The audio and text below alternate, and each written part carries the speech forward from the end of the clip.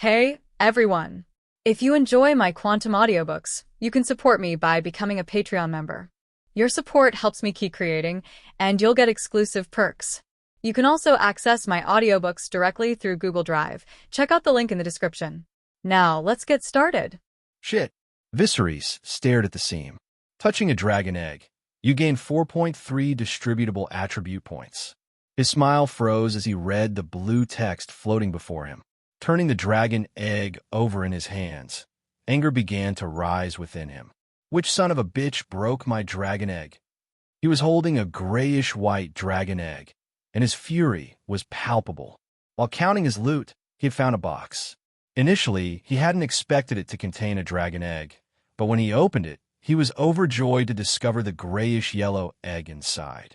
Despite its dull color, the swirling diamond pattern was exceptionally beautiful. However, upon turning it over, he noticed two horizontal cracks, one deep, the other shallow. The shallow crack extended from the deep one, forming a shape reminiscent of a person. This box. Who took this box? Kago demanded, snatching the box from Viserys' hands and glaring at everyone. A young mercenary with flaxen hair stepped forward, his face full of anxiety. Lord Viserys, I took the box, but it was already cracked when I found it. Are you sure? Viserys asked, his voice cold. Several malicious glances were directed at the young man, and he felt his legs go weak.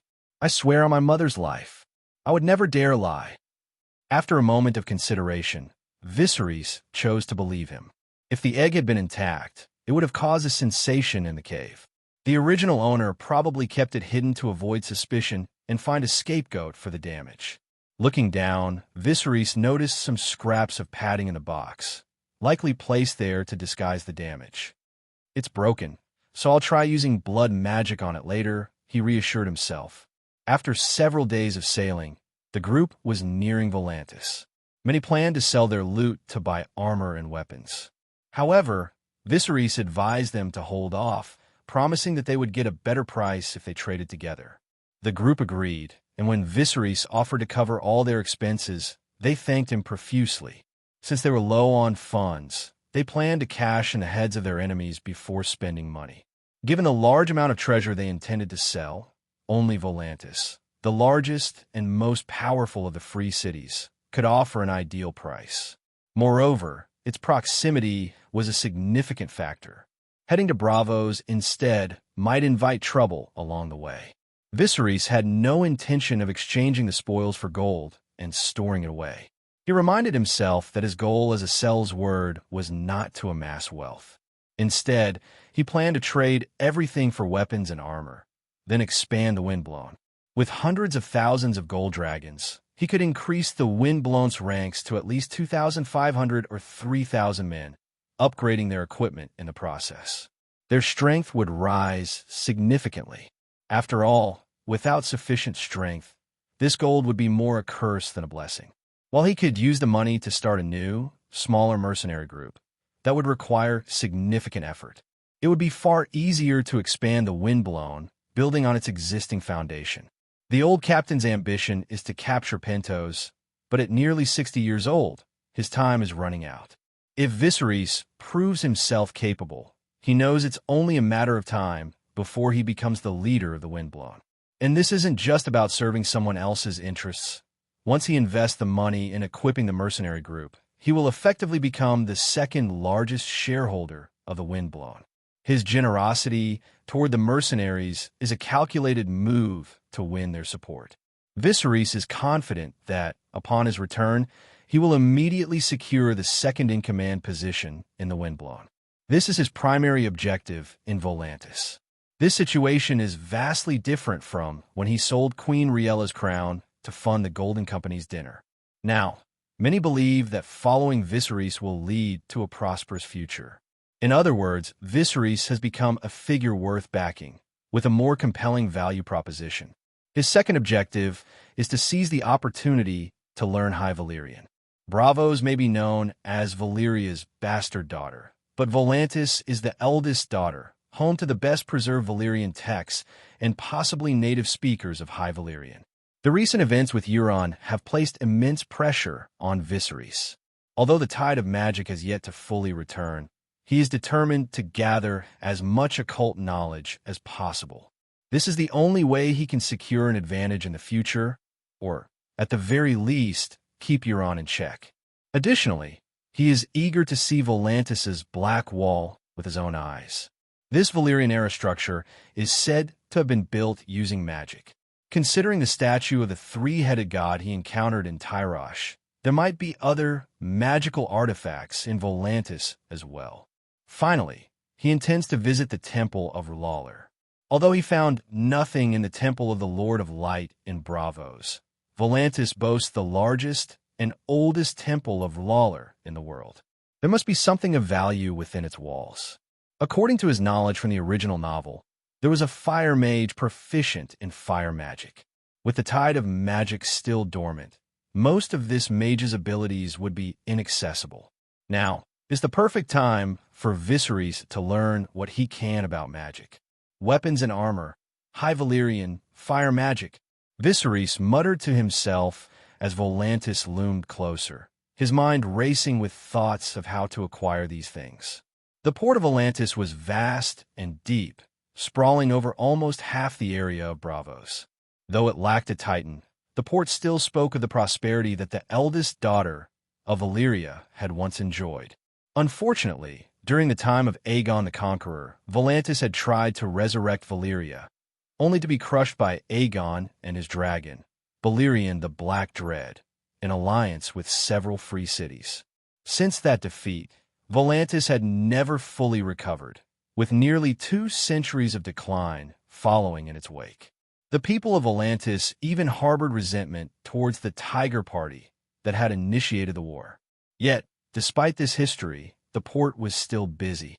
Hundreds of ships came and went each hour, though the numbers seemed disproportionately small given the massive size of the harbor. As their ship neared the docks, the sounds of the city grew louder. The clatter of elephants dragging cargo, the crack of whips from slave masters, and the shouts of merchants hawking their goods. For the mercenaries, who had been away from big cities for so long, the vibrant atmosphere was exhilarating. Many leaned over the railing, craning their necks as if they could fly into the city ahead of the ship. Soon, the ships docked, and Viserys addressed the group. "Brothers, stay on board while I exchange the money. Enjoy a 7-day party on me. I'll cover all expenses for the next week." "Long live Viserys," the mercenaries shouted in unison. Their limited vocabulary only allowed for simple expressions of gratitude, but the sentiment was clear.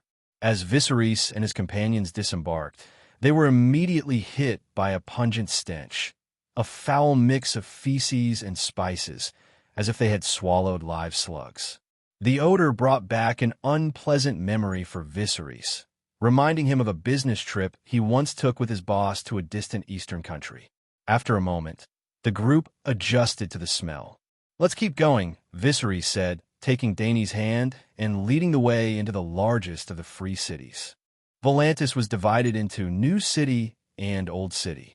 Viserys and his companions landed in Old City as sellswords. To cash in on their bounties, they needed to reach the Black Wall in Old City and find the person in charge. But first, they had to cross the Long Bridge, the longest in the world. The Long Bridge stretched wide and far across the Rhoyne, reportedly taking 40 years and millions of gold coins to complete. It was teeming with pedestrians, as slavery was a common practice in Volantis. Here, the ratio of slaves to free men was about 5-1. Many slavers preferred not to walk, so those of modest means were carried by slaves, while the wealthier rode in slave-borne palanquins. Slaves in Volantis bore tattoos on their faces that identified their function. Those tasked with cleaning excrement had flies inked on their faces, while those managing carts and horses had wheels tattooed near their ears. Bed slaves, responsible for attending to their master's physical needs, had a tear tattooed on their faces. The bridge was also lined with various shops, offering everything from weapons and armor to household goods. Almost anything could be purchased there. "Brother, look, it's a dragon," Dany said, pointing to the reliefs on the black arches of the Long Bridge. The arches were adorned not only with dragons, but also with sphinxes, lions, scorpion-tailed beasts, and other mythical creatures. Viserys touched one of the carvings but found no reaction, leading him to believe they were not from Valyria's time. His hopes now rested on the Black Wall in Old City. Since he had already rallied a group of pirate leaders, staying under the radar was no longer an option. It was better to take the opposite approach and expand his reputation, which might yield some benefits. As for any fear of pirate retaliation, it was unnecessary. Those pirates were all decapitated. The surviving ones were likely fighting over the spoils, and in the future, they'd probably flee at the mere mention of Viserys' name. Perhaps we can draw the attention of the Triarchs of Atlantis and get them to honor the bounty sooner. Viserys declared to his companions, "Pick up all the pirates' heads and shout out the name of our wind-blown company." "Good," they shouted in unison. Amid the horrified gazes of the surrounding pedestrians, the wind-blown company members picked up the pirates' heads and strutted forward on the long bridge. "We, the wind-blown company, have taken out pirates across the world. See this head in my hand? This is Black Waves." Even though they had only decapitated one pirate, boasting was a vital skill for sales words. Their claims weren't entirely false. Pirate activity was likely to decrease significantly in the coming years. "Look at mine. This is Darkpound's head." The mercenaries, already fierce and menacing, became even more intimidating as they paraded with the pirates' heads. The entire long bridge seemed to clear out ahead of them. In panic, some slavers pulled their slaves in front of them as shields. Viserys and his group moved through the crowd like magnets with a repelling force, creating a wide berth wherever they went. "Windblown? I've never heard of them.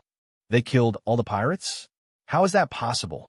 Their bold display soon caught the attention of various factions, who reported back to their leaders.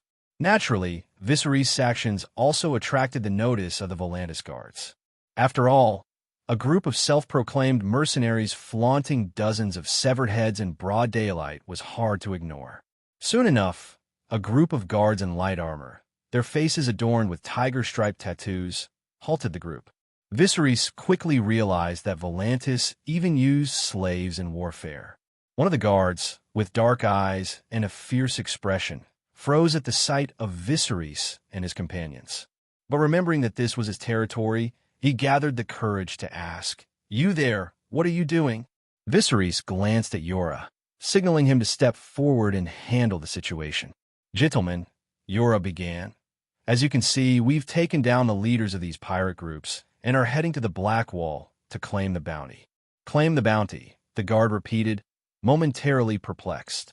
It was like seeing someone wielding a knife in the street, only to find out they were selling tofu. But regardless of their intent, allowing sellswords to roam unchecked would be a serious dereliction of duty. "Put away those heads, and I'll take you to the Lord Triarch."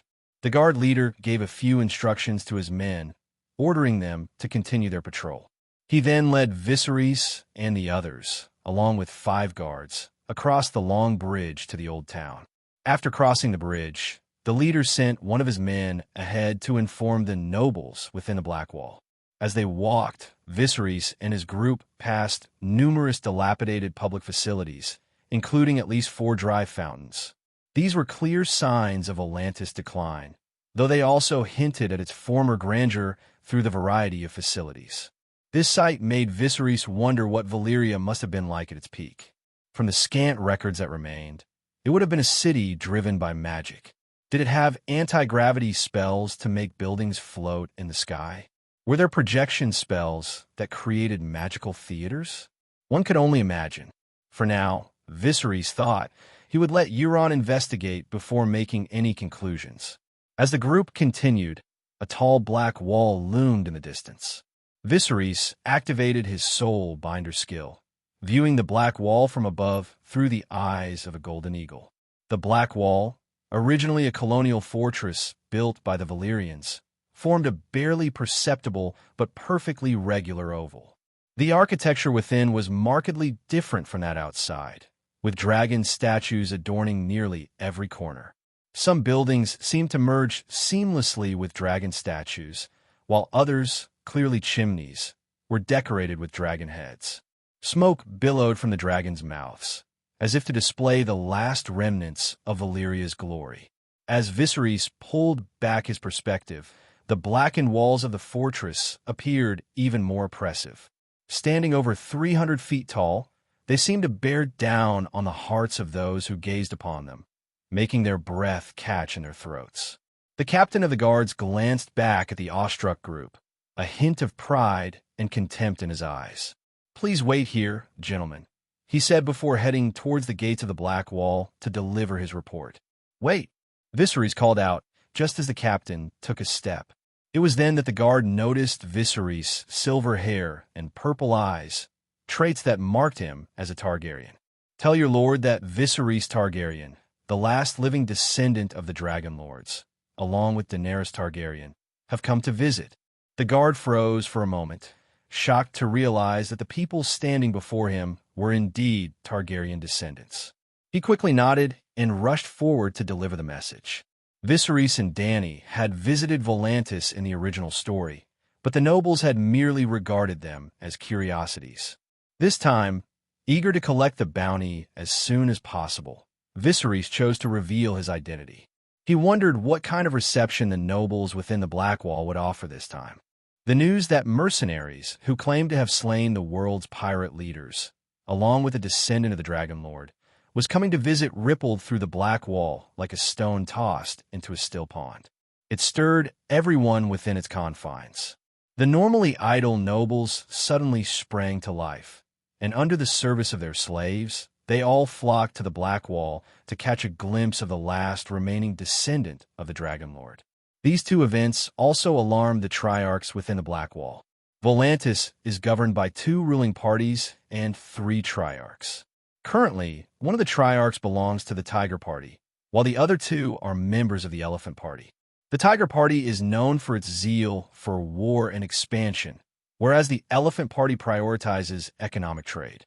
Due to the war lost 100 years ago, the people of Volantis harbor deep resentment toward the Tiger Party, which led them into that conflict. As a result, the Tiger Party has been suppressed for the past century, with Malakwo being the sole representative among the Triarchs. Malakwo, now very old with no teeth left, spoke with his pink gums on display. "Oomph. How could a mercenary group wipe out all the world's pirates? In my view, they're likely frauds. Even if they did succeed, paying out 300,000 gold coins in one go would strain our finances this quarter." The younger, plump Triarch responded, "So, are we going to renege on the reward? Is the reputation of Volantis worth less than 300,000 gold shimmering coins?" This Triarch, named Nyesos, was one of the 2 Elephant Party members. Given their focus on trade, reputation was paramount to them. Malakwo countered, "Isn't there someone in that mercenary group who claims to be a descendant of the Targaryens? Conqueror Aegon once crushed our armies, and 300,000 gold coins is a mere pittance of compensation." Though his proposal wasn't outright opposed by the 2 Elephant Party members, a tension lingered in the air. Volantis is arguably the most cunning of the free cities, and the publicity surrounding Viserys and his companions had likely reached every corner of the free cities by now. Anyone with sense would see that Malakwo's suggestion reeked of bullying. To dredge up an event from 200 years ago as an excuse was sheer pettiness. Furthermore, after years of the Elephant Party suppressing the Tiger Party, most people in Volantis were disgusted by that war. Now, attempting to cheat the Dragon Lord's descendants out of their reward would be intolerable to many. If Malakwo's proposal were to pass, it would only bring further scorn upon the Tiger Party and might even jeopardize Malakwo's chances of being re-elected as Triarch. Realizing his mistake, he quickly abandoned the idea. In the original plot, the Dragon Mother's actions in liberating slaves had hurt the interests of most Volantene nobles, providing the Tiger Party with an opportunity to rise. But now, with Viserys' power too weak, making him a target would only backfire. The Triarchs silently agreed to drop Malakwo's suggestion. Then, the 3rd Triarch, who had remained silent until now, spoke up. "After all, these 2 Targaryens are merely the descendants of a fallen house. They do not deserve to be honored as Dragon Lords by us. I'll be the one to receive them." As he spoke, a sly glint flashed in his brown eyes. His name was Aelios, and he was also an elephant party triarch. However, his proposal immediately raised suspicion in his fellow party member, Nyesos. What do you mean by you receiving them? Nyesos thought. Even if the Targaryens are from a fallen dynasty, they are still pure-blooded Valyrians. If we can receive these two siblings, and if things go well, we could use them as our mascots for the next election. Nyesos then said aloud, I believe Lord Aelios' concubine is about to give birth. Isn't she? I'll handle this, his gaze locking with Aelios. Both men understood each other's intentions. After all, when two old foxes are playing the same game, it's better to collaborate. Let's go together, they tacitly agreed. At this point, Viserys and the others have been waiting outside for nearly an hour. As more and more people began peeking out from atop the city walls, the lack of a proper greeting left everyone feeling a bit disgruntled. After all, they had traveled a great distance and hadn't eaten yet. Viserys had also made them shout during the journey, leaving them parched and hungry, their stomachs growling. Turning to Yura, Viserys asked, Ser Yura, have you ever been to the Black Wall before? Noticing that everyone was watching him, Yura shook his head and replied, No. Unless you're invited, no outsider can enter. So, you've been to Volantis before? Viserys continued. Yes, Yura confirmed. Then tell us something interesting that happened inside the Black Wall, Viserys said, giving him a knowing look. To the cell's words, something interesting naturally meant something more salacious.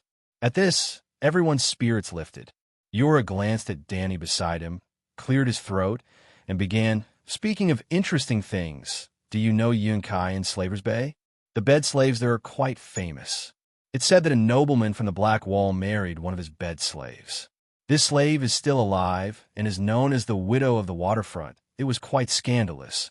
A slave owner marrying a slave. In their eyes, slaves aren't even considered human. This caused quite a stir in the Black Wall, comparable to a man marrying his wine cup. As everyone laughed, the gates of the Black Wall opened, and two nobles on the backs of elephants led a procession out. These men were Nyesos and Aelios. Once they dismounted, slaves immediately spread carpets on the ground for them. As triarchs, they were not allowed to touch the ground during their term of office. The two men recognized the Viserys siblings from afar, not only because of their silver hair and purple eyes, but also because, with their experience in high positions, they could instantly identify who was leading the group of mercenaries. The peasants, having never seen such a grand procession, stood there in awe.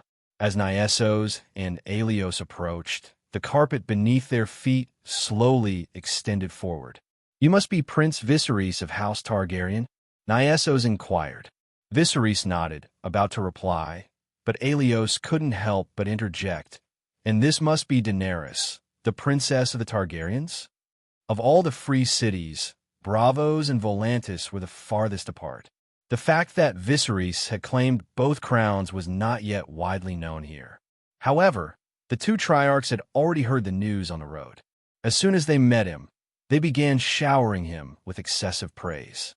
It had to be said that politicians who had a campaign for their positions were skilled at this.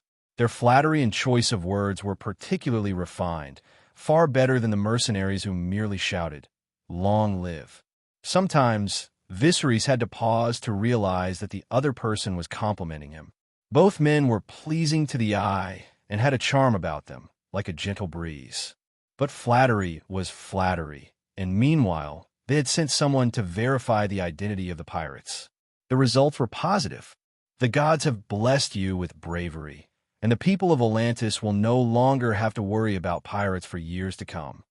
Yes, it won't be long before the fame of Prince Viserys and the Windblown spreads across the continent. The two men spoke in turn, making Viserys feel a bit embarrassed. But praise was praise, and the reward could not be overlooked. Viserys spoke humbly. This is the result of the hard work of both me and the soldiers of the mercenary group. In fact, the dozen or so of us you see here could not have accomplished this alone. Most of our soldiers are still on the ship, waiting for our good news. The two men knew it was time to pay. Aelios said, Lord Viserys, our estimate of the bounty for these pirates is about 300,000 gold coins. It will take some time to raise the full amount, but we can pay you a portion first. What do you think? Don't worry, we'll have the full amount in 3 days. A guard with a tiger tattoo on his face took out a large chest, opened it, and the golden light reflected on Viserys' face. It was filled with gold coins, roughly 30,000 at a glance. No wonder it was worth over 300,000 gold coins. They were smaller than gold dragons. Everyone behind him leaned forward to look, but having already looted the pirates, a small chest of gold coins was not that shocking. Then Viserys did something that surprised the two Triarchs and shocked Jorah. Ser Mormont, take these coins and bring the brothers on the ship to the city to have fun. Spend it all. Jorah was stunned. This is a full chest of gold. He had been secretly trading slaves for nearly 10 years and had never made this much money. If he had earned this much earlier, his wife might not have left him. Oh, and remember to leave some brothers to guard the ship. When we return, we'll celebrate with those who stay behind. Understood. Jorah held the chest of gold coins. Though it was heavy, he felt invigorated. The two Triarchs watched Viserys' actions in amazement. He spent tens of thousands of gold coins as if they were nothing, showing that this young man was very adept at winning people over. Prince Viserys, I have prepared carriages for the soldiers, Aelios said, pointing to 5 or 6 carriages behind him. Everyone, get in the carriages. Viserys ordered. Everyone was tired from walking, and they grinned widely at the sight of the carriages, especially when they noticed the slave girls serving tea inside. Their joy was uncontainable. However, there was one exception. Viserys noticed that Cago remained motionless. I'm not getting in the carriage, Cago declared. The Dothraki believed that anyone who rode in a carriage was a coward, except for pregnant women. In the original story, Viserys even earned the nickname King of the Sour Legs for asking the Horse Lord for a carriage ride. No problem. Get a horse for this brave warrior. As soon as Nyesos saw Cago, he knew this was a fierce mercenary. As if anticipating this, he had his servant bring a red horse. Cago mounted the horse, stroked its mane, and seemed very satisfied. At this point, Nyesos waved his somewhat rounded hand again, and 2 sedan chairs, carried by 12 slaves, approached the brother and sister. The sedan chairs were covered with velvet and wrapped in blue silk. The armrests were decorated with golden tassels. Every inch of it exuded luxury. Viserys thought he had seen the world in Bravos, but he had no idea that these slave owners were so extravagant. Dany glanced at Viserys, and after receiving his approving nod, she took her seat on one of the sedan chairs. Viserys settled into the other, and as for the black wall, he thought he'd find an opportunity to touch it later. Once the siblings were seated, the slaves smoothly lifted the sedan chairs, providing a comfortable ride. Viserys and Dany rode at the front, followed by the 2 Triarchs on their elephants, with a carriage carrying Cago and the remaining slaves who bore the heads of the pirates. They passed through a dark tunnel within the Black Wall, officially entering its confines. Viserys was filled with excitement. Seated in the sedan chair, he looked around, savoring what he imagined to be the last breath of Valyria. Inside the Black Wall, the road was solid and flat, lined with street lamps on both sides. However, these lamps stood no more than 3 meters high. Viserys noticed that the greenery within the Black Wall was well maintained, with some flowers blooming that he had never seen before. Functioning fountains were also visible not far away. As they traveled, countless people cast curious glances at Viserys and Dany, expressions of astonishment, envy, curiosity, and greed. But when they learned the reason for Viserys' invitation into the Black Wall, those looks turned into awe. With only 100 or so men, he had stormed the pirate gathering and slain nearly all of them, a feat the entire Volantis navy could not accomplish. Viserys suddenly wondered what it had been like when Dany and her brother arrived at the Black Wall in the original story. Were they riding in a carriage? Did they wait outside the Black Wall for a long time? What was the attitude of the guards, he thought. I doubt they were greeted by the 2 Triarchs. Glancing at Dany seated beside him, Viserys reflected that the Viserys from the original tale had not had an easy time. Though that Viserys had been mad, aside from the incident with the Horse Lord, he had never considered selling his sister. Illyrio came to mind suddenly. This man took the siblings into his mansion and sheltered them for over half a year. During that time, was Viserys bombarded with suggestions to marry off his sister? After all, since the day I arrived in this world, every time I've met Illyrio, he's brought up marriage. Dany, seeming a bit uneasy, turned to look at Viserys as if seeking reassurance. When she noticed him already looking at her, she felt comforted. Remembering the royal mannerisms Viserys had taught her, she straightened in her seat, ignoring the stares from the people on the street. She began to feel more at ease. At that moment, a slave with a long sword tattooed on his face approached Viserys' sedan chair and said, "Prince Viserys, we will go to the Cloud Tea House next, and this evening, the Lord Triarch will host a banquet."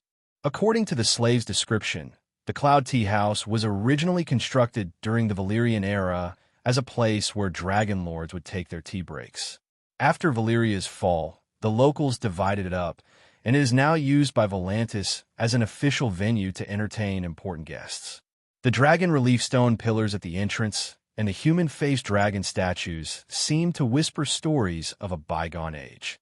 Regis, Cago, and several others were led to a spacious hot spring, while Viserys and Dany were taken to a more secluded area.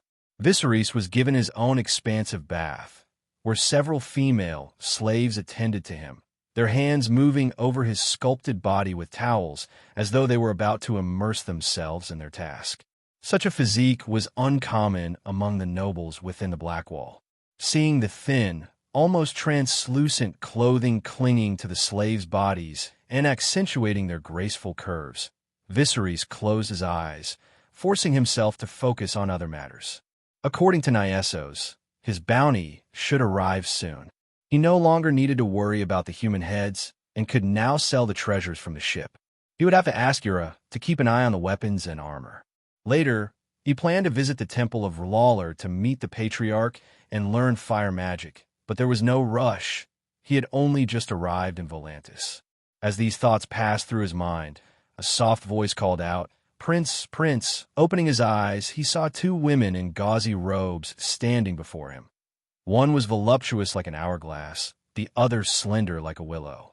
Their eyes were captivating, and it was clear they were well-trained. When Viserys opened his eyes, the curvaceous woman spoke, "Prince, I am Silesia, and she is Maya. We are here to serve you." "You both are?" he inquired. "Yes," they replied in unison.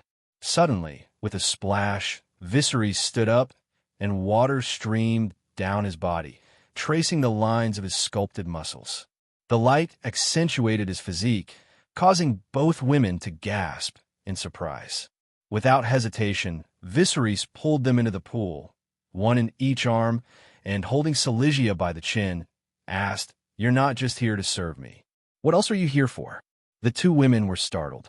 They had expected Viserys to be a lecherous man, but instead, he was clear-headed and composed. Realizing that the young man before them was not to be underestimated, they began to move their hands over Viserys' body with the fluidity of water snakes. "Prince, we are indeed here to serve you, but we also have a message from Lord Nyessos," they admitted. "Speak," Viserys commanded.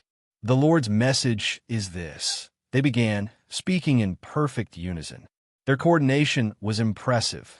No matter where one left off, the other picked up seamlessly. Viserys thought they would make an excellent duo in a crosstalk performance. As they finished delivering their message, Viserys realized just how shrewd these politicians were. Nyessos had taken the initiative, hoping Viserys would claim he had been in contact with him before the pirate massacre. Nyessos wanted to take credit for the victory and use it to bolster his chances for re-election. As for the other two Triarchs, they were indifferent as long as the voting elites believed in their version of events. With Viserys as a witness and the evidence in place, any suspicions would lack the proof needed to challenge the narrative. To sweeten the deal, Nyessos had prepared an additional 50,000 gold coins as a gift. Viserys would gain wealth, and Nyessos would gain prestige, a win-win situation. Feeling that everything was falling into place, Viserys was in high spirits. After all, who wouldn't be pleased to receive 50,000 gold coins effortlessly? After 2 hours of splashing in the bath, Viserys emerged refreshed, leaving Silesia and Maya behind, utterly exhausted and content, lying like languid pools of water. Viserys, draped in a loose robe, entered the tea room. A short while later, a silver-haired girl of about 17 or 18 appeared. She had the look of Valyrian blood, except for her striking green eyes. Her demeanor reminded Viserys of Silesia and Maya. He mused that since Nyessos had already accomplished his goal, he wouldn't bother sending 2 groups. "Did Aelios also send you?" he asked. The girl looked startled but quickly regained her composure. "Yes, Lord Aelios asked me to serve you, Prince. You must have other tasks as well?" Viserys probed. "I came mainly to serve you." They nearly spoke over each other, leaving the silver-haired girl momentarily flustered. "Then come here," Viserys instructed. After another hour of conversation, Viserys understood Aelios's intentions. Aelios had heard about Viserys' double victory at the recent festival and admired his talent, particularly after hearing 3 of his songs. The Lord hoped Viserys could compose a piece for his re-election campaign. The Lord mainly wants to win over some nobles and commoners involved in shipping, so he hopes the prince can compose with that in mind, the girl explained. "No problem," Viserys agreed, observing the girl's glazed eyes as she struggled to complete her sentence. He realized she must have endured much to be trained like this. The cruelty of slavery, he thought. Aelios's offer, however, seemed a bit stingy, with only 30,000 gold coins on the table. After dressing and leaving the tea room, Viserys spotted Dany. Despite their time together, it was the first time he had seen her looking so relaxed. "Brother, the maid in the tea house gave me a massage. It was so soothing," Dany said, her voice carrying a note of contentment. "You're lucky. I've been giving massages instead of getting them," Viserys quipped. "Ah."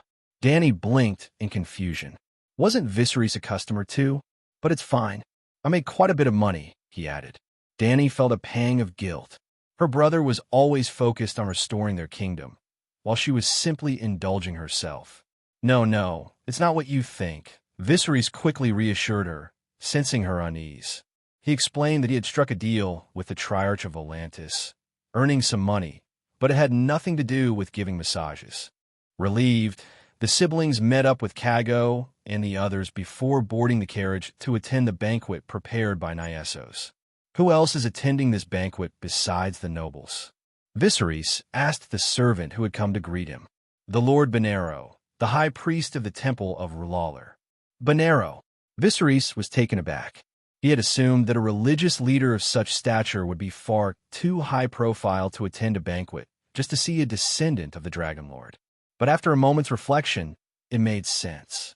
Viserys had recently led a group on a daring mission to execute a band of pirates during a gathering.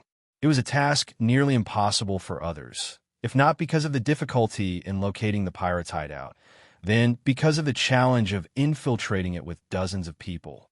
The pirate leaders were highly selective about who they allowed into their ranks.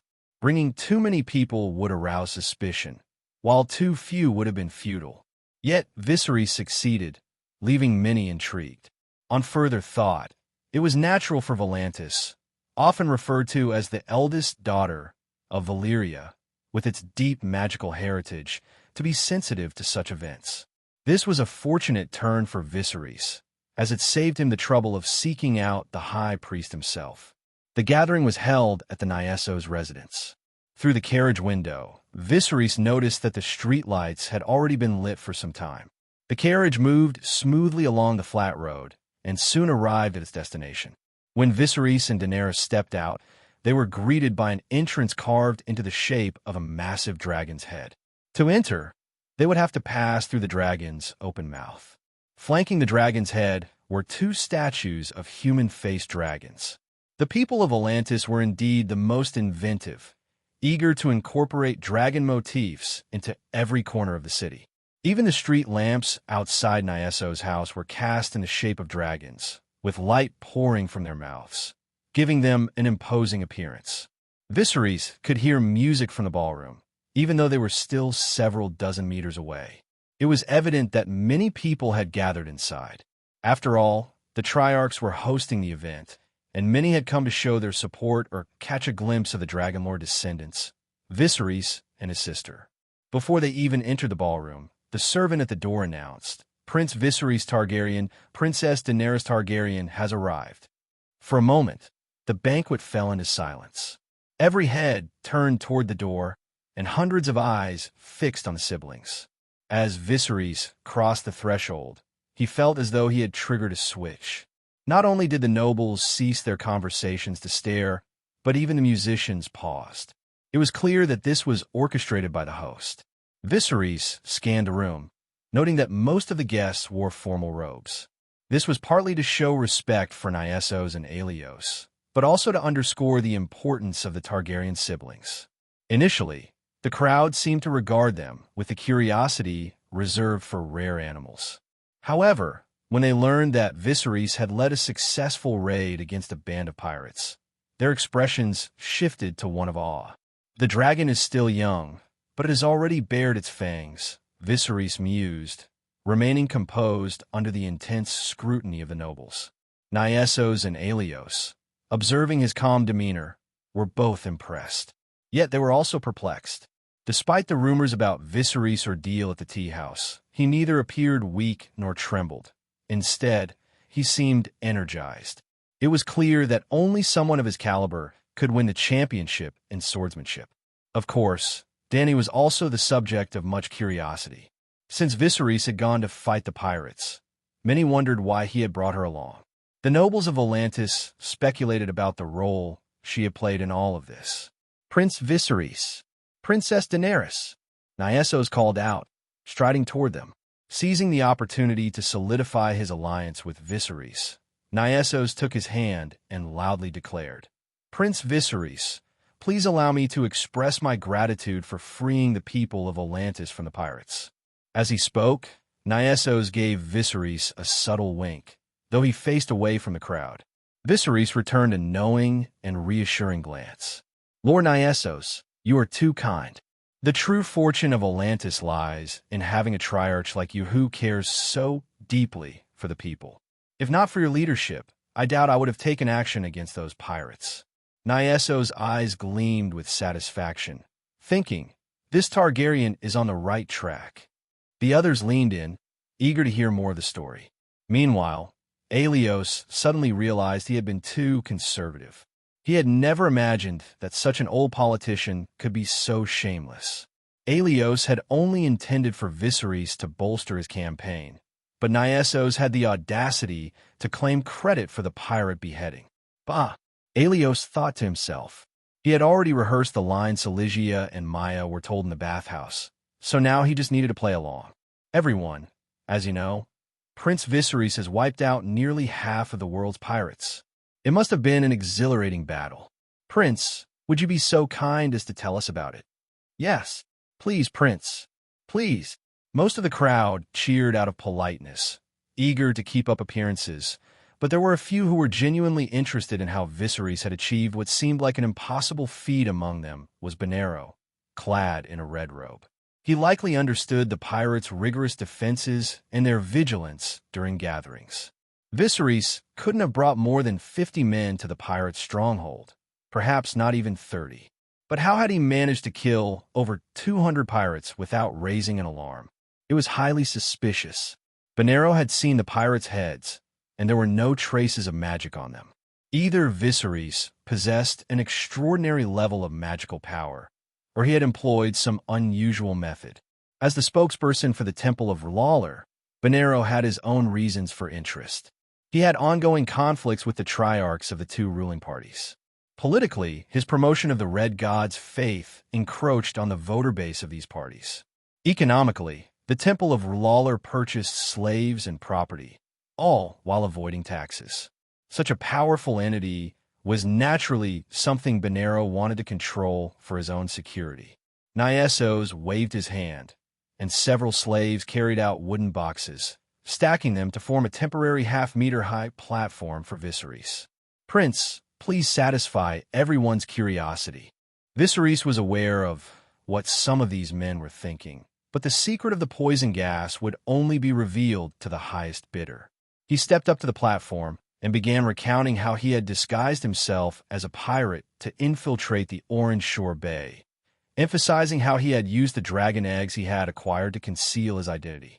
When it came to the climactic beheading, he attributed the success to the crossbows his men had brought along. At this point, a young nobleman interjected, "But, my lord, didn't the pirates wear any armor? And if someone was hit by an arrow, wouldn't they scream?" He glanced at a nearby girl, as if trying to impress her. What a fool, Viserys thought, slightly irritated. Judging by the noble's age, he had probably just inherited his title and was eager to show off his wit. "The soldiers I brought with me are all highly skilled marksmen. If they aim directly at the opponent's throat, won't that silence them immediately?"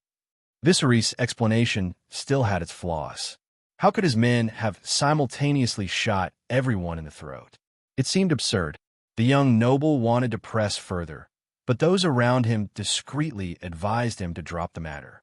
After all, in social settings, it's common for people to speak nonsense, and anyone who points out such blatant lie is often ignored. Of course, the primary reason I was determined to eliminate these pirates was because of Lord Nyessos. Viserys continued, turning the focus toward Nyessos. Lord Nyessos, concerned for the people of Atlantis, sought me out, leading to this epic achievement. As he spoke, Viserys directed the crowd's attention to Nyessos, who waved and smiled, as if this were merely his duty and nothing worth mentioning, acting the part of a humble servant of the people. "To Lord Nyessos," someone in the crowd shouted, raising a glass in toast. "To Lord Nyessos," Aelios and the others echoed, lifting their glasses in thanks. Many in the room had already begun to understand what was happening, and even Dany sensed that something wasn't quite right. After Viserys finished recounting the story of the pirate raid, many guests approached him with questions. He answered them all, but when Benero, still dressed in his red robes, stepped forward, the other nobles instinctively moved aside. Finally, Viserys' spirits lifted. Here was a true fire mage. Although the red comet had yet to appear and the dragon eggs hadn't hatched, Benero could still perform minor magic with the remnants of the world's fading magic. If Viserys could learn fire magic from him, it would be worth tossing all the loot from the pirate raid into the sea. The only thing that bothered Viserys was Benero's overwhelming tattoos. Benero's pale skin was covered with flame patterns that extended across his face and head, particularly over his lips. Tattoos in this world were wild and imaginative, often too much for the eyes. "Prince Viserys, allow me to introduce myself," Benero began. "I am Benero, the High Priest of the Red Temple in Volantis."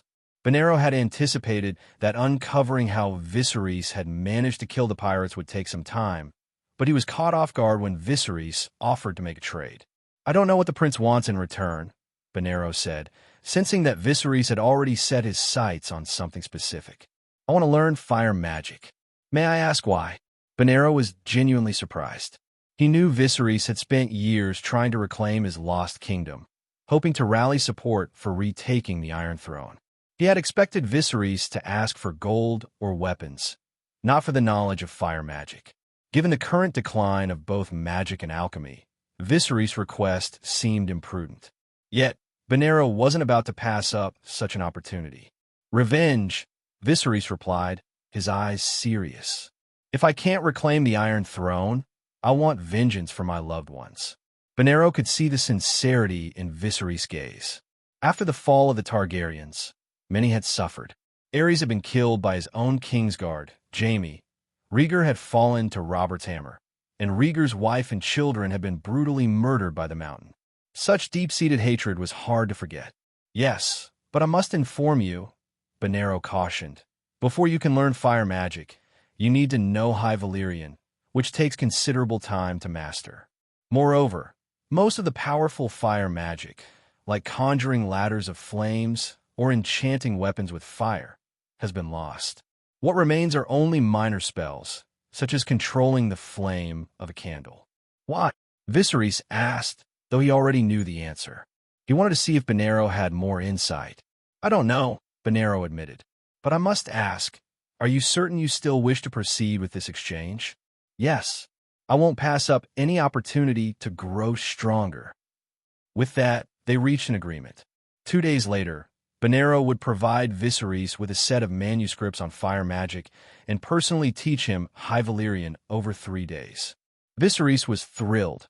Fire magic was finally within his grasp. Viserys couldn't help but fantasize about the ancient magics of Valyria. Fire magic and blood magic, the spirit magic of the First Men, the water magic of the Rhoynar, and the shadow binding arts. He recalled one of the most striking scenes from the Game of Thrones, the shadow magic of the Red Witch. This magic was a deadly weapon for ordinary people, capable of killing almost anyone. But it came at a steep price, the blood of a king. Who would birth the shadow? "It can't be me, can it?" Viserys wondered, shaking his head. He wasn't interested in using shadow magic, and at most, he was merely considering how to defend himself. To him, assassination was rarely a true solution. Often, the leader of a faction was merely a representative of a larger group's interests. Killing one would only see another rise in their place. True victory came only by utterly defeating one's enemies. Moreover, Viserys believed that to survive the long night, one needed to accumulate power. Only by suppressing the ambitions of others could one endure. And only by acquiring as much magical knowledge as possible before the arrival of the Red Comet could one gain a decisive advantage in the future. After the banquet, Viserys announced to the nobles that he would hold an auction featuring the spoils of war taken from the pirates. Nyessos, having benefited from Viserys' recent generosity, eagerly offered his assistance. He was especially pleased to learn that Viserys wasn't interested in exchanging the loot for money, but rather for weapons and armor. With the Tiger Party's influence in decline, the armaments of Volantis had grown neglected, leaving many weapons and pieces of armor unused. Though some were old, they could easily be refurbished. Clearing out this inventory would be a win for both Nyessos and Viserys. As for Aelios, he watched with growing irritation as Viserys and Nyessos continued to forge a close alliance. Meanwhile, the campaign theme song Viserys had promised was nowhere to be found. Frustrated, Aelios invited Viserys to his home the following day. "Lord Aelios, I wonder if you might have any dragon eggs?" Viserys inquired, assuming that the elite of the free cities, being closest to Valyria, might possess such treasures. In the century since Valyria's fall, the free cities had enjoyed a significant advantage over others, so it was likely that some nobles had dragon eggs in their possession. "The prince is asking this because—" Aelios probed. "I was wondering if you'd be willing to part with one. Should you have it?" Viserys replied. Aelios, of course, politely declined. Viserys wasn't surprised. Had he acquired a dragon egg, he would have used it to boost his attributes. Though he believed attribute points would become less useful once they reached 100, the potential development of blood magic might change that, making these points valuable for things like saving lives. Trading a few points for a loyal subordinate with max loyalty would be a worthwhile exchange. Realizing he wouldn't obtain the egg, Viserys settled for a compromise. He asked if he could at least see the dragon egg. Aelios agreed, offering the excuse that observing the egg might inspire him to compose better music. A servant soon brought out a delicate box adorned with a dragon relief, clearly designed for holding such a treasure. When the black box was opened, it revealed a red dragon egg, resembling a massive piece of red agate. Viserys touched the egg and opened his panel, seeing that his assignable points had increased by nearly 25, indicating the egg's high quality. This was the fourth dragon egg Viserys had encountered. In case something happened to Illyrio, he now knew where to find dragon eggs. Seeing the look of pure joy on Viserys' face as he handled the egg, Aelios grew suspicious of the prince's motives, though he couldn't voice his doubts. Shortly after, Aelios got the result he desired. "I've got it! Fetch the harp!" Viserys exclaimed, having composed a song that greatly pleased Aelios. However, Viserys, not content with his progress, made another request. "May I keep this dragon egg for a while? Say 5 years?" I promise to return it after that. Prince Viserys, I'm truly sorry. This dragon egg belongs to my house, not just to me. However, I can offer you additional gifts to express my apology, Aelios replied. Realizing there was no way around this, Viserys reluctantly let the matter drop. With the manuscript on fire magic now in his possession, Viserys lost all interest in socializing and eagerly began his studies. After some time studying, Viserys discovered that Valyrian and High Valyrian were pronounced completely differently, almost as distinct as modern and ancient Chinese. But this didn't trouble him much, given that Valyria had been extinct for hundreds of years. Moreover, High Valyrian was only spoken by a small group of Valyrians, which had hastened its decline. After 3 days of study, Viserys had barely reached an introductory level in High Valyrian. He realized he would need to improve his proficiency by several hundred points before he could fully comprehend even some of the simple manuscripts. According to the basic texts, controlling fire seemed to be easier than creating it, and beginners were advised to start by practicing with candles. Viserys took out 2 candles and lit one of them, placing the other about a foot away. He was practicing the most basic fire-making technique, which involved using the flame of one candle to ignite the other from a distance of about a foot. Benerro had demonstrated this technique for Viserys, explaining that mastering it would lay the foundation for more advanced fire magic.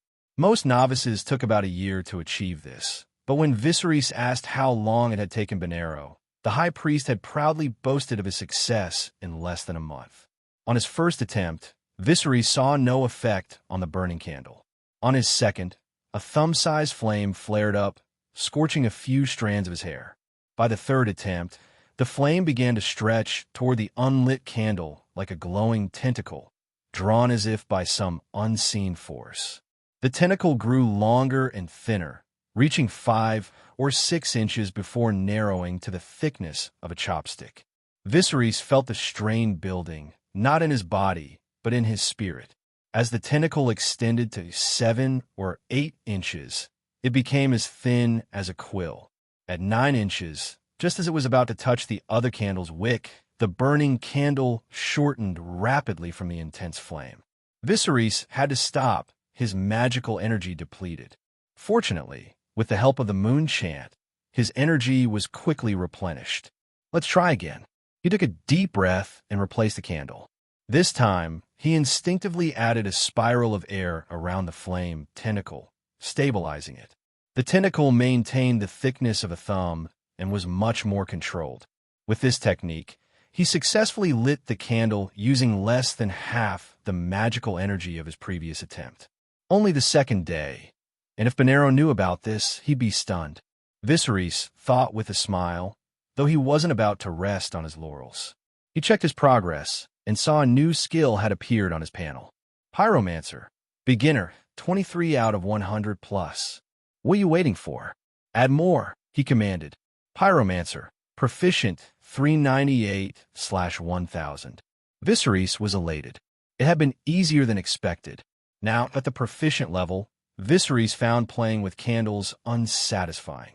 He lit a brazier and began manipulating the flames within. He effortlessly created a 3-foot-long flame tentacle and felt little strain. Then he conjured 2 tentacles, then 3, and eventually 5. Viserys discovered that his current limit was 7 tentacles at once. Each tentacle was as thick as a wrist and 5 or 6 feet long, twisting and writhing like the limbs of a sea monster. He tried shaping the flames into more complex forms, such as a fire dragon, but found that it required more advanced control than he currently possessed. However, he had no difficulty crafting 2 serpentine fire snakes. A bright fire snake emerged from the brazier, and Viserys guided it to slither around the room. After covering about 10 meters, the fire snake dissipated on its own. This range was impressive, sufficient for nefarious tasks like killing and burning. However, it fell short in a battlefield context, where it could easily be extinguished with a single step, and armor wouldn't ignite so easily. For now, simply controlling the flames was enough. The ability to see the future in the flames, like the Red Witch or Benerro, required significant magical power, something Viserys couldn't yet achieve. He then turned his attention to his Valyrian steel sword. In the TV series, only 2 people were shown to enchant weapons with flames, the Lord of Corpses, Beric, and the Red Witch. The Red Witch's enchantment was more advanced, as she empowered an entire Dothraki cavalry. Enchanting ordinary weapons with fire seemed to be effective against White Walkers, but against ordinary armored foes, the benefit was more cosmetic than practical, adding style rather than substance.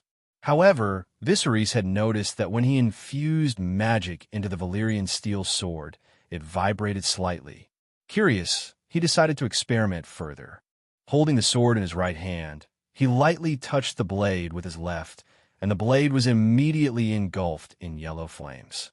When Viserys swung the sword, the burning fire sword doubled in length, and the extended fiery blade had a considerable cutting power. His suspicions were confirmed. Valyrian steel had excellent magic conductivity. Though the move seemed to have limited raw power, Viserys saw it as a deceptive tactic. In combat, most swordsmen gauge the length of their opponent's weapon. With his enchanted weapon, Viserys could extend the sword unexpectedly, catching his opponent off guard and delivering a fatal blow as they attempted to retreat. "It's a shame I can't emit something like a flame sword aura," Viserys mused, imagining how his weapon had upgraded from a cold weapon to a hot one as he brushed the blade back and forth. He then tested the enchantment on his halberd, but it didn't produce the same effect. It became clear that he might need to consider creating a specialized halberd in the future. On the battlefield, weapons like spears, halberds, and hammers often proved more practical. After some experimentation, Viserys decided to take a short break and check on his friend's whereabouts. If his friend had headed directly to the ruins of Doom after leaving Orange Shore Bay, he should be arriving soon. Viserys took a deep breath, calming himself before observing his surroundings more closely. He realized that Euron appeared to be inside a cave, faintly hearing the sound of waves crashing nearby. This suggested that they were either on an island or near the shore. In front of Euron stood a row of crosses, each one bearing a naked figure bound to it. Blood dripped from their mouths, staining their chins and necks a deep red. In their current state, it was impossible to identify who these people were, but Viserys suspected they were the same pirates who had attended the party recently. A servant followed Euron, bowing low in a mix of respect and fear, holding a clay bowl at chest height. The bowl contained several bloody tongues. Euron circled around one of the crosses and then lowered the person tied to it. He crouched down, pressing a finger to the man's forehead. Only then did Viserys notice that Euron's fingernails were completely black. As Euron's grip tightened, the unfortunate man's eyes rolled back, and a soul-wrenching scream erupted from his mouth. Then, something strange happened. Viserys noticed that his dragon dream's perspective had shifted. Typically, when he used dragon dreams, his vantage point was always above his target's head, but now it had moved. After a few breaths, Viserys found himself looking down at the naked pirate lying on the ground, with a clear view of Euron's face. The ear that once held Euron's eye patch had been torn off by Viserys, forcing Euron to use a special headband to hang the cloth down and cover his damaged eye.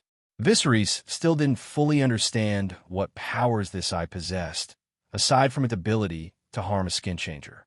However, what perplexed him even more was how his dragon dream's perspective had suddenly shifted. As Viserys pondered this, he saw the tortured pirate suddenly rise to his feet. Wait, could Euron's consciousness have transferred? Viserys thought, alarmed. In the series, Bran Stark is the only character known to control humans through his consciousness, a skill that emerged as he approached his destiny as the Three-Eyed Raven. Yet, here was Euron seemingly performing the same feat. Could Euron also be one of the heirs to the Three-Eyed Raven? However, there was another troubling paradox. Unlike Bran, whose body became unresponsive when he warged into others, Euron appeared to remain somewhat active even after transferring his consciousness, not becoming a lifeless corpse with rolled-back eyes. Euron, now in his new body, approached the second cross and, following the same procedure, lowered the person bound to it. Once more, Viserys' dragon dreams perspective shifted. This meant that Euron's consciousness had jumped again, or, more precisely, that his main consciousness had transferred to a new host. Playing with avatars, are you? Viserys realized with a shock that Euron was using a terrifying method of control. He was manipulating Pirate 1 to control Pirate 2, who in turn controlled Pirate 3, and so on. In this way, Euron could control 4 pirates simultaneously. The implications were chilling. This ability was far more dangerous than anything the Faceless Men could do. Even when the Faceless Men change faces, they still have to physically approach their target to kill them. But Euron, with his indirect control, could strike from a distance, leaving his enemies helpless. Without dragon dreams to rely on, Viserys would have been left clueless, like trying to solve a puzzle with missing pieces, not knowing who was the true threat. Fortunately, Euron's mastery of this dark skill seemed limited. By the time he controlled the 4th pirate, the pirate's brain was almost completely deteriorated, with the cerebellum practically non-functional. The poor man was reduced to a convulsing, almost epileptic state, barely able to crawl. Euron appeared to attempt controlling a 5th pirate, but he failed. Wait, is this how he explored the ruins of Valyria's doom? Viserys speculated. Euron's method was like using each pirate as a signal repeater. As the number of repeaters increased, the signal weakened, which explained why he reached his limit with the 4th pirate. It could be that the pirate repeater wasn't strong enough, or perhaps Euron's signal source was flawed. However, if either of these could be improved, Euron would be able to control enough pirates to create a control chain, allowing him to explore dangerous places like the ruins of Valyria without risking his own life. This line of thought led Viserys to consider the weirwood and the green seers of the Children of the Forest. How had Euron mastered what seemed to be the core technique of the three-eyed raven? Viserys wanted to continue observing, but his magic was waning, making it impossible to maintain the vision.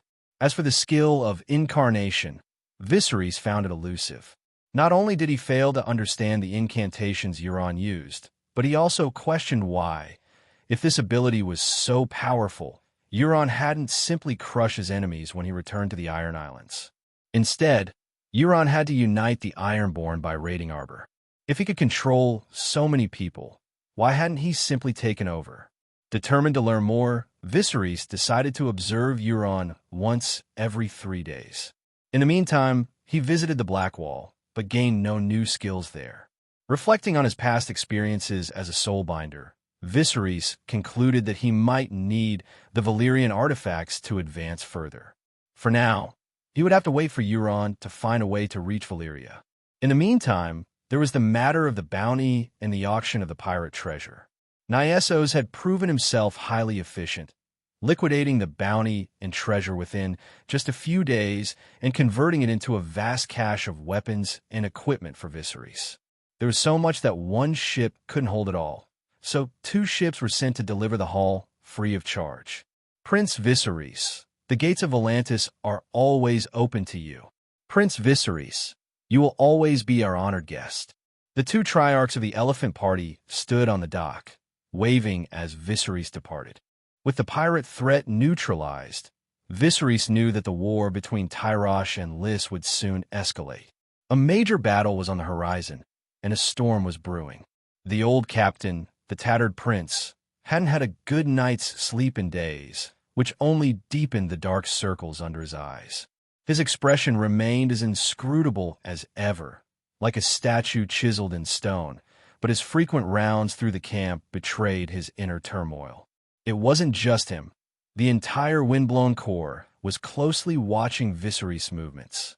After all, Viserys had taken a significant number of their best soldiers, including 4 sergeant majors. If they were defeated by the pirates, the Windblown's combat effectiveness would be severely compromised in the short term. The old captain secretly regretted his decision to take on this business, realizing it may have been foolish. But he couldn't afford to show his doubt. Instead, he made regular appearances among the mercenaries to keep their morale steady. As he made his way around the barracks, he came upon Darson's camp. He noticed the soldiers weren't training, but were instead engaged in idle chatter. Rather than reprimanding them immediately, he decided to listen in on their conversation. Darcent had initially opposed Viserys' decapitation operation, never expecting him to pull off such a feat. Viserys had spent a fortune that could have hired half the Sellswords, taking away only the strength of one battalion. Boss, if Cago and that Viserys don't come back, who do you think the captain will appoint as sergeant major of those battalions? One soldier asked. It's not going to be you, Darcent replied with a disdainful glance. In truth, Darcent hoped Viserys wouldn't return. Although the 7th Battalion had been decimated, there were still many capable men in it. Darcent had expected those men to be transferred to his command, but they had been intercepted by Viserys. Over the past 3 months, Viserys had indeed rebuilt the 7th Battalion. The quality of the soldiers and their equipment had significantly improved, and many sergeants were already eyeing the battalion as a desirable inheritance. Just then, Darcent heard the sound of a horse snorting. He turned to see the old captain approaching. Damn, when did the tattered prince show up? Darcent muttered. He and the others hurried to rise and greet him, but the old captain simply glanced at them and walked away. Captain, one of the men ventured. Captain, my ass. Get back to training. Darcent barked, his embarrassment evident. 2 days later, a rumor began to spread along the Rhoyne. It claimed that a powerful pirate sorcerer had killed everyone at a party and decapitated many of the pirates. Some versions said the sorcerer had slain at least 500 pirates.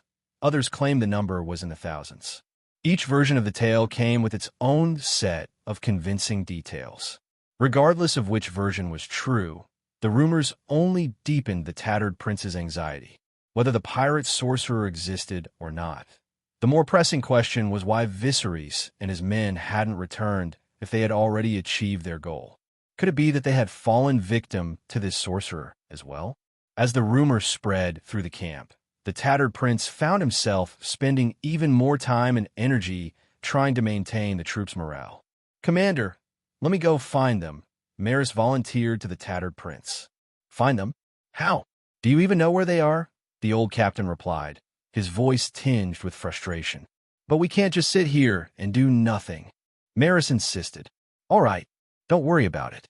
If they don't return in 2 weeks, then I will head to Tyrosh and recruit some new sergeants. The tattered prince was starting to regret his decision. He should never have let Viserys leave, even for the sake of the money. But at the time, Viserys had been so certain, so confident in his plan. Yet now, it seemed that the unexpected had happened. And who could have predicted they'd encounter a sorcerer? Is the bloodline of the Dragon Lords about to be cut off? The old captain mused, unable to suppress a weary sigh. 3 days later, as he was discussing the reorganization of Viserys and Cago's camps with Denzo, he was preparing to summon Maris to travel to Tyrosh when news suddenly arrived. It was Yura, who had been following Viserys, who brought it. Commander, Lord Viserys has arrived at the port of Tyrosh. We've also brought back a substantial amount of weapons and equipment. He requests that you send someone to receive them. Weapons and equipment? What happened? Take your time and explain, the old captain said, pouring Yura a cup of tea with uncharacteristic enthusiasm. Yura, nearly taken aback, was surprised to have the old captain himself serve him tea. During his time as a mercenary, it was rare to even see the captain, let alone be treated with such courtesy. As Yura recounted the events, the tattered prince and Denzo listened intently, their expressions shifting from concern to astonishment. The old captain finally understood just how precarious the situation had been, while Denzo, usually so composed, was visibly shaken by Yura's tale. They couldn't help but picture the tense moments, marveling at Viserys' sheer audacity. So you also went to Volantis? The old captain asked. Yes, mainly to secure the equipment. We acquired over 800 sets of plate armor alone, not to mention other weapons. Yura replied. When the tattered prince heard the number, over 800, his eyes widened in disbelief, and even the deep bags under his eyes seemed to shrink a bit. He exchanged a glance with Denzo, both fully aware of what this meant for the Windblown. With over 800 sets of plate armor, they could immediately expand their forces by 1,000 men, the equivalent of 3 battalions, significantly boosting their overall strength. And with the looming conflict between Tyrosh and Lys, business opportunities would be plentiful. But as the old captain's excitement grew, Denzo's mind quickly turned to the potential risks. If Viserys had this much equipment, what was stopping him from starting his own company? When Yora mentioned that Viserys had arranged for his soldiers to celebrate for 7 days in Volantis, Denzo's alarm bells went off. This sounded like a calculated move to win loyalty and perhaps prepare for a power grab. The initial euphoria of acquiring such a large cache of equipment quickly gave way to concern. He had founded the Windblown with the long-term goal of returning to Pentos and exacting revenge. If he lost control of the Windblown now, lured by the promise of equipment, it would be a devastating blow. The tattered prince, now nearing 60, didn't have the luxury of starting a new mercenary group from scratch. The two men dismissed Yora, then began strategizing their next steps. The key now is to make Kago and the others remember that they are still part of the Windblown, Denzo remarked. The old captain nodded in agreement. Seizing the equipment outright was out of the question. It would deal a severe blow to the Windblown's reputation. Alienating Viserys could push him to the other side, and such a move would undoubtedly distance the other mercenaries from their leadership. Let's take more men with us, the old captain decided. Boss! The tattered prince just left with Kago's battalions and the 2 of Geralt's battalions, a soldier exclaimed. Left? Where did he go? Darson asked, surprised. I think it's because Viserys is back. I saw his attendant, Yora Mormont. He's back, Darcent muttered, his mind racing. If Viserys had returned, why did the old captain feel the need to personally greet him and bring so many men along? The tattered prince had taken Kago's battalions and the 2 of Geralt's battalions with him to escort the equipment and remind Viserys and the others that they still belonged to the Windblown. The old captain was most concerned that Viserys might use the equipment to distance himself from the group, which would be a significant loss, one that no amount of gold could compensate. Hundreds of men arrived at the port in a formidable procession, ready to receive the cargo. When the old captain saw the various weapons and suits of armor being unloaded from the ship like a steady stream, he couldn't help but marvel at the scale of the haul and the danger Viserys must have faced. He attributed the success to Viserys' extraordinary bravery. Most mercenaries provided their own gear, and the tattered prince's greatest asset was his leadership and experience. Despite years of accumulating resources, his personal holdings barely matched the value of the equipment Viserys had brought back. While this influx of supplies wouldn't necessarily elevate Viserys' prestige above the tattered prince's, it would certainly boost his standing among the troops. After this operation, at least 4 of the 7 battalions held a favorable impression of Viserys. When the tattered prince saw the men disembarking, he was relieved to find that their numbers were nearly the same as when they had left. There were hardly any losses, and most of the soldiers wore brand new armor, their pouches bulging with spoils. It was clear they had profited greatly from the mission. Dany, Maris called out, rushing over to check on her. Seeing that Dany was uninjured, she breathed a sigh of relief. Maris, I'm fine. I've even grown taller. Look, Dany said with a smile, gesturing to show how much she had grown. Maris touched Dany's head and was surprised to find it nearly reached her chest. The tattered prince couldn't help but feel a warmth at the sight, but his concern quickly returned to Viserys' true intentions. Even if Viserys insisted he wasn't trying to seize power, his continued presence with the Windblown would always be a potential threat. Yet, getting rid of him would alienate the others and create further discord. The old captain suddenly realized that Viserys had only been with the Windblown for less than half a year, but it felt much longer. That young man is a magnet for trouble. Deciding to test Viserys' intentions, he dismissed the others for the moment. Soon, Viserys, Kago, and the others approached him. The old captain was relieved to see they were unharmed. You can return to your respective camps, the tattered prince said. Yes, captain, they replied in unison, understanding that he wanted a private word with Viserys. Commander, Viserys said once they were alone, signaling that the old captain could speak freely.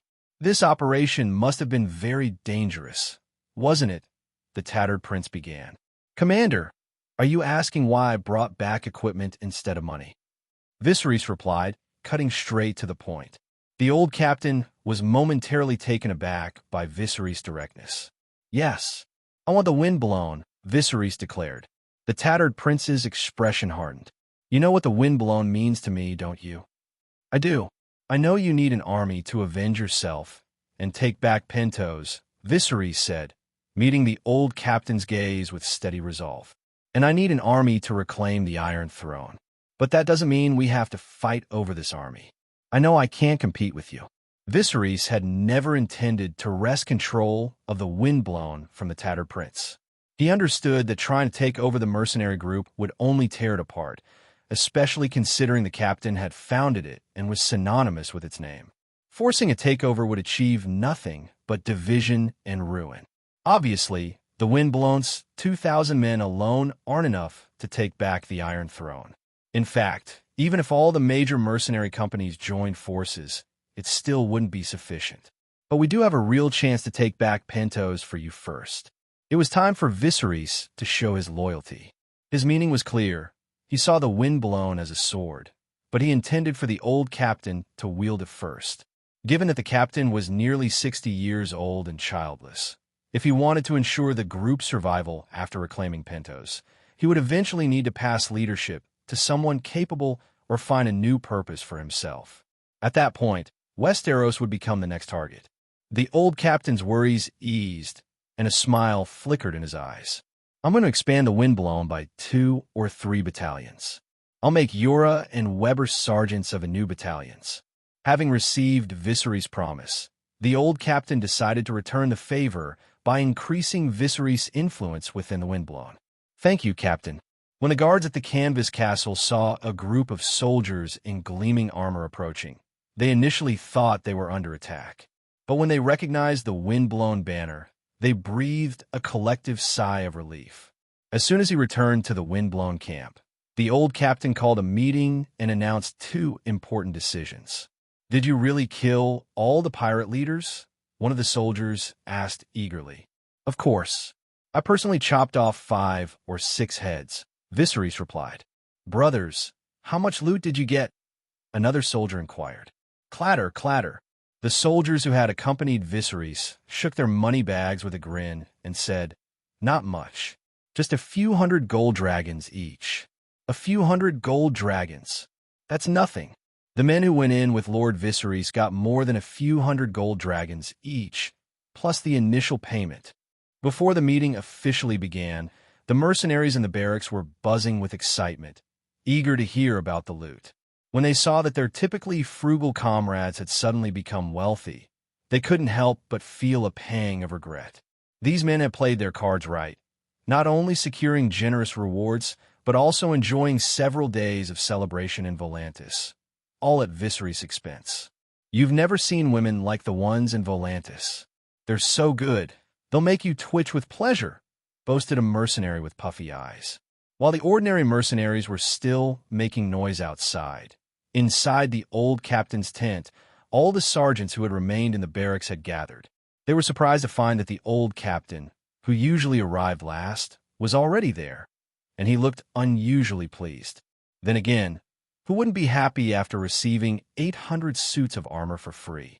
Darcent, for his part, couldn't help but chuckle inwardly at Viserys' apparent generosity. "If I had that kind of wealth, I wouldn't need to be a salesword. I just live like a rich man." The old captain was elated not just because of the 800 suits of armor he had received, but more importantly, because he had forged an alliance with Viserys. This newfound partnership was more valuable to him than any amount of equipment. At the age of 23, he had fled Pentos, unwilling to become a puppet prince destined for sacrifice. This decision, however, had undoubtedly put his family in peril. In the stillness of night, the flames of revenge and the weight of remorse gnawed at him, a torment that had only deepened over the years. Now, at 60, the tattered prince often questioned whether he would ever have the chance to return to Pentos and exact his revenge. Wars between the free cities involved tens of thousands of soldiers. Deploying his 2,000-strong windblown wouldn't even make a dent. and as a mercenary commander, he couldn't compel his men to fight purely for his personal vendetta, especially when profit was the driving force. But as he looked at Viserys, he began to wonder if this young man could be the key to avenging his father. No, not just helping him, helping each other. What had once seemed like an insurmountable challenge now appeared solvable through Viserys' approach of building alliances. As the last of the men gathered, the old captain cleared his throat and addressed them. I believe you've all heard that Viserys successfully defeated the pirates, and you've seen the equipment he brought back.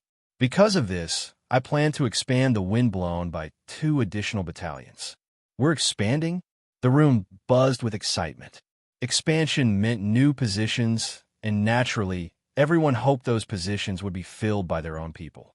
And even if they weren't, the knowledge that Viserys had brought back 800 suits of armor meant there would be plenty to go around, even after outfitting the new battalions. As the old captain outlined his expansion plans, Darcent leaned forward, his neck craning like a curious bird.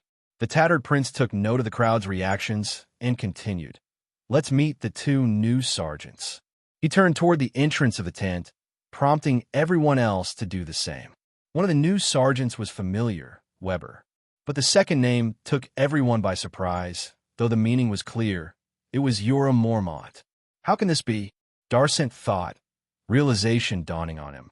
The old captain was almost openly backing Viserys' faction. Both new battalions would be led by men from Viserys' former 7th Battalion, and one of them was even his squire. Darcent couldn't help but wonder what kind of spell Viserys had cast on the old captain. Didn't he realize the implications?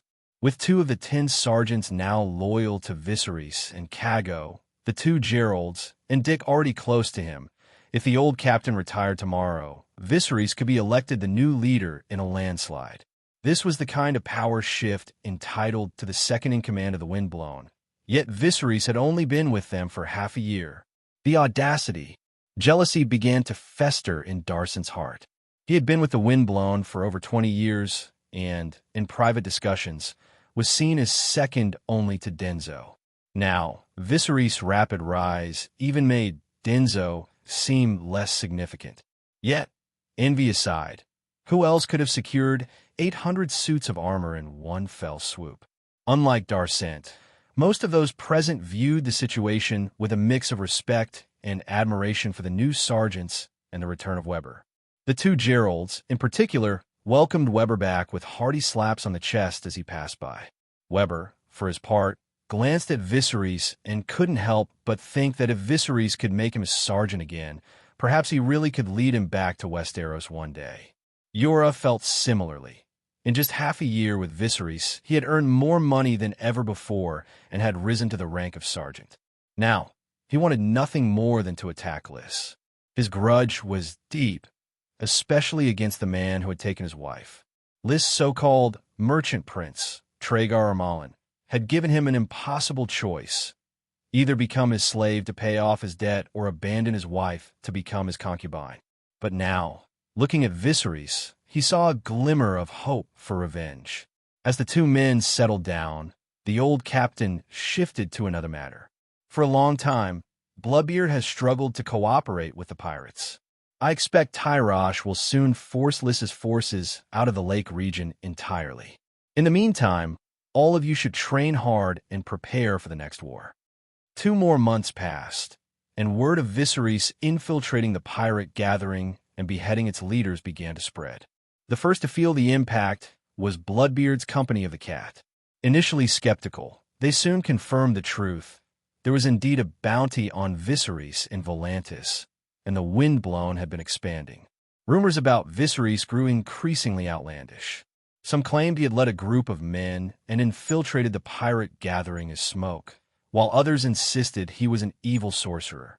Regardless of the exaggerations, one thing was clear: Viserys could enter a lair of tens of thousands of pirates at will.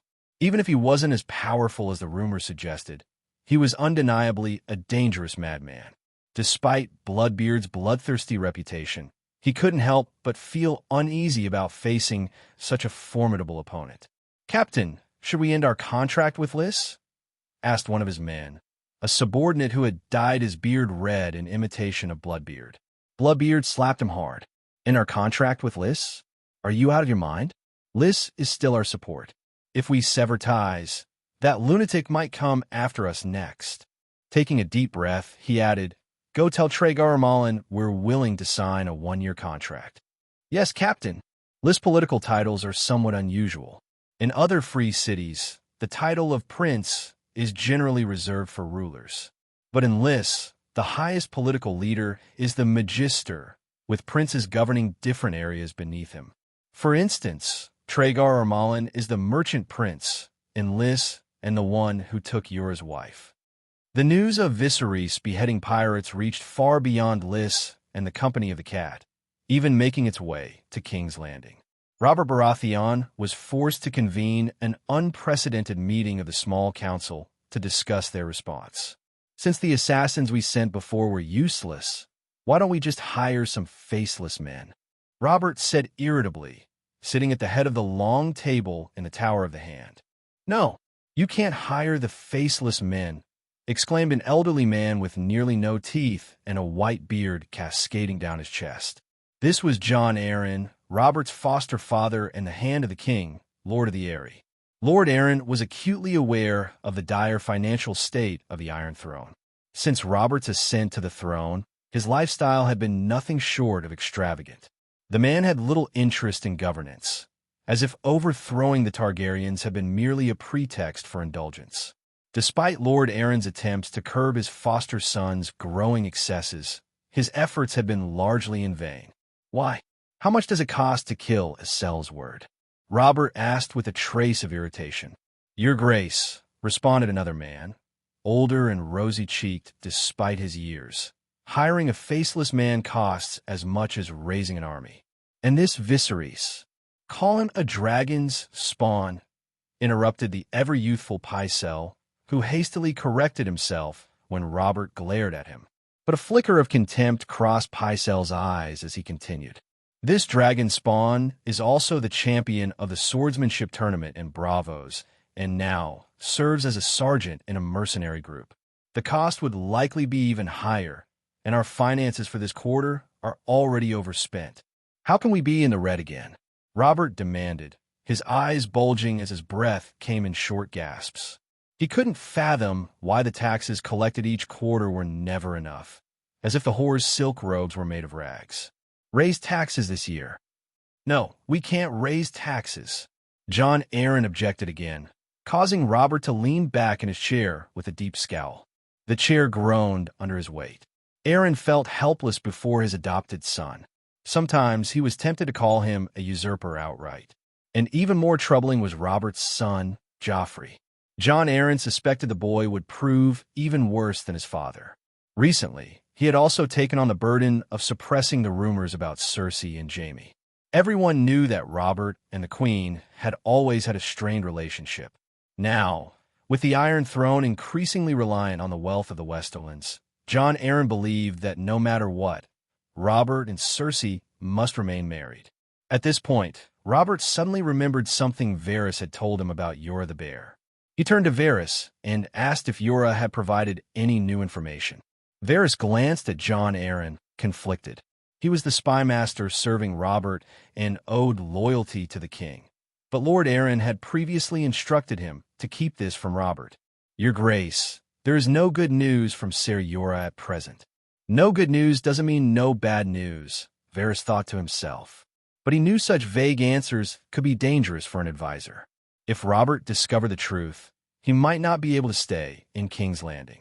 But with Robert neglecting state affairs and Lord Arryn running the court, Varys decided to stay silent for now. That useless piece of shit, Robert roared. Viserys isn't worth worrying about. He's just another bitter steel. We have so many problems in the Seven Kingdoms that need solving. The Ironborn are harassing the north. The Reach and Dorne are at odds. Jon Arryn was exhausted. The issues Robert listed were just the tip of the iceberg. Robert's plans for his two younger brothers and their future marriages weighed heavily on Jon Arryn's mind. The king seemed determined to entangle Ned Stark's family further. It was clear that the last thing Robert should do was alienate House Tyrell and House Martell, who had only recently sworn allegiance. Jon Arryn suspected that after his death, Robert would waste no time bringing Ned to King's Landing and arranging a marriage with his daughter. In the end, the meeting reached no resolution. They decided to let Littlefinger select some capable men to attempt an assassination of Viserys. Outside the council chambers, word of Viserys reached the Kingsguard in the Red Keep. The news shocked Barristan, the bold most of all. In the original tale, the Targaryen siblings had been displaced, making it difficult to hear of them from across the narrow sea. But now, Viserys was making waves wherever he went. This was the second time in half a year Barristan had heard his name. He had served Aerys for many years and knew Queen Rhaella, Viserys' mother, well. Although no news had been confirmed, Barristan couldn't shake the feeling that Queen Rhaella had crowned Viserys on Dragonstone. This was common practice among the royal family. Judging by recent reports, Viserys' courage seemed to rival his own. If he had been a few years older when the rebellion broke out, Sir Barristan, a clear voice interrupted his thoughts. He didn't need to turn around to know who it was. Jaime Lannister, the Kingslayer. His golden hair was adorned with gold leaf, and his blue eyes sparkled with a gentle brightness.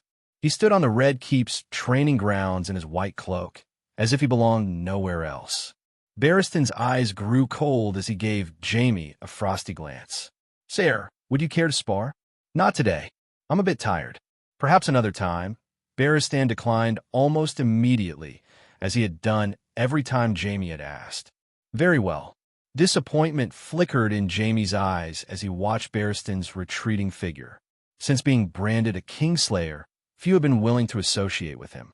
Though no one dared to show their disdain openly, Jaime knew they all looked down on him. Sunspear, Dorne.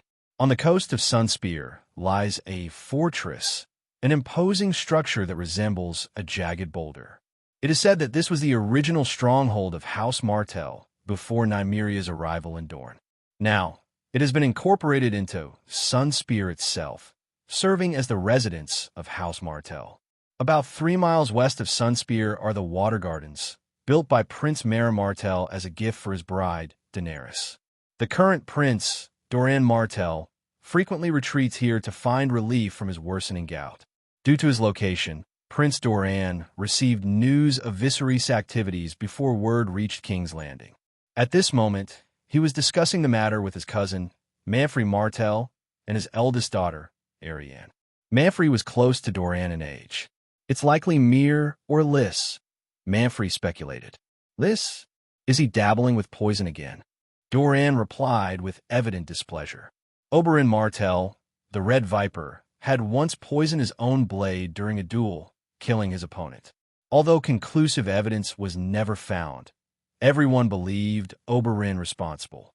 Feared for his expertise with poisons, the Red Viper had often caused trouble for House Martell due to his fiery temperament. No, Oberyn mentioned that the Myrish have developed a new medicine to ease pain. As Manfrey spoke, Doran's anger subsided slightly. His brother, it seemed, still exercised some restraint. The pain from his gout was nearly unbearable. When it struck, it felt as though a nail had been driven into his joints, followed by a burning sensation that spread across his body. Worst of all, the pain darted unpredictably, often targeting his head. To avoid revealing his weakened state, Doran rarely appeared before his advisors. After a moment of thought, Doran said, "Send someone to find him and have him contact Viserys." "Understood. And also, ugh." Doran tried to continue, but another bout of pain seized him. Manfrey shouted urgently, "Someone quickly! Prepare cold water." Arianne rushed to her father's side. Despite the strained relationship, a bond still existed between them as father and daughter.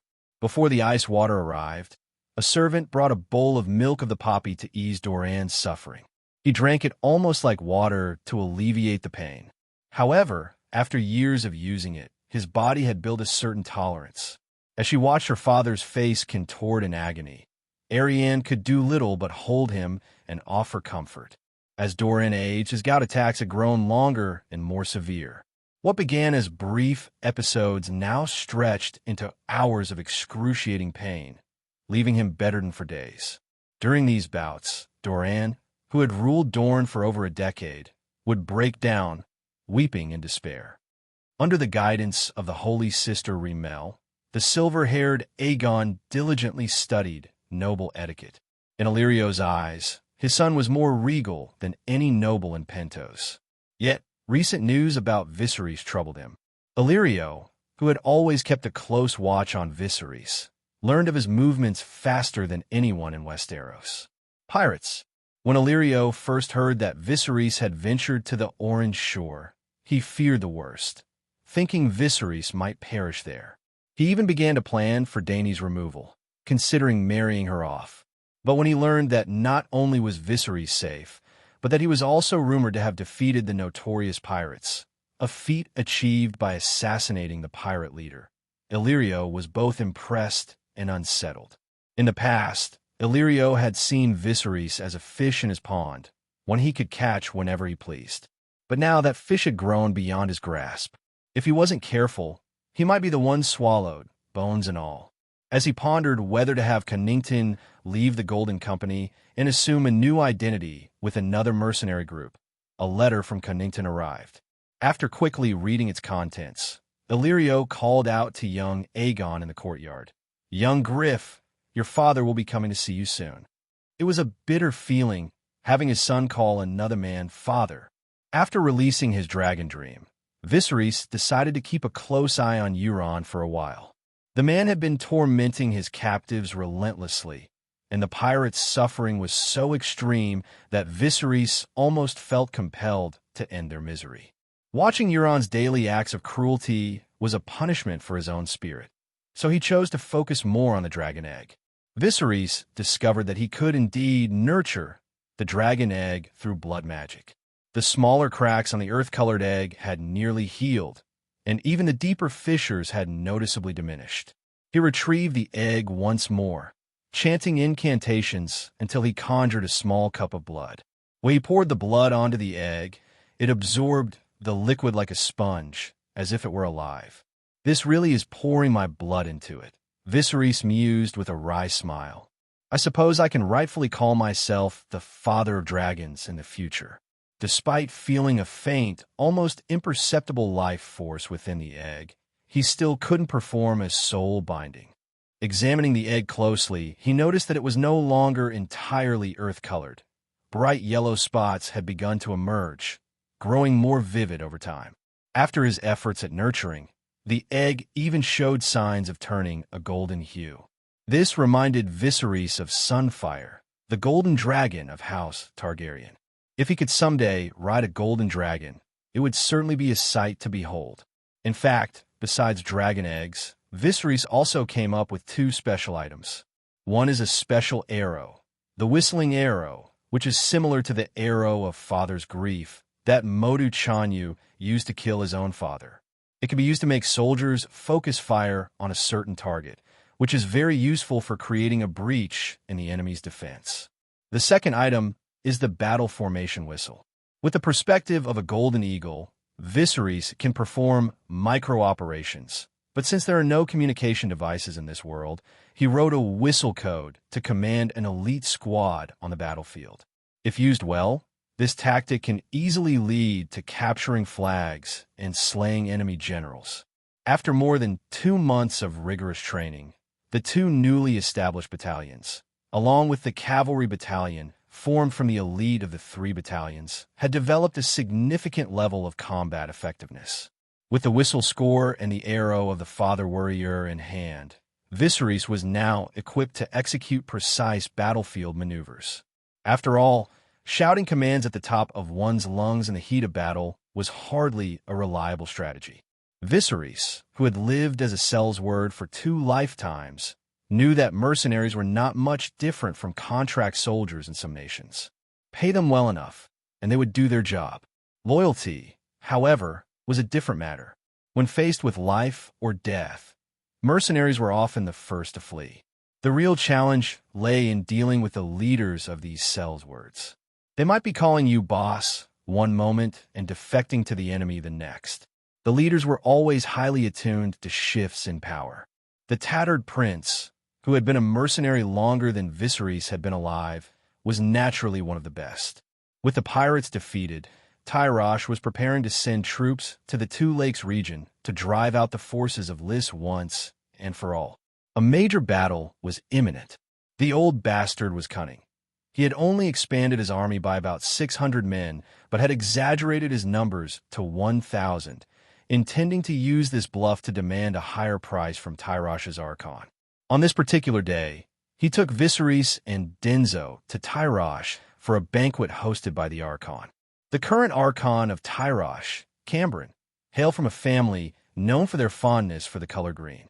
Tyroshi were known for dyeing their hair, and the men of the Cambrin family not only dyed their hair green, but also their beards. Dorne and Tyrosh shared a close relationship, and in the original story, Archon Cambrin had sent his youngest daughter to Sunspear to be raised. However, now that his youngest daughter had just begun walking, she was still being raised at home. Archon Cambrin had heard of Viserys' victory over the pirates. With the pirates no longer a threat, Tyrosh had seized nearly all the major islands in the Stepstones and was now preparing to move against Lys, with plans to annex the Two Lakes region entirely.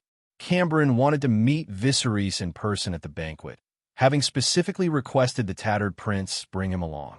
The reason was obvious. The reputation Viserys had earned from beheading the pirates a few months ago was too significant to ignore. The most striking feature of Tyrosh Palace is its 70-foot-tall clock tower, from which one can view the entire palace grounds. Another notable feature is the Bacchus Fountain, which spans over 100 square meters. The fountain depicts a muscular male god carrying a large wine jar, from which water sprays onto his shoulders. After passing by the Bacchus Fountain, Viserys and his companions arrived at the Archon's palace. This palace, though smaller and less grand than the Sea Lord's palace or the Black Wall in Volantis, caught Viserys off guard with its guards, all of whom were unsullied. As they rode past, the unsullied stood rigidly at attention, their gazes fixed straight ahead like automatons. Due to the Archon's preferences, the unsullied's armor was painted green.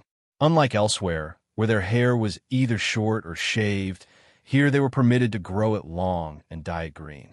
The Archon seemed so enamored with this look that he did not issue helmets to the unsullied, allowing them to display their vibrant hair to all. Viserys found the sight of the green-haired unsullied lining the road amusing. However, he had no idea that the real spectacle awaited him inside. Upon entering the hall of the Archon's palace, he was met with a scene that resembled a fashion freak show. While most ordinary people, no matter how flamboyant their attire, only have one hair color, the nobles of Tyrosh had the luxury and resources to indulge in elaborate hairstyles. Some young nobles sported 3 colors in their hair, while those who opted for the streaked method were considered restrained. Others flaunted layered, spiral, or mottled patterns, creating a visual effect akin to giant shuttlecocks atop their heads. Wind-blown tatters. The Prince of Tatters is here. Before they could enter the hall, a servant announced their arrival. Viserys, with his natural silver hair, and the old captain and Denzo, whose hair had turned white with age, stood out among the sea of vibrant colors. The colorful heads turned towards them, making them feel somewhat out of place. Look, it's the Prince of Tatters and Prince Viserys, who has slain pirates across the seas. A high-pitched voice came from a green blur swiftly approaching the 3 men. It was Archon Cambrin of Tyrosh. His green hair, held in place by some kind of hairspray, added nearly half a foot to his height. His green beard was styled in a flamboyant flame shape, and he wore a matching green robe. There was no doubt he was the most eye-catching figure in the hall. Everyone, I think you all know our tattered prince. He has built a mercenary army from scratch and is a loyal ally of Tyrosh, Cambrin declared, taking the old captain's hand and addressing the crowd. The old captain was accustomed to this treatment, having worked with Tyrosh many times and met at least 4 of its archons. It seemed every archon here was cut from the same mold, differing only in hair color. Archon Cambrin then introduced Viserys. This one, the prince of the Targaryens, Viserys. It is said that he slew dozens of notorious pirate leaders with fewer than 100 men. In my opinion, his bravery surpasses even that of Barristan. With such a friend, Lys has no choice but to surrender. Long live Tyrosh! As Cambron started, the others joined in, shouting enthusiastically. Long live Tyrosh! Long live the tattered prince! Long live Viserys! Long live the windblown! The old captain glanced at Viserys, who appeared slightly stiff and couldn't help but smile. He remembered his own reaction the first time he witnessed such a spectacle. The Tyroshans were known for their flair and love of grand displays. Combined with their colorful hair, Tyrosh was the free city with the most ostentatious reputation. Just looking at their hair could be overwhelming. Cambron gestured to the servants beside him, and soon two Unsullied appeared, carrying a large map before the assembly. It not only depicted the mountains and rivers, but also the defenses of Tyrosh and Lys.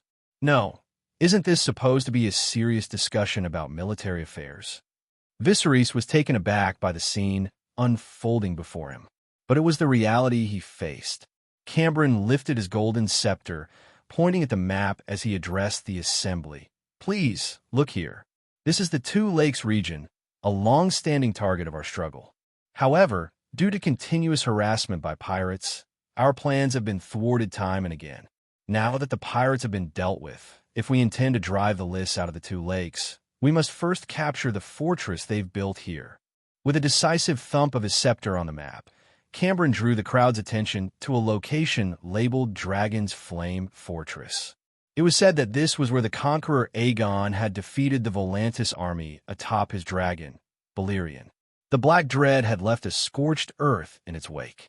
Lys had taken advantage of the aftermath, occupying the Volantis colony and transforming it into a formidable fortress with military and logistical capabilities. They used it as a base to contest the Two Lakes against Tyrosh. If they could dismantle this Dragon Flame Fortress, Lys would be forced to completely withdraw from the Two Lakes region. I have decided to send our General Torrhen with 20,000 troops to lay siege to Dragon's Flame. At this point, a nobleman with dyed red hair stepped forward. This general, in his early 30s, wore a red and purple robe adorned with gold trim. Lord Toland exuded arrogance, his chest puffed out like a rooster surveying its domain. He looked down on Viserys' mention of beheading strategies. House Toland was considered a family of generals in Tyrosh, and he dismissed all unconventional tactics, believing a general's duty was to defeat the enemy in open combat. To him, sneak attacks and assassinations were acts of cowardice. As he passed Viserys and the others, Toland didn't even bother to acknowledge them. Viserys was unbothered by the slight. What he found more irksome was Toland's flamboyant hairstyle. On the battlefield, it would certainly draw attention. But then again, this was Tyrosh, where such colorful hair was common, perhaps even a tactic to bewilder the enemy. Yet what truly unsettled Viserys was still to come. Toland began discussing his battle plan openly, in front of everyone present, including merchants who had no business knowing such details. This made Viserys seriously doubt the likelihood of victory in the coming battle. Not that he particularly cared. The more Tyrosh struggled, the higher the price they would offer for his services. This arrogant Toland might just prove to be a lucrative asset in the future. It would be ideal if the Windblown could emerge as a third force in the ongoing war between Tyrosh and Lys. Viserys guided the Golden Eagle to land on the roof of a dilapidated house. The thatched and mud structure had already collapsed on one side, and the additional weight caused the remaining sections to cave in further.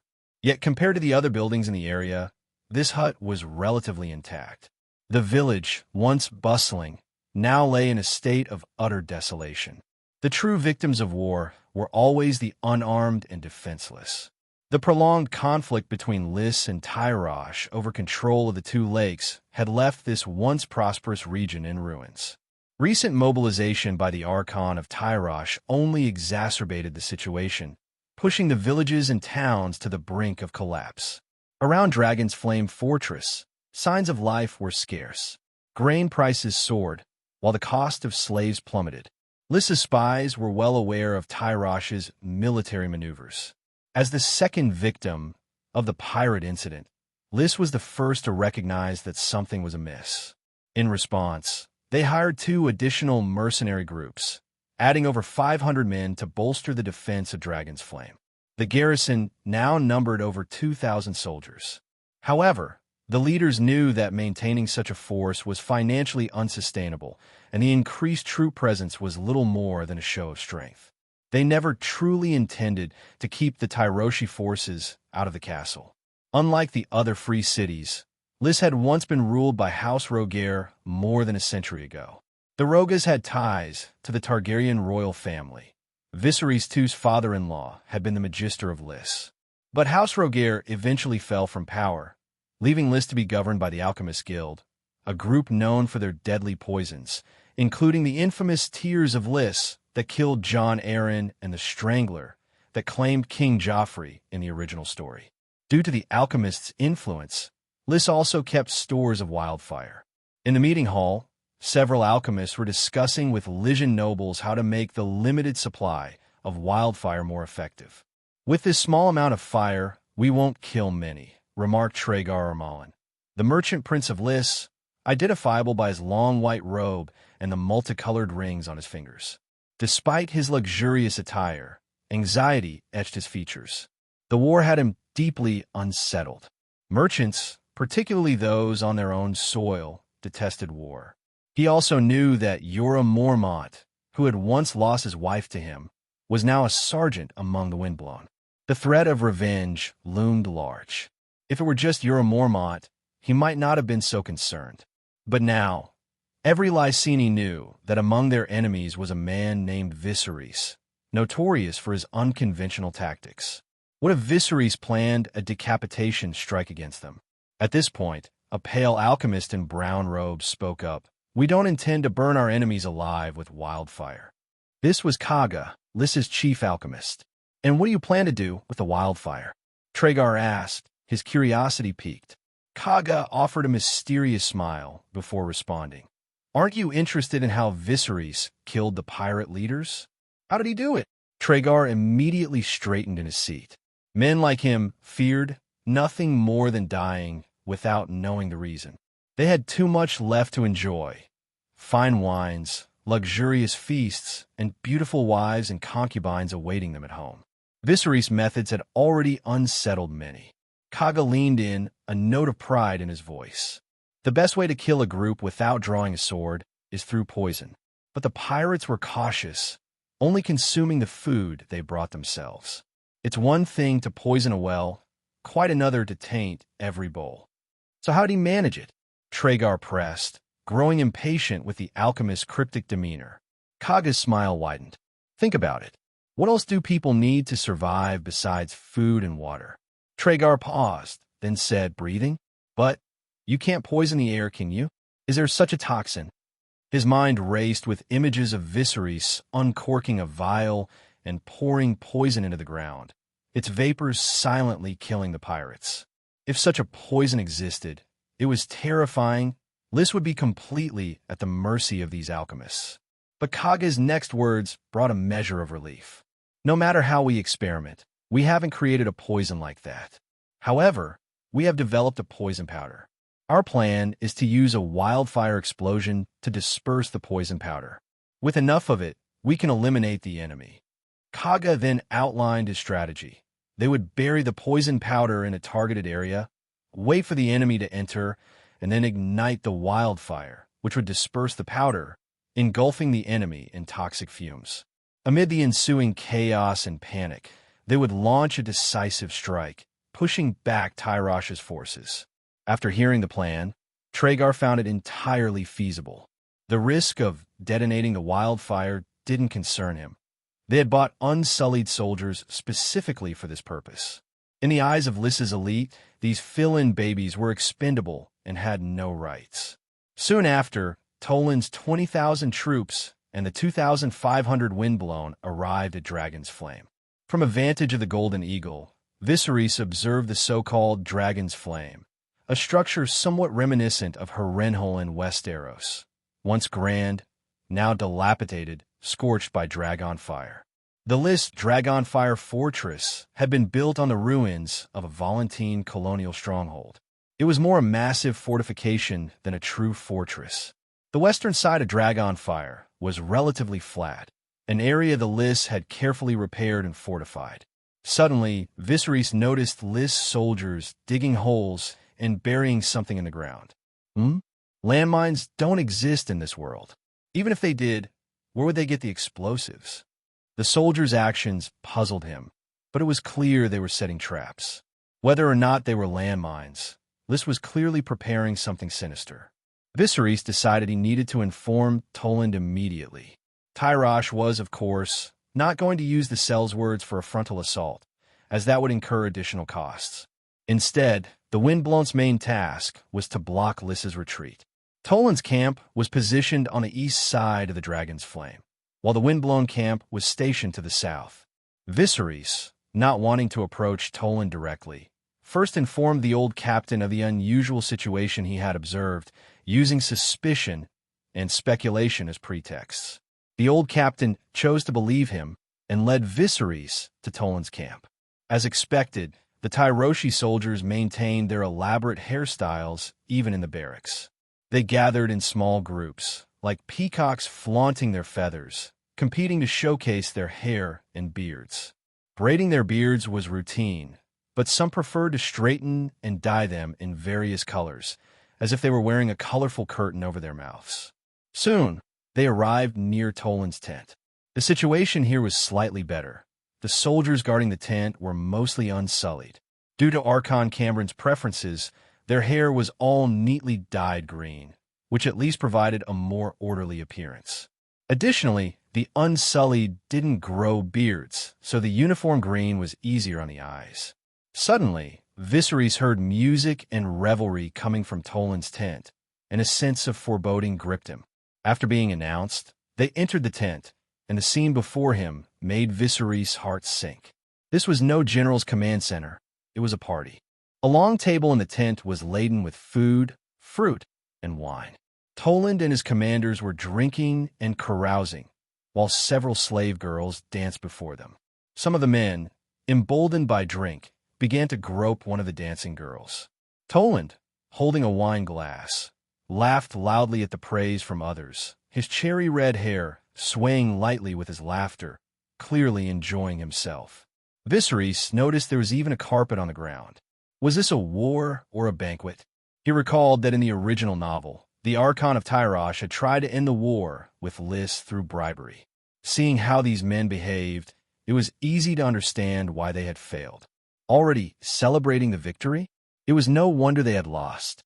When Toland noticed the arrival of the tattered prince and Viserys, his eyes flashed with contempt. Raising his head, he said, "What's the matter? Lord Toland is planning to attack Dragonflame Fortress from the west, correct?" The old captain inquired. "Why else will I have my troops here?" Toland replied with a sneer. The old captain, however, remained unfazed. After nearly 30 years as a mercenary, he was well accustomed to unusual situations. "We've heard that the Lys have set up some traps on the west side, so we've come to warn the general to be cautious." Toland's expression darkened as he slammed his wine glass down on the table. He then said coldly, "I appreciate the tattered prince's concern, but your mission is to watch the south and ensure that Lys don't escape." At this point, the commanders beside Toland began to chime in. "We outnumber them 3-1. What kind of trap could possibly stop us?" "Exactly. It seems the old captain is being overly cautious." Though one of them spoke in defense of the old captain, his tone still carried a hint of mockery. If a Cell's word has survived nearly 30 years in this business, there's probably a reason for it. In the eyes of the Tyroshi, who were focused on business, they saw themselves as the dominant party. How could a subordinate party dare to dictate terms to them? Such behavior suggested a lack of awareness of their own status. Facing the ridicule, the old captain remained expressionless. "Since Lord Toland has already made his plans, we won't trouble you any further," he said, before turning to leave. Toland made no response, simply watching them go with a cold stare. Once outside the tent, Viserys asked, "Commander, is Lys in a better position than they are?" The old captain sneered. "A city controlled by merchants and alchemists? It can't be much better." Viserys trusted the old captain's judgment. In the original story, the tattered prince had accurately predicted the defeat of the wise masters of Meereen before the Battle of Meereen, even reaching out to the Mother of Dragons beforehand. His assessments of power dynamics were always precise. The current situation resembled two poor chess players locked in a game, with the windblown acting as mere bystanders, able to support only a few moves. Even if Tyrosh were to lose, they would simply retreat to the area around the Shield Lake, but they would still be required to pay their debts. Not long after, perhaps having tired of his revelry, Toland ordered his entire army to prepare for an attack. He positioned the slave soldiers at the front, the free men in the middle, and the Unsullied at the rear. Though the Unsullied were also slaves, many regarded them as valuable property and were reluctant to use them recklessly. Their professionalism and loyalty made them more prized than ordinary slave soldiers. Viserys live broadcasted the battlefield situation through the golden eagle soaring above. From the sky, Toland's army appeared as a mass of iron mud, steadily advancing toward the ruined Dragonflame fortress, which drew them in like a magnet. As anticipated, Toland ordered his soldiers to assault the relatively flat western side of the fortress. As the Lys defenders retreated, the mass of iron mud began to form a promontory of at least 4,000 to 5,000 soldiers. Viserys directed the Golden Eagle lower, focusing on the area where the Lys had recently buried their landmines, curious to see what his opponents had in store. Suddenly, a series of explosions erupted.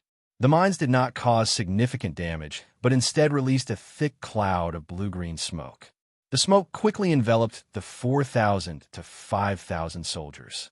Amidst the smoke, the Tyroshi soldiers, already disoriented by the explosions, found themselves in severe discomfort. The thick smoke stung their eyes, rendering them unable to see, and breathing became increasingly difficult. Toland, stationed at the rear, noticed the chaos unfolding at the front and felt a deep sense of foreboding. "Charge! Charge! Hold them back!" Toland urgently commanded, sending the Unsullied around him forward as a supervisory force, attempting to drive the retreating soldiers back to the front lines. However, the number of Unsullied was far too small to control the mass of panicked troops. As the smoke began to dissipate, the Lys forces, who had initially retreated, launched a counterattack.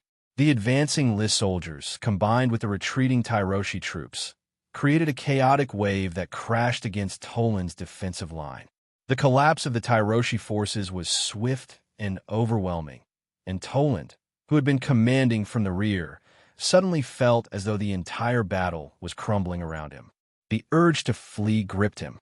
Yet, in a last desperate attempt to salvage the situation, he gathered all the Unsullied he could and, with the remnants of his sanity, seized the collar of a nearby nobleman. Shouting, he commanded, "Go! Bring me the windblown." Lys was tasked with defending the Dragon's Flame fortress. Rovi, the general in charge, stood on a high point with his second son and several officers, watching the fleeing Tyrosh soldiers below. Excitement surged through him as he surveyed the battle. Without taking his eyes off the chaos, he commanded, "Send the Unsullied down to break their formation. Inform the soldiers that I will reward them with 10 gold dragons for every head they sever, and 10,000 gold dragons for Toland's." "Yes, my lord," came the swift reply. As the messenger departed, another soldier approached. "Lord, Bloodbeard has also requested to join the battle." "Humph. These mercenaries," Rovi scoffed. Rovi's family had been responsible for the defense of Lys since his grandfather's time. He despised Sel's words, viewing them as mercenaries who only fought when the battle was easy. Yet, to defeat Tyrosh in a single stroke, he begrudgingly accepted their participation. "Bring me some wine," Rovi ordered. He then turned to the nobles around him, a grin spreading across his face. There is nothing more enjoyable than watching the enemy flee while sipping wine. "Yes, yes," the nobles agreed eagerly. "Father, look at them. They're like fish without a brain."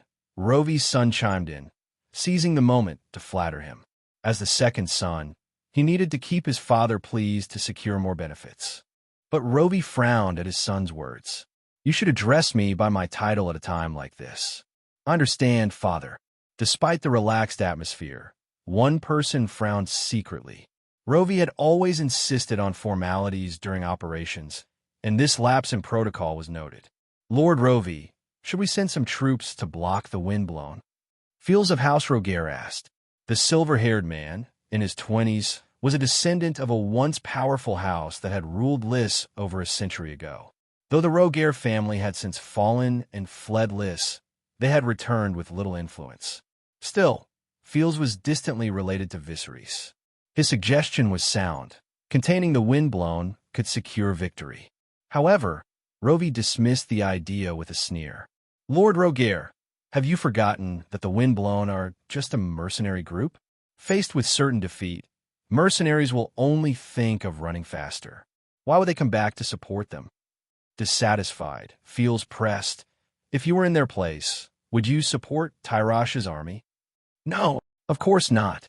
Mercenaries fight for money, not to risk their lives. Why would they help Tyrash? Eager to please Rovi, others chimed in with agreement.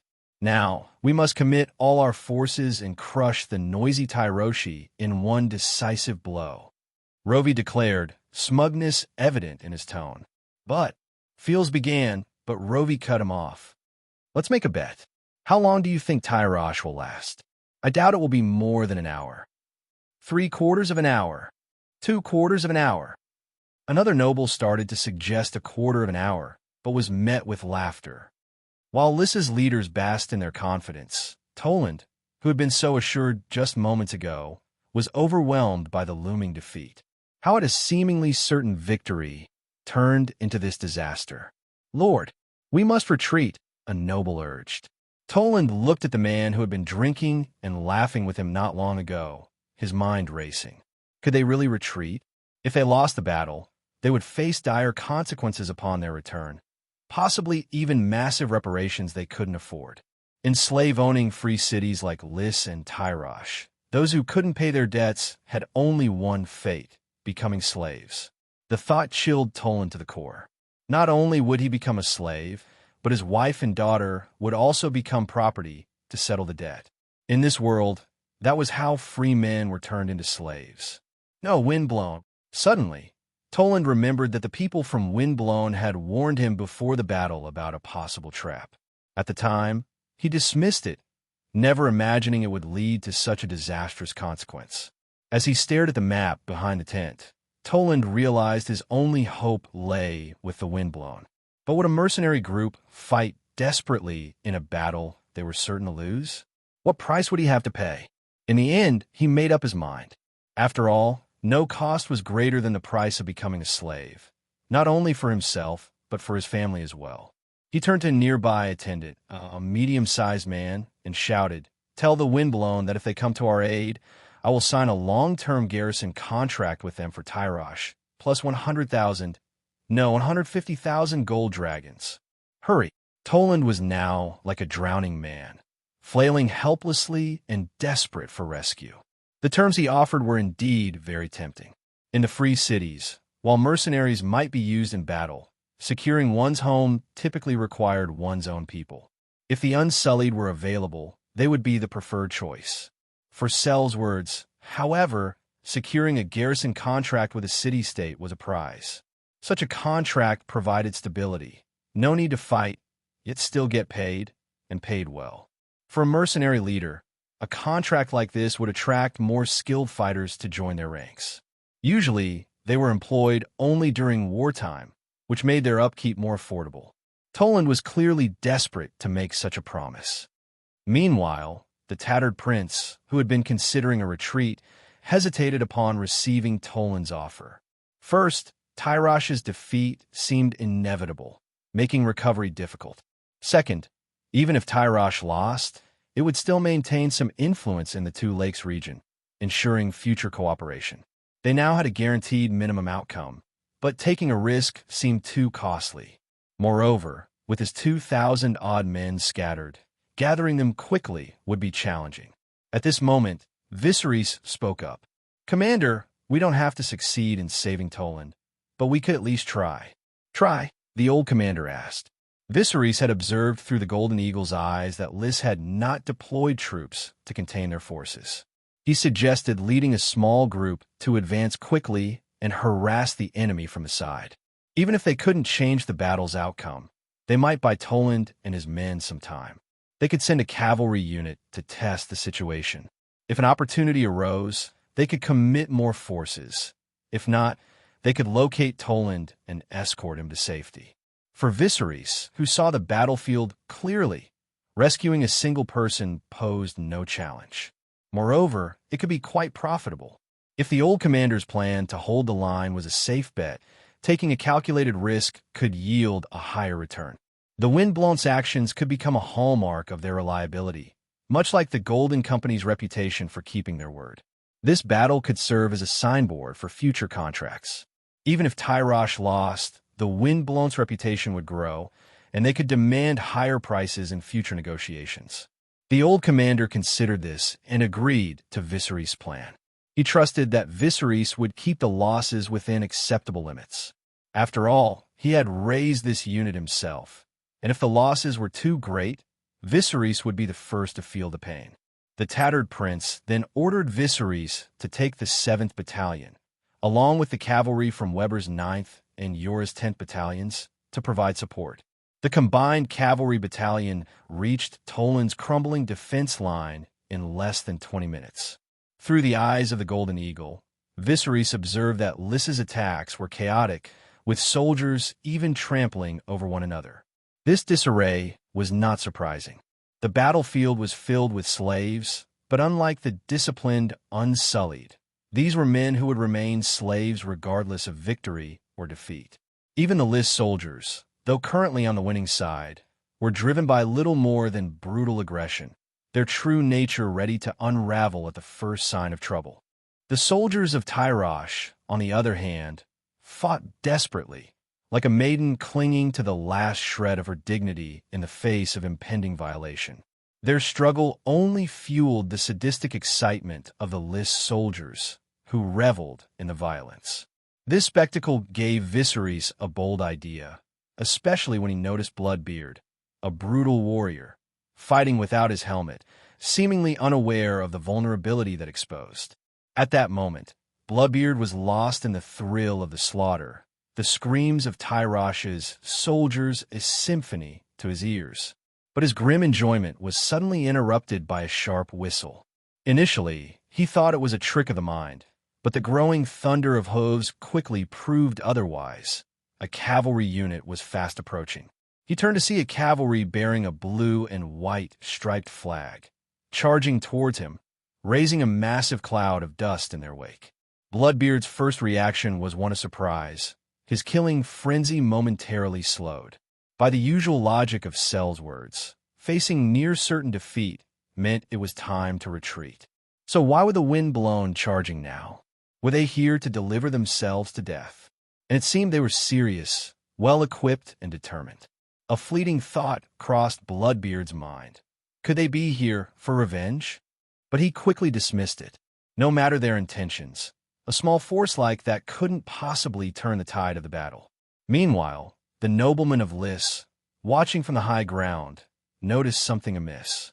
They hadn't expected the Windblown to stay, let alone send a cavalry to the front. "Lord, a team of 300 cavalry from the Windblown is rapidly approaching," a Lys scout reported. Just 300 men? Block them." Rovi scoffed, confident that in a battle involving tens of thousands, a mere 300 cavalrymen posed no threat. The only surprise was that the Windblown had sent anyone at all. As the Lys cavalry moved to intercept, 1,000 Lys soldiers formed a line to block the Windblown's advance. Viserys knew that unless they broke through this line, their effort would be in vain. At the sound of the whistle, the cavalry shifted formation into a wedge. Another whistle signaled them to ready their bows. In a coordinated motion, more than 300 arrows were loosed, creating a lethal rain that tore through the Lys defense line. With Viserys at the forefront, the cavalry charged through the opening, breaking the line in a flash. The maneuver left Rovi on the high ground nearly speechless. He couldn't comprehend how these soldiers could act with such unified precision. Realizing that this 300-man cavalry was no ordinary force, Rovi understood they had to be dealt with carefully. He turned to one of the nobles nearby and shouted, "You, take the rest of the men and block them." "Me?" The nobleman stammered in disbelief. Everyone on the fortress had witnessed the wind-blown sudden, swift advance, and even from a distance, the sight was disorienting. But disbelief was no excuse. Disobeying orders on the battlefield was a capital offense. Reluctantly, the nobleman gritted his teeth and led the remaining 1,000 soldiers from the fortress to confront the strange cavalry. Viserys, having already broken through the initial defense line, arrived at the main battlefield with over 300 cavalrymen at his back. They charged straight into the weakest part of the Lys army. At that moment, Toland finally spotted the wind-blown banner in the distance and felt a wave of relief. But when he saw the cavalry plunging headlong into the Lys army formation, his relief turned to anxiety. Are they insane? How do they plan to fight like this? With only 300 men, they think they can break through an army of 10,000? The Lys nobles watching from the fortress high ground were initially overjoyed. It seemed they had overestimated this cavalry. All they needed to do was block them off, and the windblown would be annihilated. What they didn't realize was that Viserys could see the entire battlefield clearly through the eyes of the Golden Eagle overhead. As Lys soldiers regrouped to block him, Viserys noticed reinforcements arriving. He blew his whistle again, signaling the cavalry to change formation.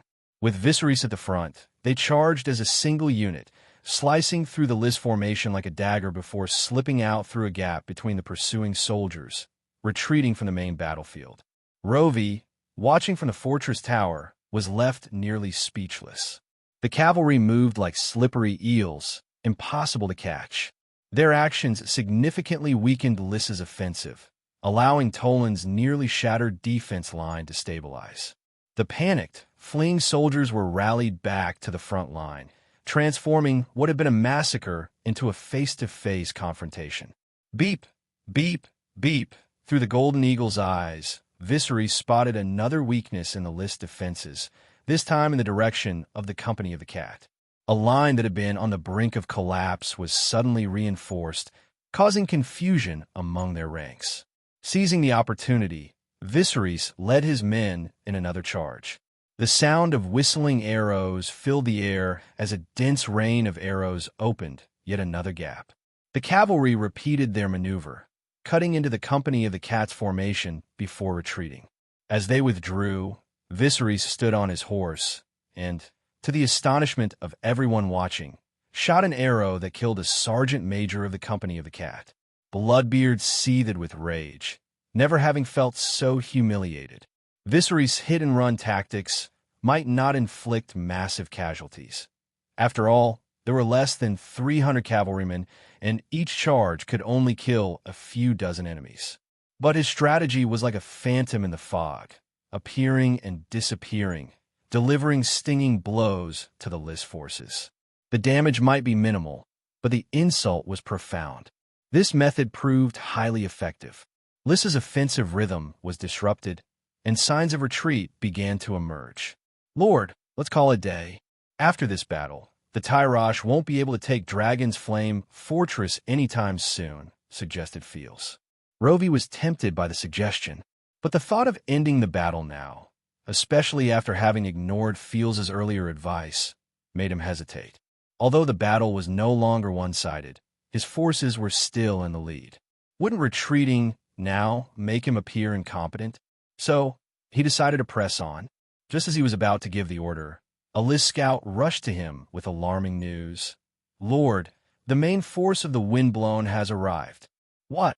Rovi turned to look in the direction of the Windblown, his heart sinking as he saw their forces on the edge of the battlefield. With the soldiers of both sides already engaged in close combat, a hasty retreat would lead to chaos. A chill ran down his spine, and the scene around him seemed to spin like a whirlwind. In just a few minutes, the old captain led the Windblown to cut off the Lys army's retreat, completing the encirclement with Tyrosh's forces. Tolan knew this was his moment. If he joined the battle now, they might push through and take Dragon's Flame Fortress in a single decisive blow. Without hesitation, he donned his armor and charged into battle with his personal guard. The sight of their commander joining the fray electrified the Tyrosh soldiers, boosting their morale. The Lys soldiers, once the hunters, quickly found themselves the hunted, with the tide of battle turning against them. Amid the chaos, Bloodbeard made a critical decision. He chose to flee. As a Cell's word, self-preservation was more important, and with the battlefield in disarray, he believed he could escape with his 100-strong entourage. But as soon as they broke away from the main fight, they were spotted by Viserys. Viserys was resting at the time. After several hard-fought engagements, his cavalry was exhausted. At least a third of the horses were foaming at the mouth, on the verge of collapse. But Viserys wasn't about to let such an opportunity slip away. Bloodbeard is fleeing. "Everyone with me," he shouted, grabbing his horse's mane and spurring it towards Bloodbeard. Remarkably, his men didn't hesitate. They put their helmets back on and followed him at once. This was the most exhilarating battle they had ever fought. With their small force, they had dramatically shifted the course of the entire battle. It was the stuff of legends, an epic victory in the making. If they could kill the enemy commander, they would have tales to tell for generations. Spiderweber, in particular, was eager to kill Bloodbeard. He drove his dagger into his horse's flank, urging it to sprint alongside Viserys. Yora, too, was fueled by dreams of vengeance against Lys for stealing his wife. They both charged forward with renewed determination. Soon, Viserys and his men spotted a group of well-equipped riders leaving the battlefield, clearly the elite of the company of the Cat. The Cat's soldiers noticed their pursuers as well. "Boss, they're after us," one of Bloodbeard's men shouted. Bloodbeard glanced back and recognized the cavalry. He didn't know who their commander was, but he knew they were formidable. In a desperate bid to increase his chances of escape, he split his men into two groups. But just then, the shrill whistle sounded again, cutting through the air like a death knell. The cavalry didn't bother to divide. They came straight for him. "No, how do they know exactly where I am? Is it my beard?" Bloodbeard's panic deepened, and for the first time, he cursed his distinctive red beard. Suddenly, the bodyguard beside him screamed as his horse collapsed, pinning him to the ground. The man's waist was twisted at an unnatural angle. He wouldn't survive long. "There's a marksman among them," another shouted. Bloodbeard felt a cold shiver run down his spine.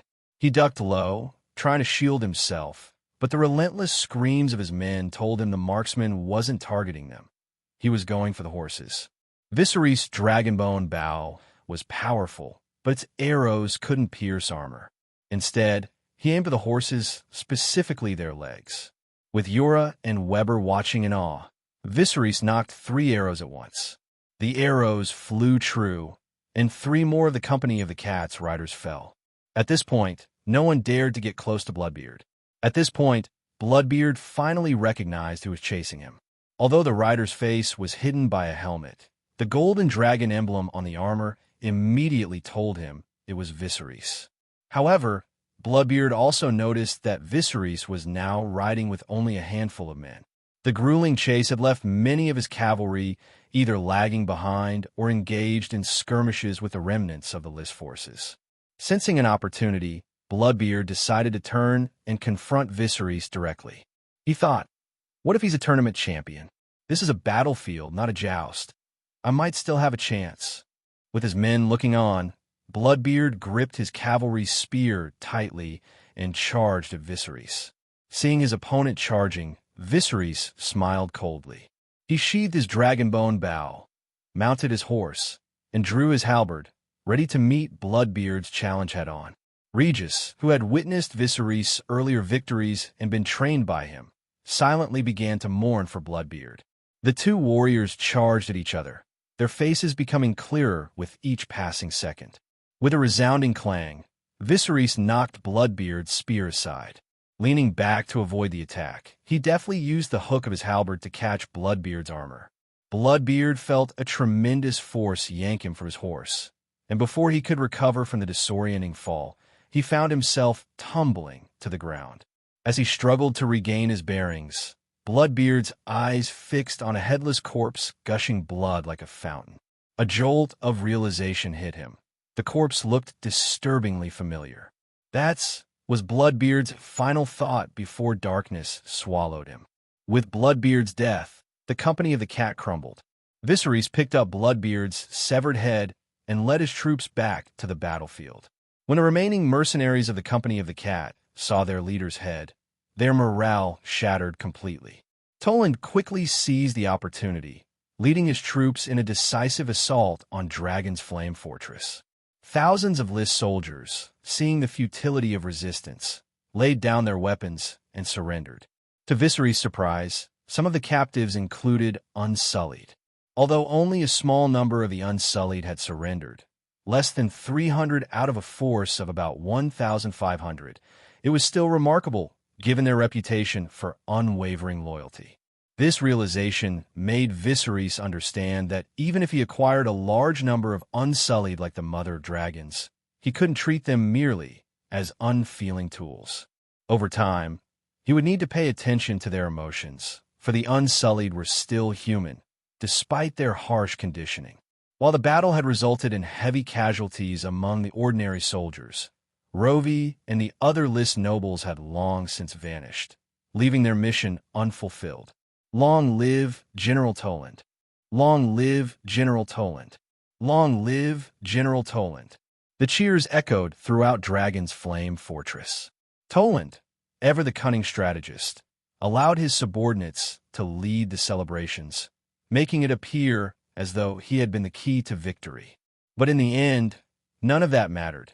As long as he delivered on his promises, neither Viserys nor the Tattered Prince would care. Payment would settle all accounts. In battles of this magnitude during the Cold Weapon era, the typical casualty rate rarely exceeds 20%. However, this battle was an exception, with total casualties reaching an astonishing 40%. The Windblown suffered fewer than 150 casualties, including minor and serious injuries as well as fatalities. The losses on Tyrosh's side were less clear, though they were substantial. Between the poison mist, the chaos of the stampede, and the enemy's relentless assault, even their victory felt hollow, a Pyrrhic triumph. Viserys had also taken note of the poisonous fog bombs deployed by Lys. The design was impressive, a testament to the skill of the Lys Alchemist Guild. If circumstances allowed, Viserys thought, there might be valuable secrets to extract from them. As the heroes of the battle, some officers of the Windblown were invited to Toland's camp for a victory celebration. As they entered Tyrosh's camp, they were greeted by the screams of the wounded and the overpowering stench of blood. Many soldiers who had survived the poisonous fog were now blind, a grim reminder of the battle's cost. Suddenly, Viserys noticed a Tyrosh soldier with a large black and red scab on his neck, evidence of suicide. He asked, what happened to him? A soldier carrying the body, seeing that Viserys was a member of the Windblown, answered. His eyes were blinded by the poison. I guess he didn't want to burden his family. So, though accustomed to the harsh realities of war, the sight unsettled Viserys. He had seen corpses before, but rarely had he encountered someone who preferred death over life. Sometimes it wasn't the brutality of the battlefield that struck the deepest, but the despair that followed. As they continued through the camp, Viserys saw more soldiers who had taken their own lives. Under Tyrosh's law, those who couldn't repay their debts became slaves to settle what they owed. To spare their families from being enslaved due to their injuries, some soldiers, feeling they had lost their ability to work, chose to end their lives. Viserys' gaze then fell upon a middle-aged soldier with blue hair streaked with gray. The man sat silently beside the body of a young soldier, likely his son. The young man's chest still had a broken spear embedded in it, too deeply lodged in bone to be removed. The older man, with the stoicism of a weathered tombstone, did nothing but sit in mute grief. The old captain, watching Viserys, was surprised by his expression. He hadn't expected such a scene to affect Viserys, yet he saw genuine pity in his eyes. It was a rare quality in a warrior. The captain had learned of Viserys' boldness, charging into battle with only 300 men, and this unexpected display of compassion revealed a different side to him. Is it possible, the captain wondered, for someone to be both a fierce warrior and a compassionate soul? He found it difficult to recall anyone who fit that description. Warriors were usually defined by their bloodlust and love for battle, with Bloodbeard being a prime example. He patted Viserys on the shoulder, signaling that he should take a moment to collect himself. "Captain," Viserys said quietly, "if you conquer Pentos one day, be kind to the civilians. Only then will your rule endure." The old commander was taken aback by the advice. The word civilian struck him as foreign, something he had rarely considered. But he had always regarded Viserys with respect, not as a junior, and took his words to heart, seeing them as wisdom worth remembering. Soon, the group arrived at Toland's tent. As before, the sound of musicians singing and playing instruments could be heard from afar. Compared to the rest of the camp, Toland's tent felt like an entirely different world, immaculately clean and filled with the enticing aroma of food. To celebrate the victory, Toland had prepared an abundance of food and wine. Now that they had one, there was no point in holding anything back. As they entered the tent, the scene before them was even more extravagant and opulent than their last visit. Rich carpets lined the floor, and a dozen dancing girls twisted their bodies with abandon. These dancers were barely clothed, draped in strings of pearls that served more as provocative ornaments than actual clothing, designed solely to ignite their master's desires. Dick and Cago, who had accompanied the group, were completely entranced. The long table before them was laden with steaming dishes and fine wine, ready to be enjoyed. For these nobles, it felt as though they had just emerged victorious from a game of turning the tables in a desperate situation, and the suffering outside seemed a distant memory.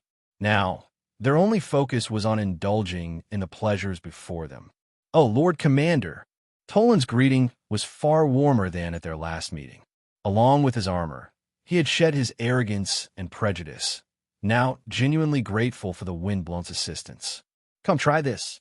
It's a liquor," Toland said, personally pouring a glass for the tattered prince, his demeanor filled with flattery.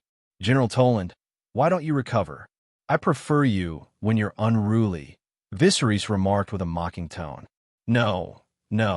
A true friend deserves my most sincere attitude," Toland replied, turning to pour a glass for Viserys, practically groveling as he handed it over. "I wonder how many permanent positions can the general provide for us?" Viserys asked, cutting to the heart of the matter. Toland began to laugh, knowing well the saying that one should use people in times of need, not discard them afterward. With the battle nearly over and the threat of family ruin and enslavement averted, this matter would need careful discussion. "No hurry. I will discuss this with the Archon when I return, and a satisfactory answer will be given. And when we return, there will be a victory celebration waiting for us," Toland said, trying to reassure him. Viserys, however, had no interest in the banquet Toland spoke of. If the ruling classes of the 3 free cities in the disputed lands were all like this, then he would need to strategize carefully. It was a travesty that such fertile lands were governed by such useless people. The so-called banquet did not last long. The next morning, Toland departed with the remainder of his army, leaving a portion behind to guard Dragon's Flame Fortress. Given the losses they had suffered, some of the Windblown had to stay as well.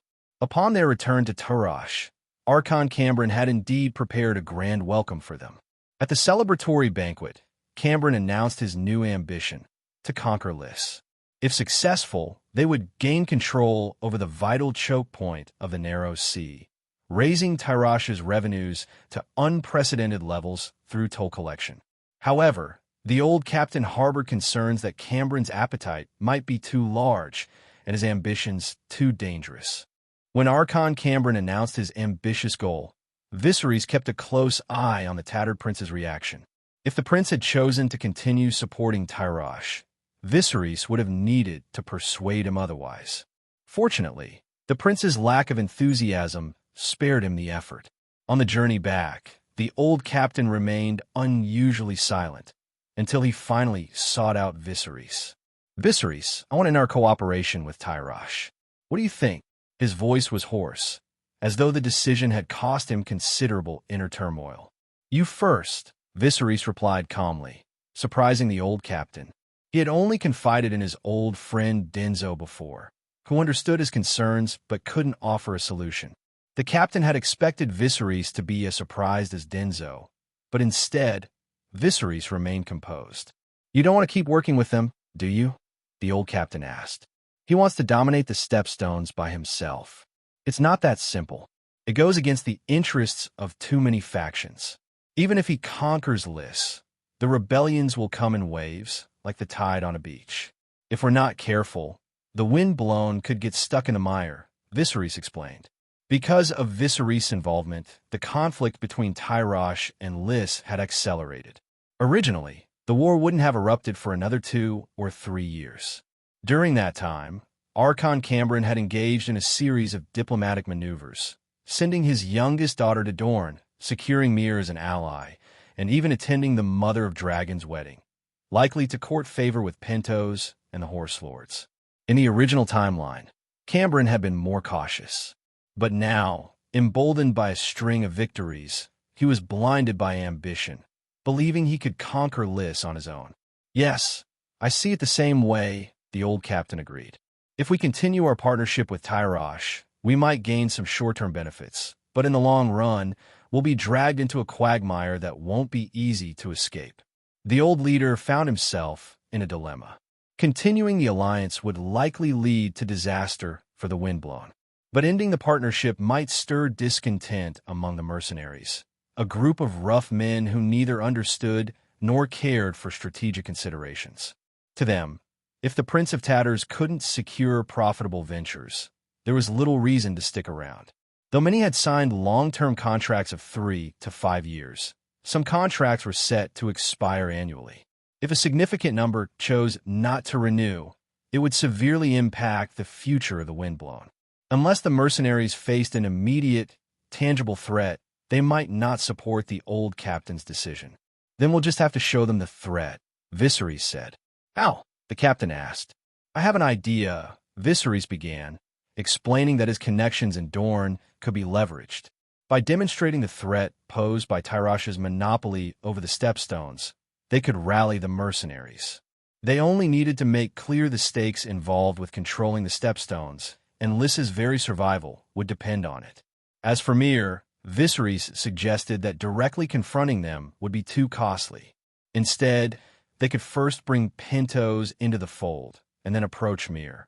With this strategy, not only would the mercenaries fall in line, but Tyrosh would also be forced to make concessions to secure the Windblown's loyalty. It would be a win-win situation, and Viserys would ensure he emerged victorious as well. After hearing Viserys' plan, the old captain's expression turned perplexed. In a word, Viserys' plan seemed like a pipe dream. It wasn't just a plan, it was a grand scheme involving Lys, Tyrosh, Myr, and Pentos for the 9 free cities. He even intended to reach out to Westeros. The old captain didn't know how to describe it. Crazy? Bold? The risks were immediately apparent, and he swiftly dismissed Viserys' idea. No, it's too risky, the old captain said firmly. Lys isn't easy to negotiate with. Who could broker a deal with the Lys Magisters? I certainly can't, and the Windblown doesn't have any diplomats. And you? Lys's current predicament is largely your doing. They'd likely execute you the moment you set foot there. Then there's Sunspear, Viserys. You're still a wanted man by Robert Baratheon. You'd only be walking into trouble. And Pentos? What's your connection to Pentos? It's doubtful you'd even get an audience with the rulers there. He then added, more sternly, I'm telling you, we've amended the contract. You can't play your self-employed games anymore. Without my permission, you're not allowed to act on your own. Military regulations allow me to deal with you. Though his words were a threat, Viserys recognized them as expressions of concern. But we only signed a 1-year contract, and now there are, 2 months left. Viserys reminded him. The old captain's eyebrows shot up, and his eye bags tightened. He had privately allied with Viserys, believing that Viserys would help him conquer Pentos and that the Windblown would benefit from his ambitions. Subconsciously, the captain had assumed that Viserys wouldn't leave the Windblown. But now, he realized that their contract was nearing its end, and Viserys had the strength and power to walk away. "Do you have to go?" the old captain asked, almost as if conceding defeat. "There's nothing we cannot do, and no one we cannot offend. It's just a matter of the price we're willing to pay," Viserys replied. The tattered prince was struck by his words. Had they come from anyone else, he might have laughed them off, but with Viserys, he hesitated. He decided to convene a meeting to discuss the matter further. After the battle, the old captain moved the camp to Dragon's Flame Fortress. With supplies from Tyrosh, the wind-blown mercenaries were quite comfortable, basking in the glow of their recent victory and secure in the knowledge that they had a contract for the future. To the ordinary mercenaries, the future looked bright. Viserys, along with Dick, Denzo, Kago, and a few others, gathered in the old captain's room. The blue and white banner of the Windblown hung on the wall opposite the door, and the old captain sat beneath it, leading the discussion about Viserys' alliance plan. When Dick and Maris first heard the plan, they thought it was a joke. But as they considered it, they realized it had a certain logic. Still, the scale of the plan was immense, and Dick, in particular, felt Viserys didn't need to take such a gamble. "Viserys, you've done enough of the Windblown. There's no need to take such a risk. I think we can accept the loss," Dick said, his concern evident. "Yeah, you still have to take care of Dany," Maris added. Denzo, who had been quiet until now, spoke up. "Viserys, the rewards of taking risks can be great, but if you become addicted to it, one slip up and you could lose everything you've built." His words were sound advice. Fortune favors the bold, but the cost of failure could be devastating. "I know you want to restore your kingdom, but you're not even 20 yet, right? You have plenty of time to take it slow," Denzo continued. "He's not even 17 yet," Maris interjected. Viserys looked around at the group, realizing that they were all genuinely concerned for his well-being. It dawned on him that the old captain's meeting to discuss was actually an attempt to dissuade him with the support of the group. "Viserys, it doesn't matter if some people leave the Windblown because of my decision. In my eyes, you alone are worth 5 battalions, the old captain said, making one last effort to convince him. Indeed, their arguments were not without merit. Viserys had already exceeded his goal of commanding a mercenary group of over 1,000 within a year. While the Windblown didn't entirely belong to him, as long as he could hatch a dragon, people would flock to him, even if he hadn't helped the old captain take Pentos. If he had stuck to his original plan, he could have rested on his laurels. But plans change. The Mother of Dragons had already shown him that using force to subjugate a people with their own beliefs and cultural systems was a daunting task. Even if Viserys managed to acquire over 10,000 Unsullied, he couldn't guarantee he could fully control Slaver's Bay. He might even find himself at odds with Daenerys over its security. While he might handle the situation better than she had, it would still require significant time during which he could only watch as a group of ambitious individuals tore Westeros apart. For Viserys, the best strategy for Slaver's Bay was to raid it and move on. But he wasn't a nomad. He needed a stable foundation. To transport an army to Westeros, he required his own port and fleet, along with a secure logistics base to avoid any vulnerabilities. Tyrosh was the ideal choice, practically his dream lover. As the closest free city to Sunspear, it was perfectly positioned. From Stepstones, it was just a half-day's sail to Dorne. Viserys didn't even need to fully conquer Tyrosh. He just needed to leverage his alliance to force Tyrosh to withdraw its troops and relinquish the promised benefits. This would give the Windblown a foothold in the Stepstones, providing the stability they needed. This was the real motivation behind his decision to send envoys to the other free cities. Viserys smiled and said, "When have I ever taken a risk without being sure of the outcome? Take Lys, for example. Why would they choose death when they can survive? Joining the alliance is a lifeline for them. They'll be eager to cooperate. As for Sunspear, you might not be aware of Elias' significance. House Martell harbors nothing but hatred for Robert.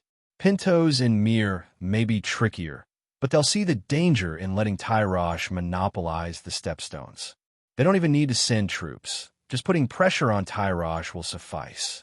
He analyzed each free city for the old captain and the others, explaining that the operation wasn't as risky as it seemed. Seeing Viserys' confidence, the group began to view the plan as feasible. "Should I bring some men with you?" Kago asked, sitting up straight. "No need for a large entourage. I'll just bring Regis. Those merchants are skittish enough. We don't want to scare them off," Viserys joked. He eventually convinced everyone, but before he left, the old captain pulled him aside. "If you're heading to Pentos, I have some advice," the old captain said. Although Pentos was nominally controlled by 40 noble families, real power lay with the Barrett family and its allies. The prince, used for sacrificial purposes, was never chosen from these families. The head of the Barrett family, a man named Corland, was formidable in appearance, but, according to the old captain, was really a cowardly thief. He advised Viserys to take a tough stance in negotiations with Corland, predicting it would yield unexpected results. Finally, the old captain revealed a secret. "My real name is Hoyt Stewart, and no one knows it except Corland." "Sounds like you have a history with him?" Viserys asked with a smile, but the old captain's face grew serious. "Viserys, I know you have many skills, but don't kill him. I want to do it myself." From Hoyt's tone, Viserys could sense a deep-seated hatred. "For me, Corland is my Robert in Tywin. The way you want to kill Robert in Tywin, I want to kill Corland," Hoyt said, his voice chilling the room. "Understand," Viserys replied. "I want to go with you," was Daenerys' immediate reaction upon hearing that Viserys was leaving. "No, I need you to handle something else for me. Something very important." "Something else?" Daenerys asked, confused. Viserys' mission for Daenerys might have seemed like a way to keep her occupied, but if executed correctly, it had the potential to significantly elevate the plan's success. While her actions could solidify the lower limit of their objectives, they also held the promise of pushing the upper limit to new heights. For the next few days, the old Captain Hoyt concealed Viserys' whereabouts, sharing the information with only a select few. Then, under the cover of night, Viserys set off on his journey to Lys. In the council hall of Lys, the air was thick with tension as the city's princes and magistrates argued. The oppressive heat from hundreds of candles only added to the stifling atmosphere. Sweat glistened on foreheads, whether from the intensity of the debate or the sweltering temperature. "We should immediately seek aid from Volantis. With their support, we needn't fear Tyrosh," a young nobleman urged, his voice rising above the clamor. "Ah, yes, and in the process, hand Lys over to Volantis on a silver platter," retorted an older nobleman with biting sarcasm. Another voice chimed in. "Perhaps we could pay them off, buy ourselves some peace." "Peace? You mean surrender?" Rovi snapped, clearly displeased. "If surrender is so distasteful, why did you come back at all?" the man shot back. For a defeated general, this cut deep. Rovi, his pride wounded, drew his sword and challenged the man to a duel. "If you're so brave, why didn't you draw your sword on the battlefield?" the nobleman sneered in response. "Enough!" bellowed Tragar, the most influential of the Prince Magisters, silencing the room. "You've argued from dusk till dawn. Do you think this bickering will make the Tyroshi turn back?" Relieved that someone had taken charge, the others fell silent. "So what's our plan?"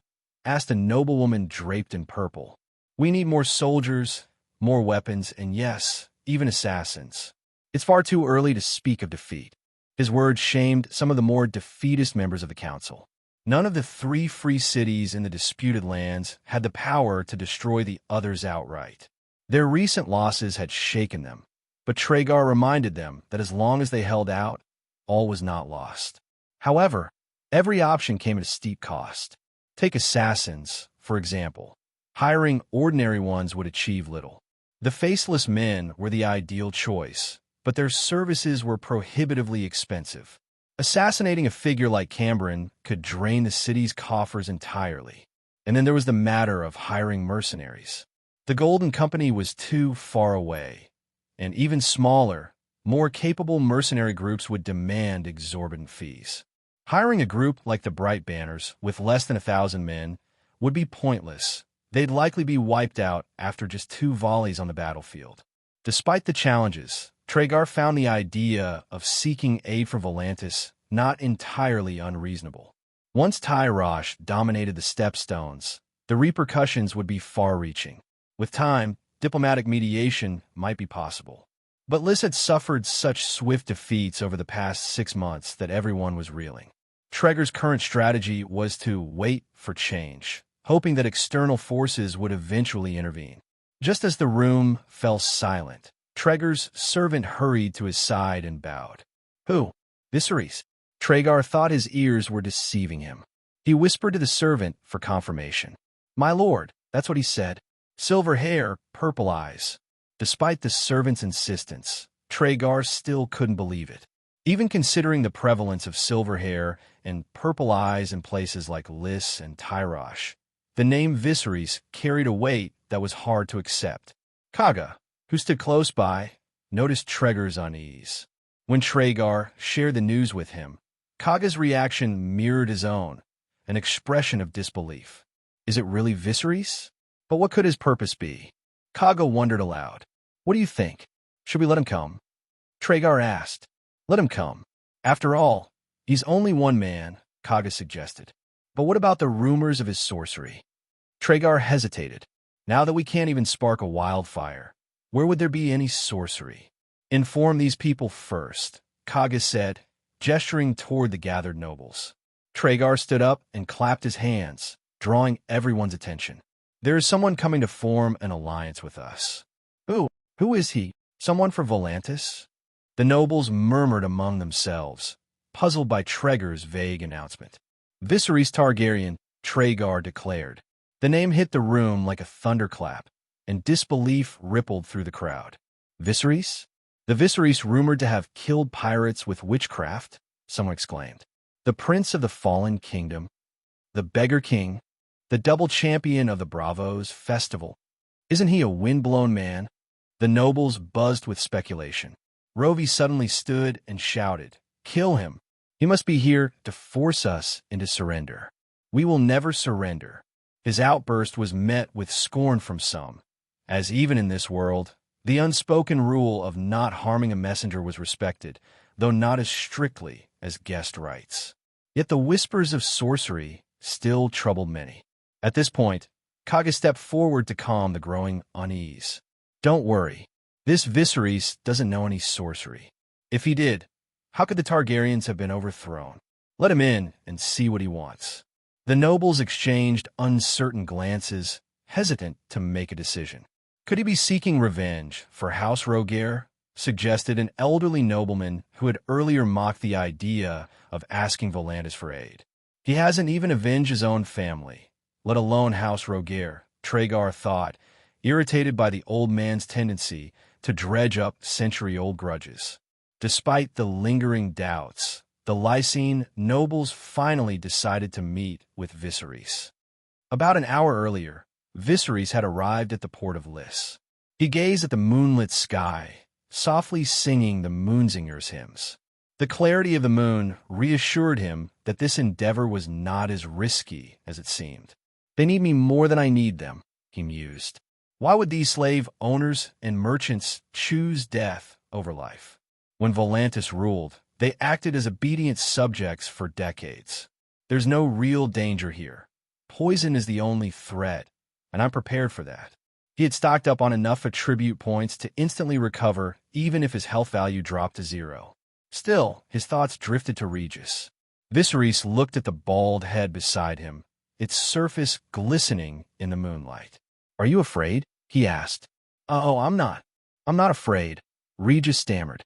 "If you're afraid, wait for me outside." "No, I can't. I'm your attendant. How can I let you go in alone?" Regis insisted. Viserys smiled. Fortunately, his constitution had been weak when he first arrived in this world.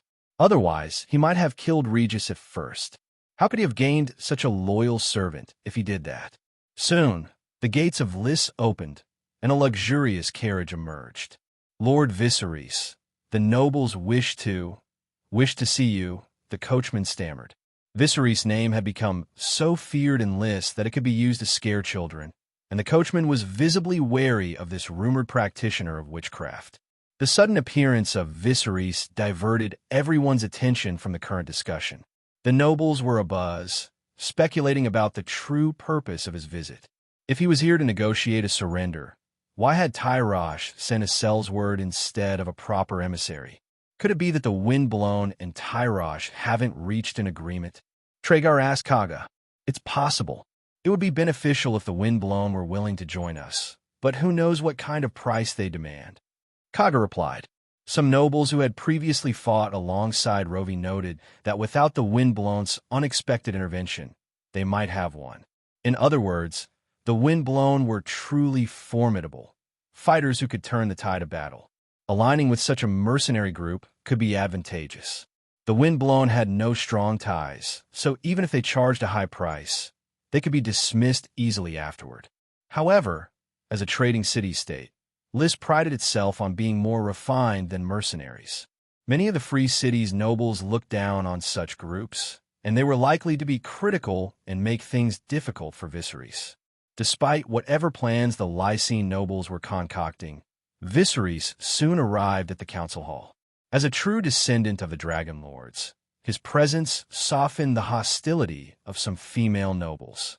In fact, a few of them even entertained the notion that being captured by such a man might not be so terrible. The majority of those present regarded Viserys with mixed emotions, surprised to learn he had come alone with only one servant. Seeing him standing before them, they couldn't help but feel a blend of admiration and awe. In his position, none of them would have dared to venture out alone. However, among the many gazes, Rovi's was tinged with resentment. If not for Viserys, he wouldn't have ended up a defeated general. Deciding to take the initiative, Rovi spoke with a condescending tone. Haha, Viserys. I recall the last Targaryen who was almost sold to a brothel was also named Viserys, wasn't he? Viserys' mouth twitched, but he stopped Regis from reacting in anger. In House Targaryen, there had been 3 Viserys, including himself. If he succeeded in claiming the Iron Throne, he would be Viserys III. Rovi was referring to Viserys II, who had been captured by a Lysine general during the Dance of the Dragons and nearly sold to a brothel. The Targaryen family had been forced to sign a series of unequal treaties to secure his release, even marrying him to a Lysine woman before he could return to Westeros. Yes, but the last person who was disrespectful to Viserys met a violent end, Viserys retorted, alluding to the Lysine general who captured Viserys II and was later murdered. As the tension between the two escalated, Traegar intervened, cutting through the pointless verbal sparring. I wonder what brings the prince to Lys under these circumstances. From the man's appearance, Viserys recognized him as the one who had taken Yora's wife, which was why he had not brought Yora to Lys. Cooperation, of course. Tyrosh is about to face significant trouble, so why should the Windblown be sacrificed? Viserys replied. Trouble. The word sparked confusion among some of the nobles. Tyrosh seemed to be winning, so how could he be in trouble? But as Viserys elaborated, the pieces began to fall into place. Their recent string of failures suddenly made sense. With Viserys' insight, they realized that free cities like Sunspear, Myr, and even Pentos and Volantis would not idly watch Tyrosh annex Lys. They actually had many potential allies. The leader of the Windblown is no ordinary man, Traegar thought. Viserys' approach aligned perfectly with his own intentions. As the leader of the nobles, Traegar exchanged a glance with Kaga, and in each other's eyes, they saw a flicker of hope. At that moment, they all realized that the Windblown were led by a shrewd strategist who understood the complexities of the situation. But could a single mercenary group like the Windblown really handle the responsibility of such a broad and delicate chain alliance? Traegar questioned further. So, what's your plan? Are you going to persuade Myr and Sunspear to support Lys as a mere mercenary? Viserys replied with a touch of disdain. What else? You? Is there a better option? I'm a guest here, yet I've been in your presence for nearly a quarter of an hour without so much as a cup of tea offered. Is this how the nobles of Lys treat their guests? He turned as if to leave. You want to leave? Guards, Rovi, who had remained silent until now, could no longer contain himself and barked the command. "Stop! Stand down!" Traeger's voice boomed louder, halting the guards in their tracks. He shot a furious glare at Rovi before signaling for tea to be served to Viserys. Then he addressed him. "My lord, are you truly willing to form an alliance with the other free cities on behalf of Lys?" "Of course," Viserys responded, "as long as you can meet my price." Sensing that Viserys was about to name his terms, the nobles leaned in, eager to hear his proposal. "Speak," Traegar urged. "After the alliance is formed, Lys will sign a 10-year contract with the Windblown for 3,000 permanent soldiers. A 10-year commitment and 3,000 soldiers. The numbers alone made several nobles wince. The entire Lys garrison numbered only around 10,000 men, and this deal would essentially place their security in the hands of outsiders. "No, this is impossible." Rovi erupted once more. "Gentlemen, if this man doesn't shut his mouth, I believe this meeting is over," Viserys warned, his patience wearing thin. "You, Lord Rovi," Traegar cut in sharply. Despite the hope Viserys' analysis had inspired, they all knew that this hope hinged entirely on his willingness to help. If Rovi continued to disrupt the meeting, their chances of survival could vanish.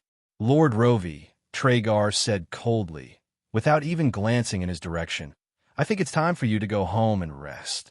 The damage you've caused to Lys will be addressed at a later time." Rovi felt as though the floor had dropped out from under him. His personal guard had been decimated at Dragon's Flame Fortress, leaving him powerless, a tiger without claws. To many in the room, Rovi no longer deserved a seat at the table. "No, you can't do this. You can't." His voice trailed off as he sank into his chair, defeated and hollow, like a dog stripped of its dignity. Traegar ignored Rovi's collapse and turned his attention back to Viserys. "Lord, 10 years is too long, and 3,000 men is too many. What do you think of 1,000 men for 5 years? The leaders of Lys were all present, and Traegar knew that securing favorable terms for the city would enhance his own standing. 7 years, 3,000 men, Viserys countered. 5 years, 2,000, Traegar negotiated. 5 years for 1,000, Viserys shot back. This time, Traegar refrained from further bargaining. Instead, he looked to the gathered nobles and asked, "Everyone, is this price acceptable?" The final price caused the nobles to murmur among themselves. Though the contract was only for 5 years, 5 years was a long time, long enough for new players to emerge. Some of the weaker nobles had to consider whether they would even still have a place in the council hall by then. Seeing that the majority seemed ready to accept the terms, Kaga, who had remained silent for some time, decided it was his moment to act. Had Rovi won the battle for Dragon's Flame Fortress, the influence of the Alchemist Guild in Lys would have soared. But the defeat had left their previous investments unrecouped. Now, Kaga needed to step up and secure new advantages for the guild. "Everyone, we know that an ambassador must possess both the courage of a warrior and the wisdom of a sage to fulfill his duties. Lord Viserys, please forgive my boldness, but this matter concerns the survival of Lys, and we must approach it with utmost seriousness." Viserys regarded him with a slight frown, recognizing the familiar maneuver. It wasn't unusual for someone to intervene just as a deal was about to close, often due to internal power struggles, just like when he had negotiated soap contracts with Morel.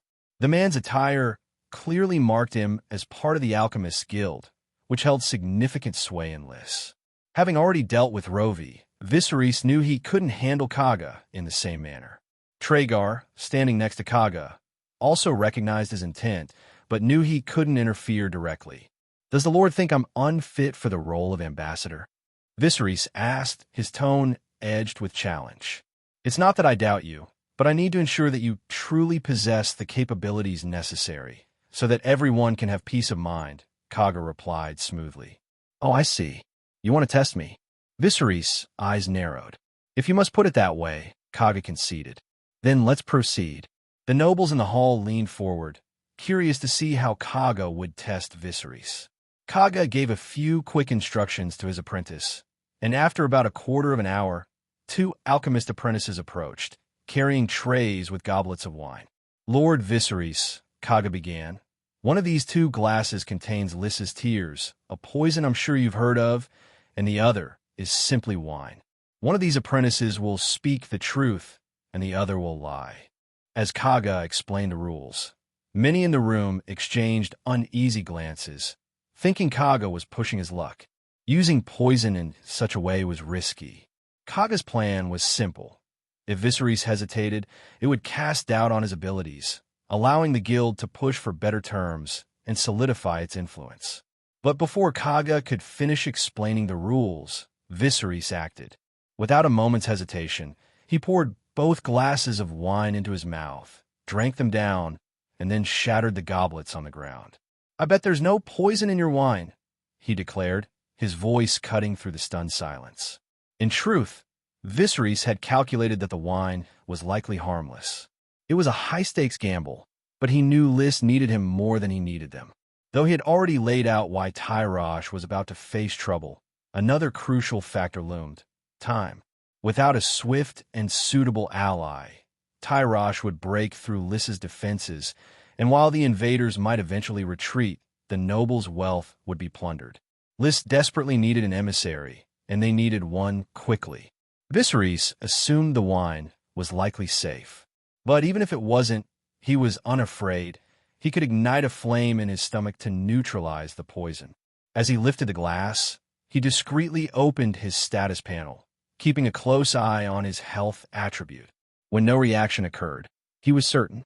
Even if there had been a reaction, it would have only enhanced his mystique.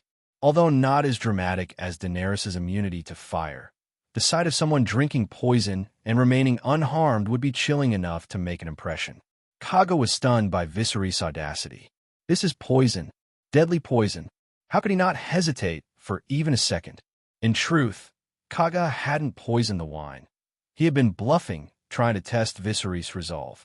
Now he found himself the one outmaneuvered. Viserys turned to the assembled nobles with a calm smile. "How about it, my lords? Is my courage sufficient?" Kaga, feeling the situation slip from his grasp, conceded with a hint of reluctance. Enough, but he still harbored doubts and wanted to use his wit to counter Viserys. But before he could, Viserys laid out his reasoning with such clarity that Kaga found himself with nothing more to say. With a 5-year contract secured, the Windblown would soon triple in size, quickly becoming the largest army in the Free Cities. After the meeting, Viserys and Kaga accompanied Tragar to his mansion. Though the title Merchant Prince was more symbolic than substantive, the mansion lived up to the name. While it couldn't rival the grandeur of the Sea Lord's Palace in Braavos or the Archon's residence in Tyrosh, the estate boasted an impressive fountain, garden statues, and a 5-story house that showcased the wealth of its owner. As soon as the carriage arrived, a slender blonde woman in a flowing blue gauze dress approached to greet them. "You're back, my love," she said, her voice soft and welcoming. "Yes, my love," Tragar replied, exchanging a few affectionate words with her. The woman then turned to Kaga, acknowledging him politely, "Lord Kaga." When her eyes fell on Viserys, she hesitated. "And this is... I'm just a mercenary," Viserys interjected before Tragar could respond. The woman's initial interest waned immediately at this modest introduction. "Just call me Lyness," she offered, though her enthusiasm had noticeably dimmed. This was Lyness Hightower, Yora's former wife. "Let's go inside," Tragar suggested, relieved that Viserys had kept his identity concealed. Lyness knew that Yora had joined the Windblown and had recently led them to victory against Lys's forces. The thought had kept her awake at night, haunted by the memory of how she had flaunted her relationship with Tragar in front of Yora. If Yora had truly attacked Lys, she feared she might not have escaped unscathed. Had she known Viserys' true identity, she likely would have broken down in tears. The three of them proceeded to Tragar's secret chamber to discuss the next steps. "When do you plan to depart, my lord?" Tragar inquired. "I'll need to dye my hair first," Viserys replied. Tragar blinked in surprise, but quickly understood. With Viserys' unmistakable silver hair and purple eyes, he would be recognized long before he reached the shore. "How about 3 days from now?" We'll prepare a ship for you, Traegar suggested, nodding in agreement. Viserys still found it strange to see his reflection in the mirror. His once silver hair had been dyed brown to make him less conspicuous. Though he couldn't change the color of his eyes, he planned to travel to Dorne disguised as a merchant from the Free Cities, relying mostly on Regis to communicate since the man spoke the common tongue fluently. To further avoid recognition, Viserys wore a headband to conceal his hair roots, knowing that while Dorne was far from the heart of Westeros and regularly dealt with the Free Cities, it was still wise to be cautious. "My lord, the ship is ready," Regis informed him. "Good. Let's go," Viserys replied, a thrill of anticipation coursing through him. "Westeros, here I come." When they reached the harbor, a gathering of nobles awaited them, eager for the news Viserys would bring. Traegar and Kaga approached him to offer final instructions. "Lord Viserys, this is the ship I've prepared for you," Traegar said, pointing to a large, wind-powered sailboat. The ship, from the Summer Isles, was called the Swan. It was renowned for its speed and grace under sail, though it wasn't as reliable in calm weather. The choice of a swan was also a strategic move, meant to distract and mislead those with ulterior motives. "There are 20 sailors, 100 unsullied, and 2 virgins in the bedchamber. Consider this a gift from House Tyrell," Traegar said, handing Viserys a bronze scepter. The scepter was a token of command. The unsullied, having been rigorously trained, followed the scepter, not the person. "That will do," Viserys nodded in approval. "In addition, we've arranged for someone to accompany you to Sunspear." "Who?" Viserys asked. "Feels Rogaire," Traegar answered, gesturing toward a young man standing at the bow of the ship. Rogaire. The name stirred memories. Although it had been over a century since the Targaryens and House Rogaire were connected by blood, both houses had seen their fortunes wane. "Now, we're in the same boat," Viserys mused. "Master Kaga, I'd like to speak with Lord Viserys privately," Traegar said. Kaga, sensing it was a minor matter, nodded and stepped aside. "Lord Viserys, I know that Ser Jorah is also in the Windblown with you, so you're concerned that I might help him take revenge on you," Viserys interjected. "That's between the two of you. I won't get involved." Traegar felt a wave of relief at Viserys' assurance. At such a critical juncture, it was crucial to minimize suspicion and old grudges. "But you did take another man's wife. Just compensate him fairly. The exact amount is up to you two to negotiate. I won't be part of it." Traegar agreed, understanding that his methods in taking Lynesse had been less than honorable. If the issue could be resolved with money, it was no longer a concern. "Oh, by the way, Lord, this ship doesn't have a name yet. Would you care to christen it?" Traegar asked. "The natural selection," Viserys declared. "Set sail." With that command, the white sails unfurled and the natural selection began to glide out of the harbor. Its high, pointed bow resembled a swan's neck, giving the ship a proud and elegant appearance. Among the more conventional vessels docked nearby, it stood out, cutting a striking figure as it sailed away. The wind caught the sails with a sudden force, propelling the ship forward as Lys, perched on its rocky island, began to shrink in the distance.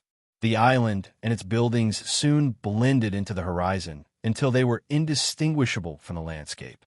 Gazing out at the endless expanse of sea and sky, Viserys felt as if he were suspended in a vast, boundless blue canvas.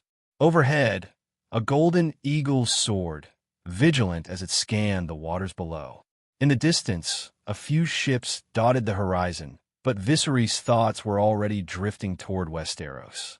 House Targaryen and House Martell had a long and complex history, one marked by both enmity and alliance. When the first Targaryens arrived in Westeros, the Dornish had famously killed one of his dragons. For the next 100 years, the two sides were in a constant cycle of war. Dorne would surrender, only to rebel again, and then surrender once more. Yet, during the War of the Usurper, Dorne had supported the Iron Throne, standing alongside the Targaryens, a loyalty largely due to Elia Martell. Viserys, however, was too experienced in the world of politics to interpret these alliances in such simple, emotional terms. Dorne's resistance to Targaryen rule, when they were strong, had bolstered House Martell's internal cohesion and solidified their prestige.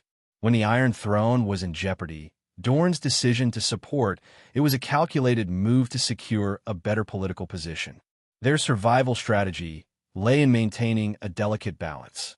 Just as the Tullus of Riverrun relied on strategic marriages, the Starks of the North on their vast, icy expanse, and the Arryns of the Vale on the natural fortifications of their mountain streams, so too did House Martell navigate its way through shifting allegiances. With the Targaryens having lost their dragons, the ambitious lords of the Seven Kingdoms had been eager to seize power. Each noble house had its own strategy for survival. This time, Viserys had brought a significant bargaining chip, the port of Tyrosh. In his vision, if Tyrosh could be captured, it would be jointly governed by Lys, Sunspear, and the Windblown, giving him a foothold in the region. As a crucial maritime hub, Tyrosh was a valuable prize, ripe for exploitation. But what exactly House Martell wanted from this arrangement would have to be discovered in due time. As Viserys paced the deck, deep in thought, the captain, a seasoned mariner in his 40s, watched him with respect. The sailors, though older than Viserys, regarded him with a mixture of awe and caution, aware of his reputation for beheading pirates, including the notorious Bloodbeard. These men belonged to Traegar, and while Viserys had little interest in them, his attention was drawn to the 100 Unsullied aboard the ship. This was his first close encounter with the famed warriors. The Unsullied were organized into 4 groups, patrolling the deck with military precision. Unlike the green-haired Unsullied of Tyrosh, these soldiers had short, uniform haircuts. Their eyes were devoid of emotion, blank and numb, a testament to the brutal training they had endured. The wise masters of Astapor had learned that selling the Unsullied in small groups made them more prone to developing self-awareness and becoming disobedient. Thus, they were typically sold in batches of at least 100, ensuring their loyalty through sheer numbers. Viserys was determined to gain complete control over the Unsullied, to transform them from mere weapons into an army under his command. He decided to issue his first order. Unsullied, assemble, he commanded. The captain of the Unsullied echoed the order, and within moments, the 100 warriors had formed 10 precise rows. A lieutenant stood to the side, while the captain positioned himself before Viserys. The sailors on deck paused to watch, curious about what Viserys would do next. "Master, the Unsullied are assembled," the captain reported, staring straight ahead, avoiding Viserys' gaze. The helmets of the squad leaders and captains had spines that were noticeably taller than those of the rank-and-file soldiers, signifying their status. Viserys, holding the scepter of command, pointed to an ordinary Unsullied in the ranks. "You, kill him," he ordered, indicating the captain standing before him. The captain flinched slightly, closing his eyes as if bracing for death, showing no intention of resisting.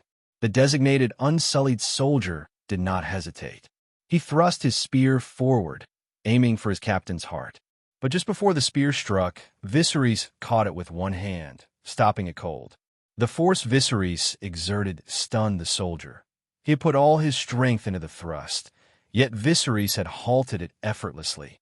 "Return to your unit," Viserys commanded, his gaze now fixed on the captain, whose expression was taut, as if he was suppressing his fear of death. Fils Rogaire, who had been observing from a distance, watched with keen interest. He had seen other masters test the loyalty of their Unsullied in similar ways, but what Viserys did next took him by surprise. "From now on, you are free men," Viserys declared. To his surprise, the Unsullied showed no reaction. There was no excitement, no confusion, nothing but the same blank, robotic stares. They remained standing at attention, as if the concept of freedom was utterly foreign to them. It seems the deep-seated inhuman training of the Unsullied cannot be undone with just a few words, Viserys mused, watching the 30 or so Unsullied remain unmoved by his promise of freedom. How did the Mother of Dragons command the loyalty of 8,000 Unsullied with a single act of fire? This lack of response was troubling, and Viserys knew he needed to take stronger action. "Regis, bring me 5,000 gold dragons," he ordered. Though uncertain of Viserys' intentions, Regis obediently fetched a money box. "What is your name?" Viserys asked the captain of the Unsullied.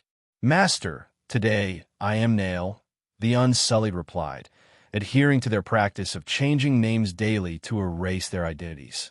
"And what was your name before you became an Unsullied?" Viserys pressed.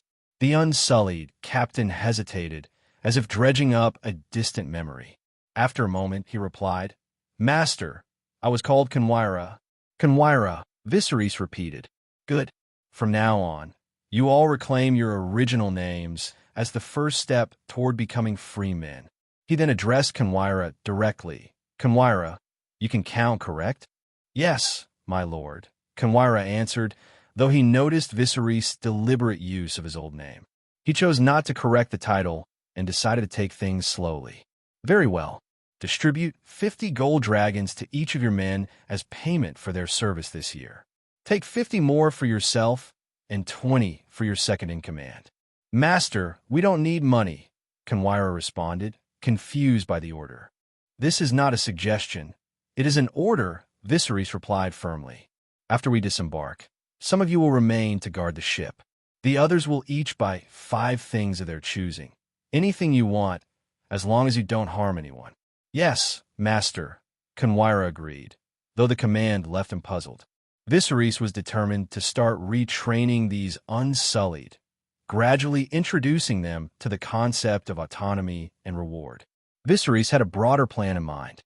If he could gradually liberate and train these Unsullied, he would have a substantial force of at least 10,000 soldiers, both trained and untrained. Each would then adopt 2 or 3 orphans, passing on their newly regained family names and creating a loyal, self-perpetuating base of about 100,000 people. Such a force could ensure a steady supply of dedicated soldiers.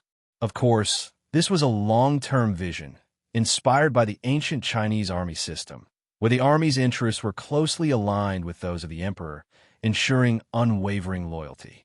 However, Viserys recognized the challenges in implementing such a plan. Meanwhile, Fils Rogier, who had been silently observing, was skeptical of Viserys' approach. To him, the Unsullied were tools. Give them weapons and food, and they would fight. If they died, you simply bought more. Why complicate things with notions of freedom? Had it been anyone else, Fils might have openly criticized the effort. But this was Viserys, and he suspected there was a deeper reason behind his actions. In truth, Fils admired Viserys, a young man who had already faced so much. He had heard about Viserys' fearless actions in the Great Hall, drinking what was likely poison without so much as flinching. If Viserys could one day reclaim the Iron Throne, Fils saw a chance to restore his own family's honor. Sensing an opportunity, Fils stepped forward. "My lord, brother, we're in this together now," Viserys interrupted, surprising Fils.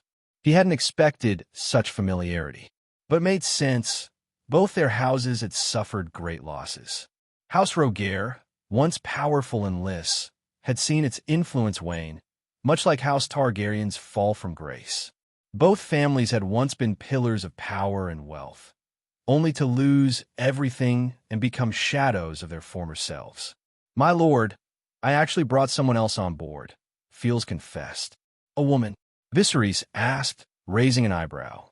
"Yes, it's fine. Just be careful," Viserys replied. "She's my sister," Fils added, a note of concern in his voice. "It's fine. Your sister is my sister. But let this be the last time. Don't complicate things before we reach our goal," Viserys cautioned, making it clear that he preferred to avoid unnecessary entanglements. Fils was a bit disappointed by Viserys' response. Although he hadn't endorsed Fils' methods, Viserys hadn't outright rejected the possibility of collaboration. "Let me ask you something," Viserys said, shifting the conversation. "Prince, please go ahead," Fils replied, intrigued. "During the battle at Dragon's Flame Fortress, why didn't you suggest sending an army to contain the windblown?" Viserys asked, wanting to gauge the tactical acumen of the Free City's generals. If they were all as short-sighted as he feared, he might need to adopt a more aggressive approach. My lord, the main reason was that Rovi believed you wouldn't join a losing battle, so he wanted to end it quickly. I did suggest sending troops to contain the windblown, but Rovi dismissed my advice, Fields explained. Viserys was surprised, realizing that Fields might have more potential than he initially thought. If Fields had this level of insight, he could be a valuable ally. Let's share a meal together, Viserys offered, warming to the idea of working more closely with Fields. And invite your sister to join us. Fields and his sister Shenelly were true heirs of Valyria, their heritage evident in their silvery blonde hair and striking blue eyes. At 15, Shenelly was naturally nervous when she finally stood before Viserys. Part of her apprehension stemmed from the stories her brother had told her. Fields had described Viserys as a man who had slain the infamous Bloodbeard, a feat that made him even more fearsome than the pirate himself. She imagined Viserys as a ruthless warrior, possibly even using witchcraft to dispatch hundreds of pirates in a single battle. The image of a cold-blooded killer, one who treated human life as insignificant, had taken root in her mind.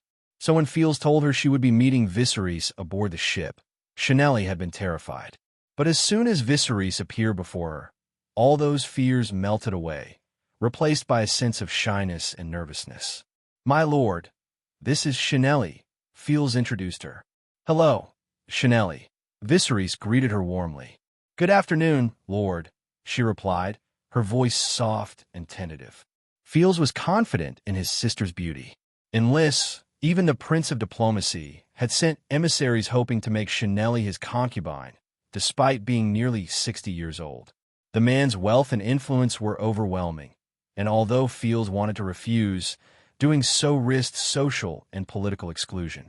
Fortunately, the old man suffered a stroke before any arrangement could be made, sparing Shenelly from such a fate.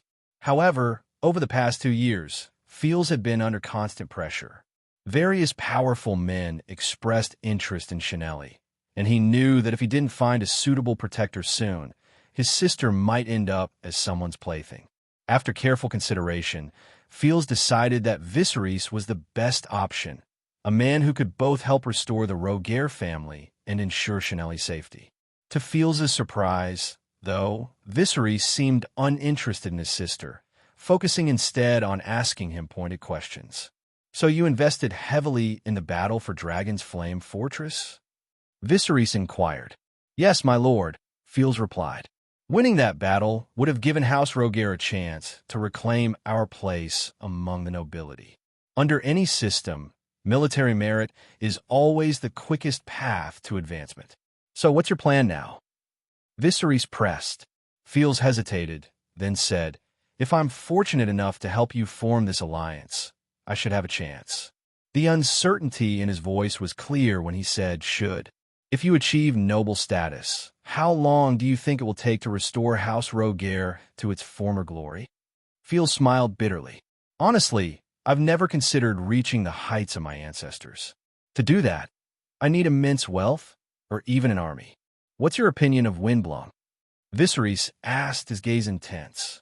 Fields felt a dryness in his throat as he met Viserys' eyes, recalling the permanent contract between Viserys and Lys.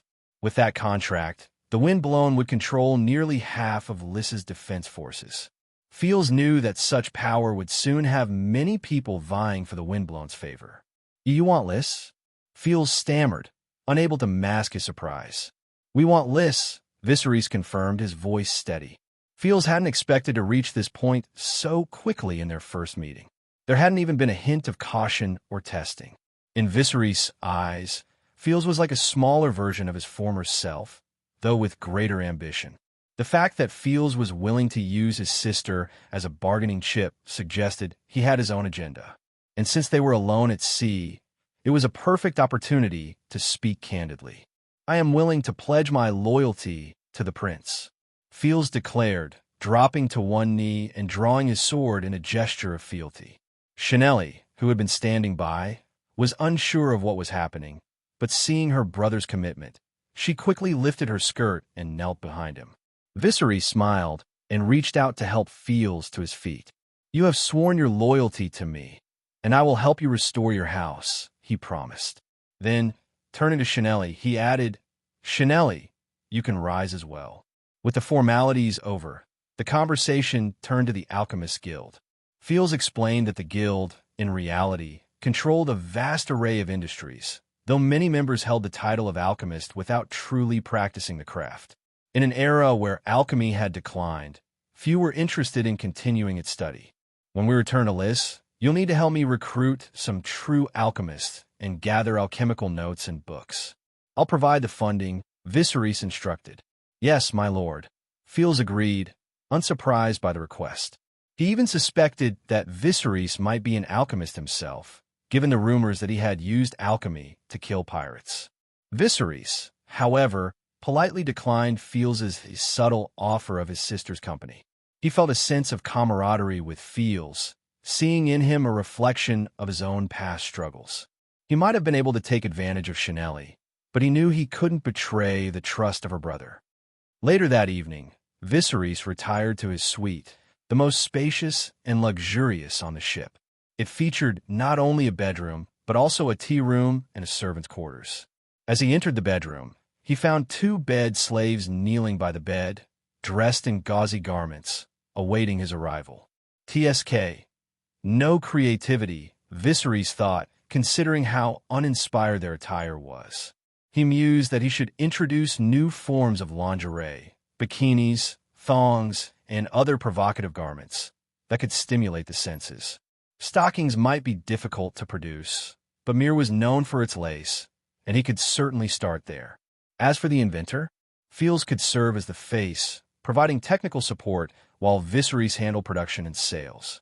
Although Viserys had accumulated considerable wealth and bravos, his funds were not always readily accessible. The dividends from his soap business weren't enough to support his ambitions, so he needed to find new ways to generate income. And what better way than through legitimate business, rather than plundering?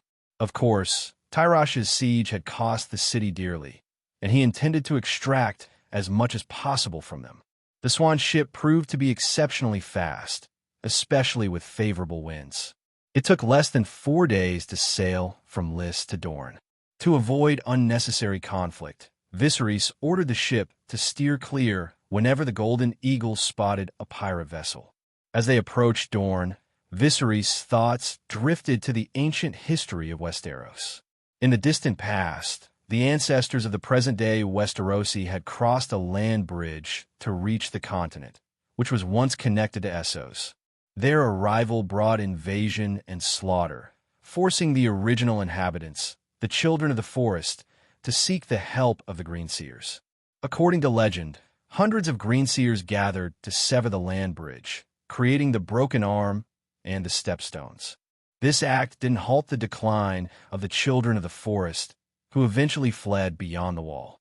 In another world, Viserys might have dismissed such stories as mere fantasy, but in the world of ice and fire, they stirred his curiosity.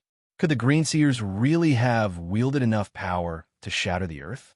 And were the White Walkers, creatures supposedly created by the Greenseers, were they truly as dangerous as the legend suggested? These thoughts troubled Viserys. If the Greenseers were so powerful, could the whites they created be more than just skeletal zombies? How could such creatures, seemingly fragile and prone to falling apart, pose a threat to all of humanity? Perhaps they were more formidable than he had imagined. But the most pressing question of all lingered in his mind. Why had the Valyrians, with all their dragons and magic, stopped their expansion at Dragonstone? They had established colonies across the world, dominating for 5,000 years.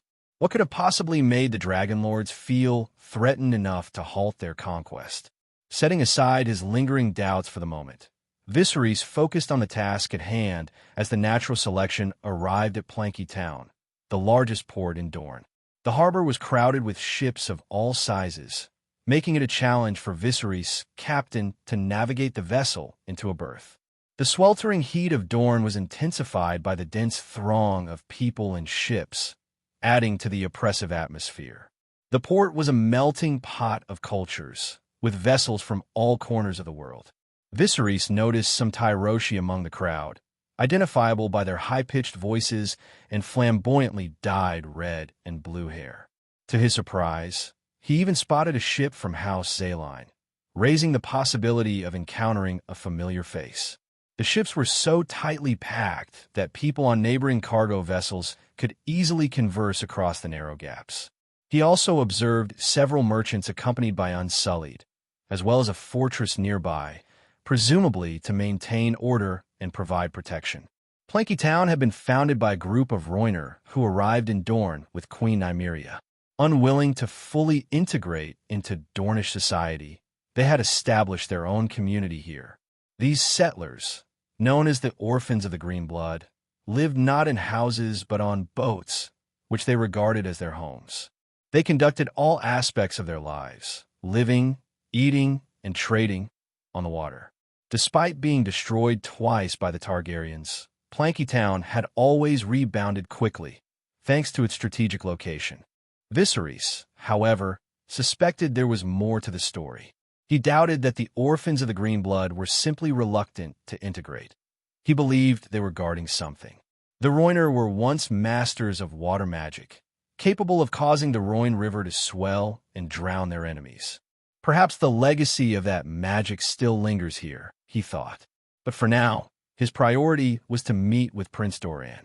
Just as Viserys and his companions finished mooring the ship and prepared to disembark, a commotion erupted from the vessels behind them.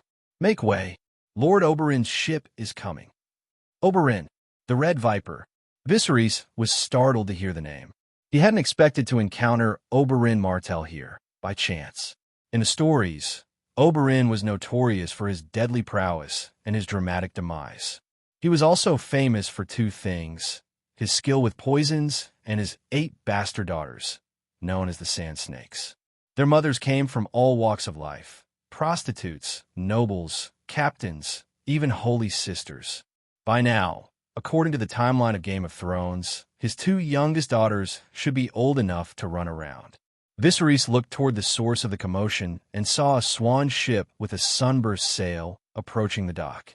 Other ships waiting to enter the harbor quickly moved aside to allow it passage. Standing at the bow was Oberyn, accompanied by a woman with reddish-brown hair. She wasn't conventionally beautiful, but there was an unmistakable sensuality in her every movement. This was Ellaria Sand, the mother of Oberyn's 4 youngest daughters. "Are you sure you don't want to stay a little longer? I've learned a few new tricks lately," Ellaria teased, looking up at Oberyn with a playful glint in her eye as she breathed against his neck. "Oh, little Lyriza is already walking, and you've got new tricks?" Oberyn replied with a smirk. Lyriza was their 4th child, and despite being a mother of 4, Ellaria's skin was still smooth and firm. She was confident she could give Oberyn another child, preferably a boy, not because she had a preference, but after 8 daughters, why not add a son to the mix? "You keep getting me pregnant. I don't have time to show off my tricks," Ellaria purred, her voice dripping with seduction as she reached for Oberyn's little viper. The 2 of them shared a deep, passionate kiss at the bow of the ship, oblivious to the world around them. From his vantage point on the natural selection, Viserys observed the couple's interaction, noting the contrast between their nobility and their wild, unrestrained passion. Despite their differences, they were a perfect match, and it was no wonder they had so many children together. If their connection was this strong, Viserys mused, it wouldn't be surprising if they ended up with 4 more. "Perhaps we should approach the Red Viper directly and ask him to take us to Sunspear," Viserys suggested to Fields. "Is that wise, my lord?" Fields hesitated. "It's a secret alliance. What's the point of worrying about appearances?" Meanwhile, Oberyn was intrigued when his servant informed him that envoys from Lys had arrived. He was aware of Lys's precarious situation. The city had lost the 2 lakes in its war with Tyrosh and was likely facing another attack soon. It was clear they had come seeking aid, but Oberyn found it curious that they had chosen to approach Sunspear. There was no natural alliance between the 2, and the distance alone made such a request unusual. It would take an ordinary warship at least a week to reach Lys. However, Oberyn's curiosity was piqued.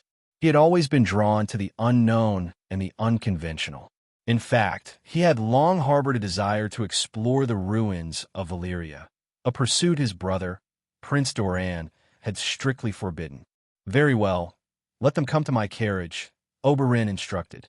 Viserys was pleasantly surprised at how smoothly things were progressing.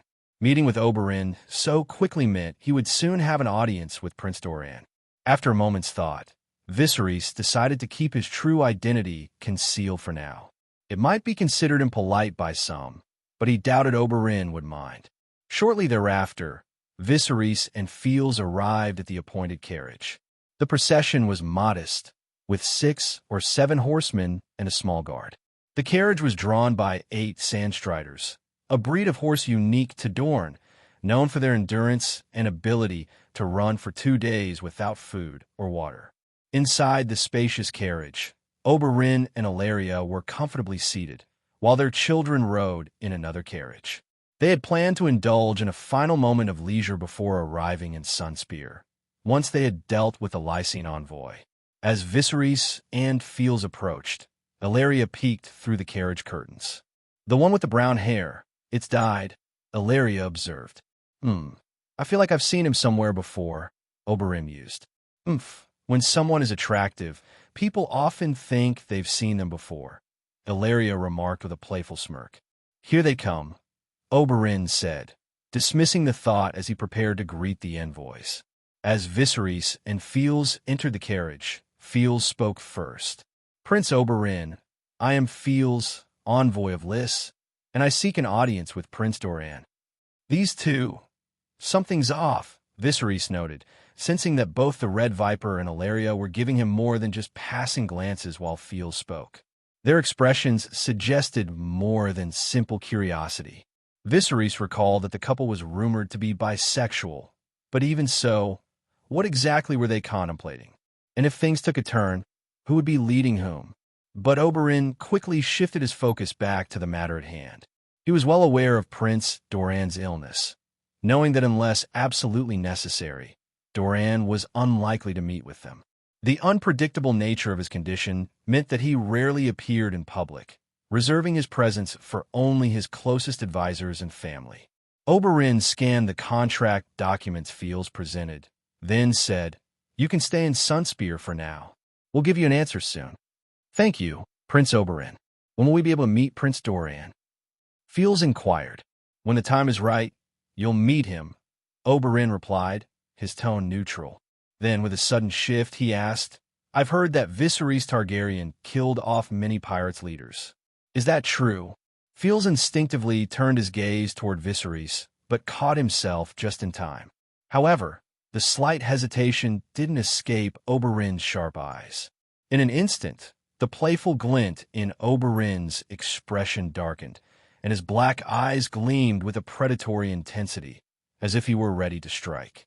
Viserys hadn't anticipated being exposed so quickly. Seeing no point in further pretense, he removed his hairband, revealing the silver-white roots of his hair. A subtle spark flickered in his eyes as he spoke. "Viserys Targaryen greets Prince Oberyn." Even someone as astute as Oberyn was momentarily thrown off balance. The last report he'd received had placed Viserys with the windblown, fighting for Tyrosh. Yet here he was claiming to be Lys's envoy and standing in Dorne. "You're Viserys?" Ellaria, who had remained silent until now, exclaimed in shock. Viserys offered a composed smile. "I wonder, Prince Oberyn, will you catch up with me first, or would you rather hear my story?" After a brief pause, Oberyn's eyes lit up with the excitement of a treasure hunter who had just stumbled upon a priceless artifact.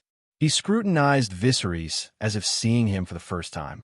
"First, tell me how you became Lys's envoy," Oberyn demanded, his curiosity piqued. "Of course," Viserys replied, launching into an account that began with the events at Dragon's Flame Fortress. As he explained his plan to forge an alliance between Sunspear, Lys, Myr, and Pentos to collectively challenge Tyrosh, Oberyn's initial shock deepened into amazement. What at first sounded like a fantastical tale began to make strategic sense. If Tyrosh gained control of the stepstones, they would undoubtedly impose heavy tolls, directly impacting the interests of House Martell. But if, as Viserys proposed, Tyrosh could be held by a coalition of powers, it would not only protect Dorne's interests but also attract more merchants to do business in the region, increasing trade and tax revenues. Oberyn, now thoroughly intrigued, found himself caught between admiration for Viserys' boldness and the realization of the significant stakes involved. If you were Rhaegar, the Targaryens would never have lost the Iron Throne, the Red Viper remarked bluntly, a hint of admiration in his voice. He was glad that a secret marriage pact had already tied this impressive young man to House Martell. My prince, that's a high compliment, but perhaps not entirely appropriate, Viserys replied with a smile. The Red Viper laughed, acknowledging his mistake. Ah, fair enough. Now, tell me about those pirates. I actually used poison, more specifically, a kind of gas, Viserys explained.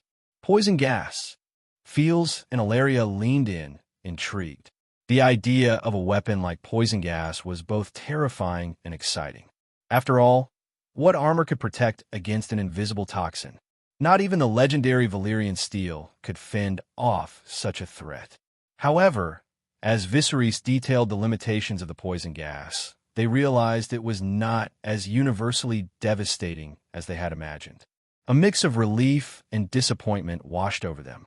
Still, the fact that Viserys had dared to lead a small band into the heart of a pirate lair spoke volumes about his courage, comparable to the legendary, fearless Barristan. Planky Town was not far from Sunspear, and perhaps Viserys' tale was so engrossing that Oberyn and Ilaria forgot about their earlier plans for a more intimate journey. Before long, Sunspear loomed in the distance. The city jutted out into the land, with two slender, pointed towers, the Tower of the Sun and the Spear Tower, dominating the skyline. These structures, symbols of the union between House Nymeros Martell and the Rhoynar, were a stark contrast to the architecture of Valyria and Westeros, offering a glimpse into the remnants of Rhoynar civilization. Let's head straight to the Water Gardens, Oberyn suggested. My brother spends most of his time there. No problem, Viserys agreed. By the way, how is Daenerys, Prince? Oberyn inquired. She's safe and well protected, Viserys assured him. Oberyn nodded, remembering rumors he had heard about Viserys and Braavos. There had been whispers of a strained relationship between the siblings, but the fact that Viserys hadn't sold Daenerys yet spoke well of his character. As they made their way westward to the Water Gardens, a palace surrounded by lush flowers and trees soon came into view. Incidentally, the first owner of the Water Gardens was also named Daenerys. Oberyn mentioned with a knowing wink, his expression carrying a hint of suggestion. Viserys caught the meaning. He wasn't opposed to the idea of a marriage alliance, but he knew he needed stronger bargaining chips. Just as the Viserys of old had boldly sought alliances with little more than his sister to offer, this Viserys was keenly aware that while his position had improved, it was still not strong enough to negotiate on such terms. Without a dragon or something of equal value, he couldn't entertain the idea of marriage just yet. You don't need to accompany me any further, Viserys said to Fields. Wait for my news. Understanding that Prince Doran's condition made personal introductions delicate, Viserys preferred to approach the matter himself. Fields nodded in agreement, having no objections. Unaware that Viserys was already privy to Doran's illness, Oberyn nevertheless approved of his discretion. Once they arrived at the Water Gardens, Fields, Ilaria, and the children were escorted away by servants, while Oberyn led Viserys through a series of fountains to a secluded courtyard. Oberyn deliberately slowed their pace, subtly guiding Viserys around the palace. Viserys understood that Oberyn was allowing time for someone to check on Doran's condition, and he used the moment to refine his strategy for convincing the ruler of Sunspear to join his proposed alliance. The Water Gardens, with their abundant lemon and orange groves, offered a natural refuge from the relentless Dornish heat.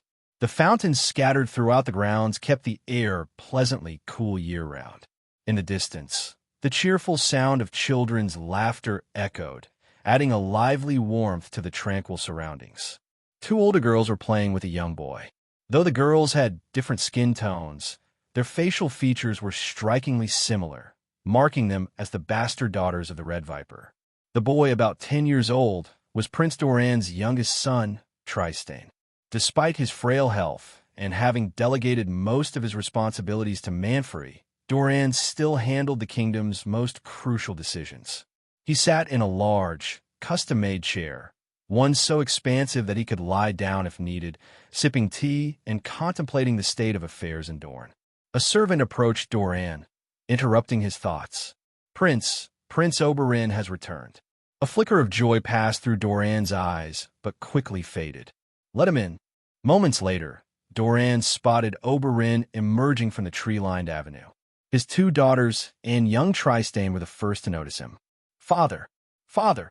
The 2 girls, abandoning their play, ran to Oberyn, who greeted them warmly before scooping up Trystane and making his way toward Doran. The 2 brothers bore a strong resemblance to one another, though Oberyn's features were more angular and his skin was darker from his travels. "Prince, I'm back," Oberyn announced with a mischievous smile that spoke more of a rogue than a father. "Haha, I thought you were off drinking with the Emperor of ET. I didn't expect you back so soon. How many children did you bring back this time?" Doran teased, his tone light. Oberyn set Trystane down and took a seat. "2? From the same mother?" Doran asked, raising an eyebrow. "Of course. My feelings for Ilaria are still strong," Oberyn replied with a grin, though there was something more behind his eyes, a desire to share news. Doran noticed the eagerness in his brother's expression. "If you have something to say, don't hold it in." Suppressing a laugh, Oberyn leaned in. "Guess who else I brought back this time?" "Who?" "Viserys." "How did you know?" Oberyn's surprise was genuine. "You really brought him back?" Doran's disbelief was evident. He had never met Viserys and harbored no personal affection for him. To Doran, Viserys was merely an investment project, one that might yield results but wouldn't be mourned if it failed. The idea that Oberyn had actually brought him to Dorne was unsettling. Even if Viserys were to marry Aerion one day, now was not the time. To Doran, Oberyn's actions seemed reckless. "You're mad. What are you thinking bringing him here now?" Doran's voice carried a rare edge of reprimand. Normally, he turned a blind eye to Oberyn's wild escapades. Even his 8 bastards were of little concern. But when it came to the future of House Martell and Dorne's interests, Doran was exceptionally cautious. Seeing his brother so agitated startled Oberyn. No, it's not what you think," Oberyn quickly reassured him. Despite Doran's usual tolerance, Oberyn deeply admired and even slightly feared his brother. "I just happened to run into him in Plankytown. By chance?"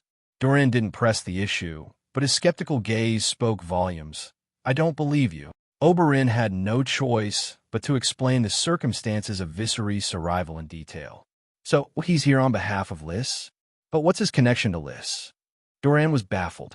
Why would Viserys, supposedly still fighting for Tyrosh with the wind blown, now be representing Lys? The whole situation seemed perplexing. As Oberyn continued to elaborate, Doran found himself both surprised and suspicious. What kind of mind does this young man have, he wondered. "Doran, should we meet him now? And how are you feeling?" Oberyn asked cautiously, noting his brother's condition.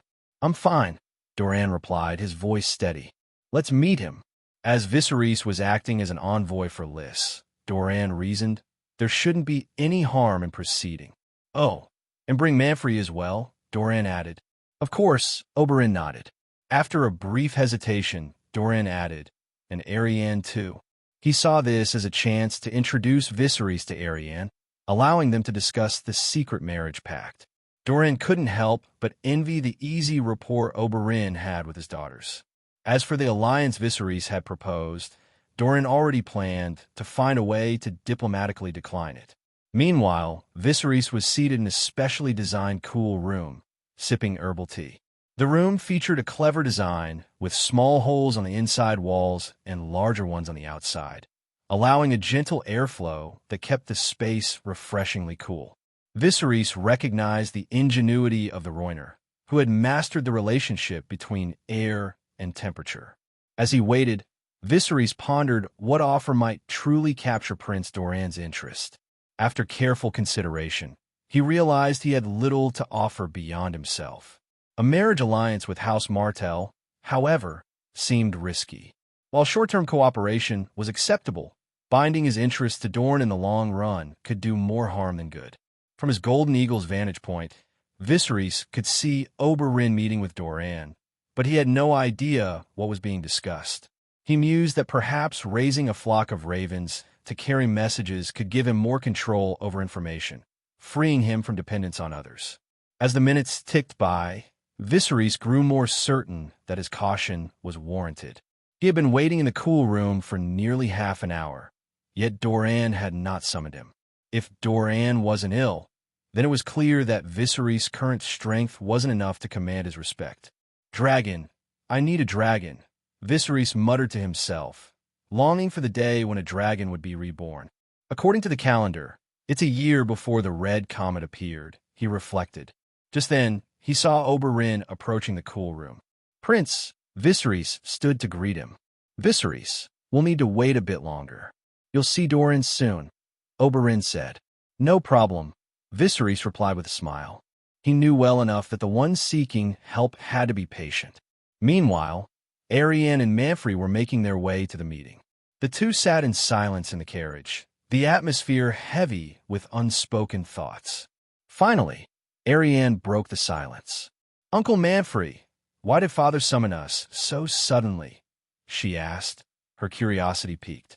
"I heard it's an envoy from Lys, and—" Manfrey hesitated slightly before continuing. "Viserys."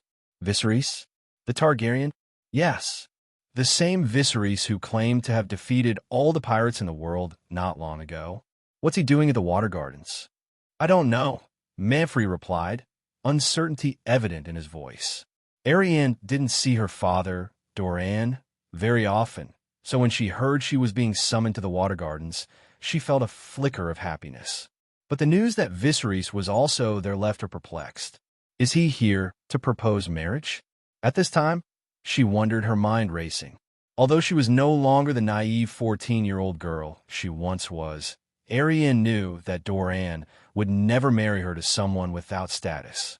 But in her eyes, Viserys' current situation wasn't much better than that of a commoner. First, she had been surrounded by a circle of old men, and now there was the prospect of a lost soul. The thought only deepened her sadness.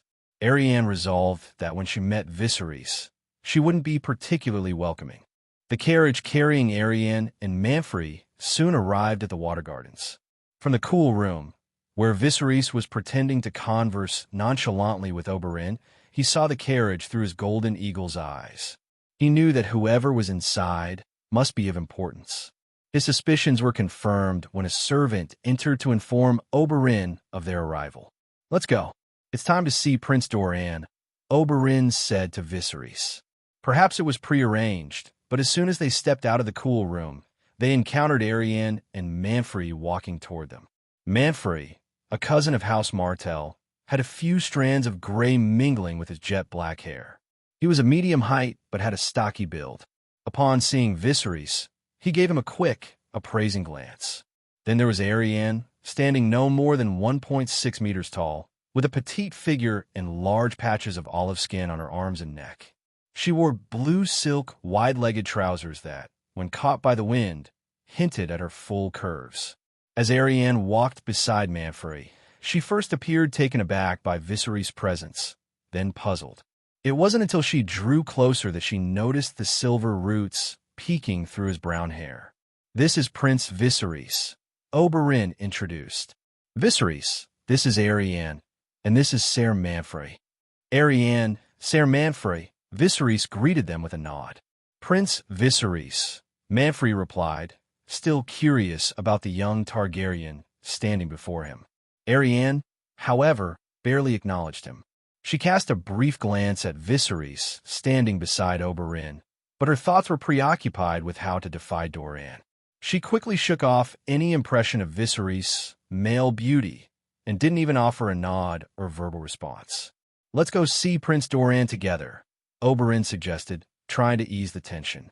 As they walked, Arianne couldn't resist asking, "Lord Viserys, I thought you were still a Sellsword in the Free Cities.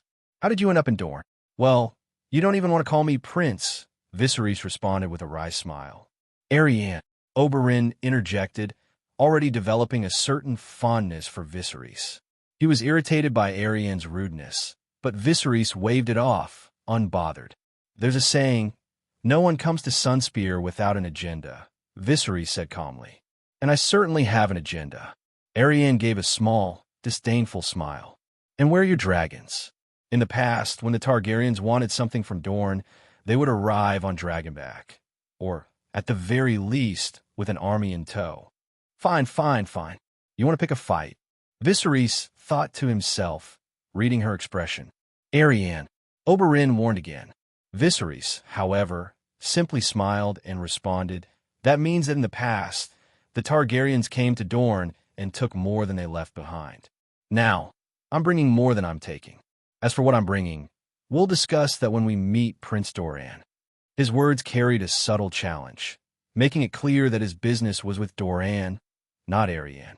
After all, Viserys was her senior in terms of lineage. Although Viserys kept his tone controlled, the underlying steel in his voice as he sparred verbally with Arianne earned him a measure of respect from both Manfrey and the Red Viper. Arianne, realizing she couldn't easily provoke him, fell silent. Soon, the group reached the heart of the Water Gardens, where Oberyn's two daughters hurriedly approached to greet them. They had already welcomed their father, but now their gazes turned to Viserys, their eyes sharp with curiosity rather than politeness. Oberyn addressed his daughters. "All right, I still have matters to discuss with your uncle. I'll check on your homework later." "Homework?" Viserys thought, surprised that Oberyn, the notorious Red Viper, would assign his children such tasks. "The fair-skinned one is Tyne. Her mother is a holy sister," Oberyn said, introducing them with a touch of pride. "And the dark-skinned one is Sarella. Her mother is a captain from the Summer Isles." Viserys chuckled. "It seems neither the sea nor the gods can rival your charm." His compliment pleased Oberyn, though Arianne couldn't resist rolling her eyes. "I never thought the Targaryens would fall so far," she thought disdainfully, her contempt evident. Arianne's behavior was becoming increasingly disrespectful, even grating on Manfrey's nerves. Oberyn also turned back, his face showing clear disapproval. But before anyone could reprimand her, Viserys deftly shifted the conversation. "Prince Oberyn, have you ever wondered why all your children are girls?" he asked with a sly smile. Oberyn, momentarily caught off guard, shrugged. "I've wondered, but it doesn't bother me, though I wouldn't mind having another boy." "Well, I've heard that the father determines the child's gender," Viserys began, sharing some basic knowledge about fertility that seemed to genuinely intrigue Oberyn. "So, you're saying it might be because I'm constantly handling poisons?" Oberyn mused, clearly intrigued by the idea. "Maybe if I avoid them for a while, I could have a son." "Possibly," Viserys replied, though his aim wasn't really to help Oberyn have a son. He knew Oberyn's curiosity was piqued by anything new or unconventional. Strengthening personal ties with the Martells, even subtly, could only benefit Viserys in the long run. His casual indifference to Arianne, meanwhile, left her feeling as though she was swinging punches at empty air. As they continued their conversation, they soon came into view of Prince Doran. From a distance, Doran noticed Viserys' reddish-brown hair and quickly deduced it was likely dyed for the sake of secrecy. Viserys, too, had already considered the implications of the secret marriage pact before setting foot in Dorne. He was not eager to pursue a marriage alliance at this stage. If the Martells proposed one, it could complicate matters. He would have to refuse, but the challenge would be in doing so without offending them.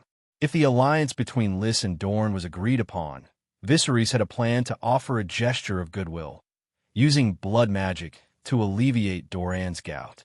While he couldn't cure the illness entirely, he could at least offer temporary relief from the excruciating pain.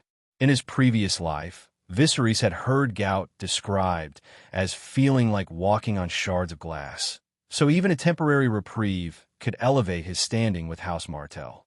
When Viserys finally stood before Doran, he saw a man whose illness had aged him beyond his years. Doran's eyes were sharp, scrutinizing Viserys with a cautious intensity.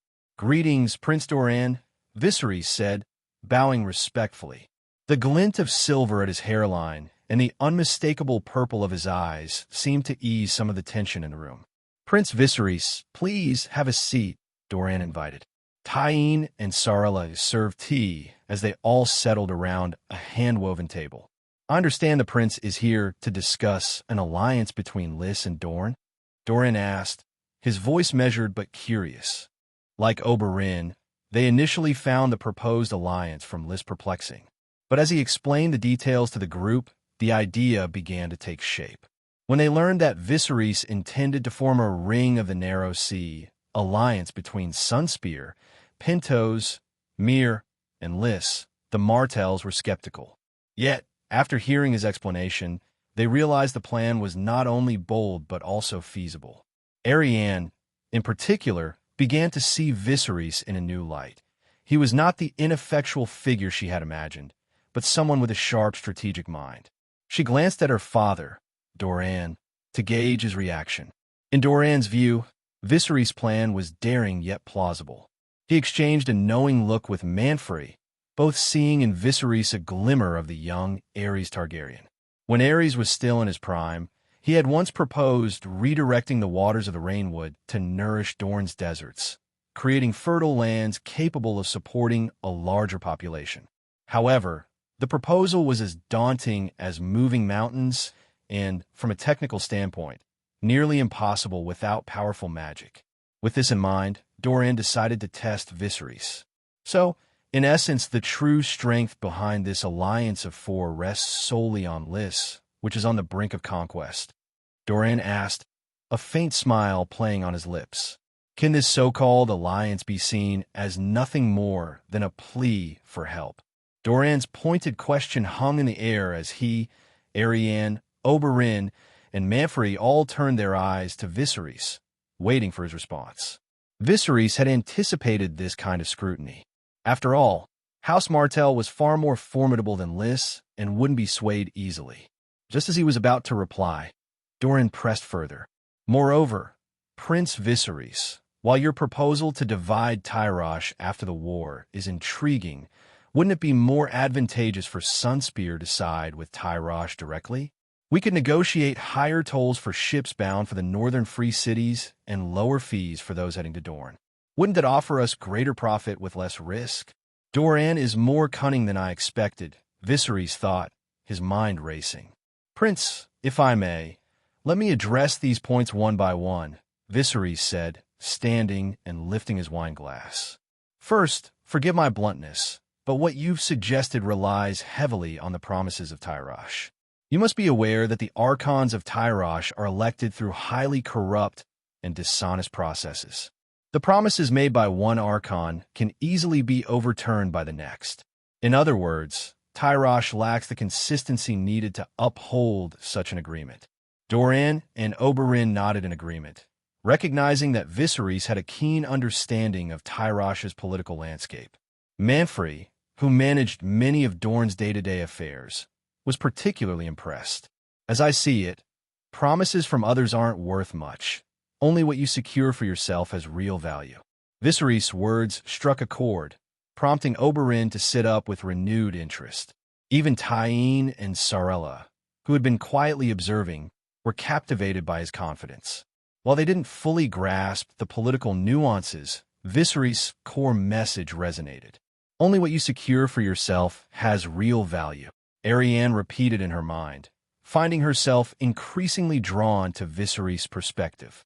Viserys continued, Now, regarding the alliance you mentioned, I believe that all human relationships are at their core alliances between brothers, fathers, and sons, even rulers and subjects. Take the relationship between a father and son, for example. It's an alliance. The father imparts wisdom and wealth, and the son inherits his father's bloodline and legacy.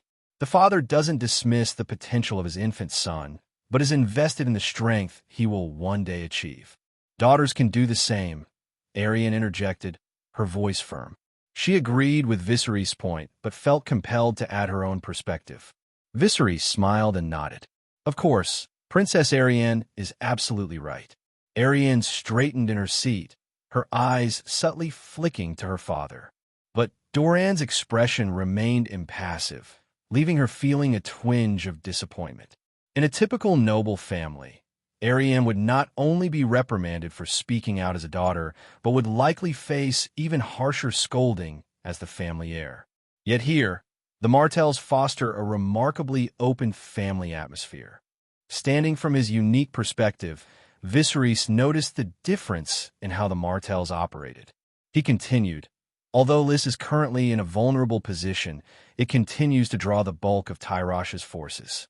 Especially after the heavy losses Tyrosh suffered at Dragon's Flame Fortress, they'll face significant challenges in capturing Lys, especially if the wind blown withdraws and turns against them." Oberyn, having been a Sellsword himself and even leading a mercenary group, immediately grasped the significance of Viserys' point. The potential for the wind-blown to defect was crucial. While it wasn't unheard of for mercenary groups to switch sides during a conflict, established groups avoided such betrayals to maintain their reputation and ensure future work. Viserys' confidence made Oberyn wary. "Why would the wind-blown defect?" Oberyn asked, his curiosity piqued. "I have an agreement with the leader of the Windblown, and I'm set to be the next leader of the company," Viserys replied calmly. Oberyn's eyes widened in surprise, and he leaned back in his chair.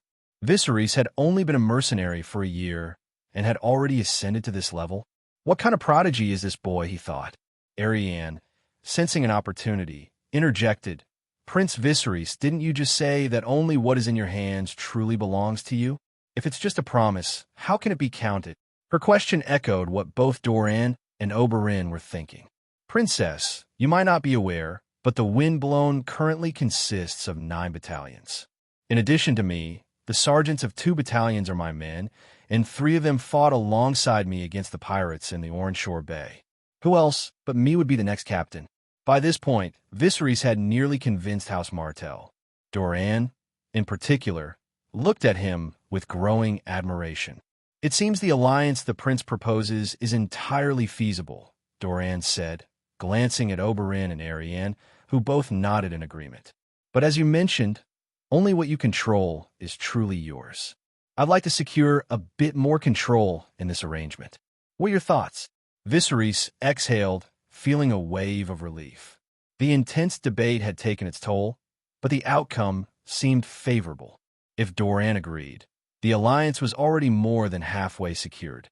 "You did say you'd consider anything within my power," Viserys replied, his tone cautious. Doran smiled and glanced at Tyene. "Fetch my gold box," he instructed. "Yes, Prince," Tyene replied, leaving to retrieve it.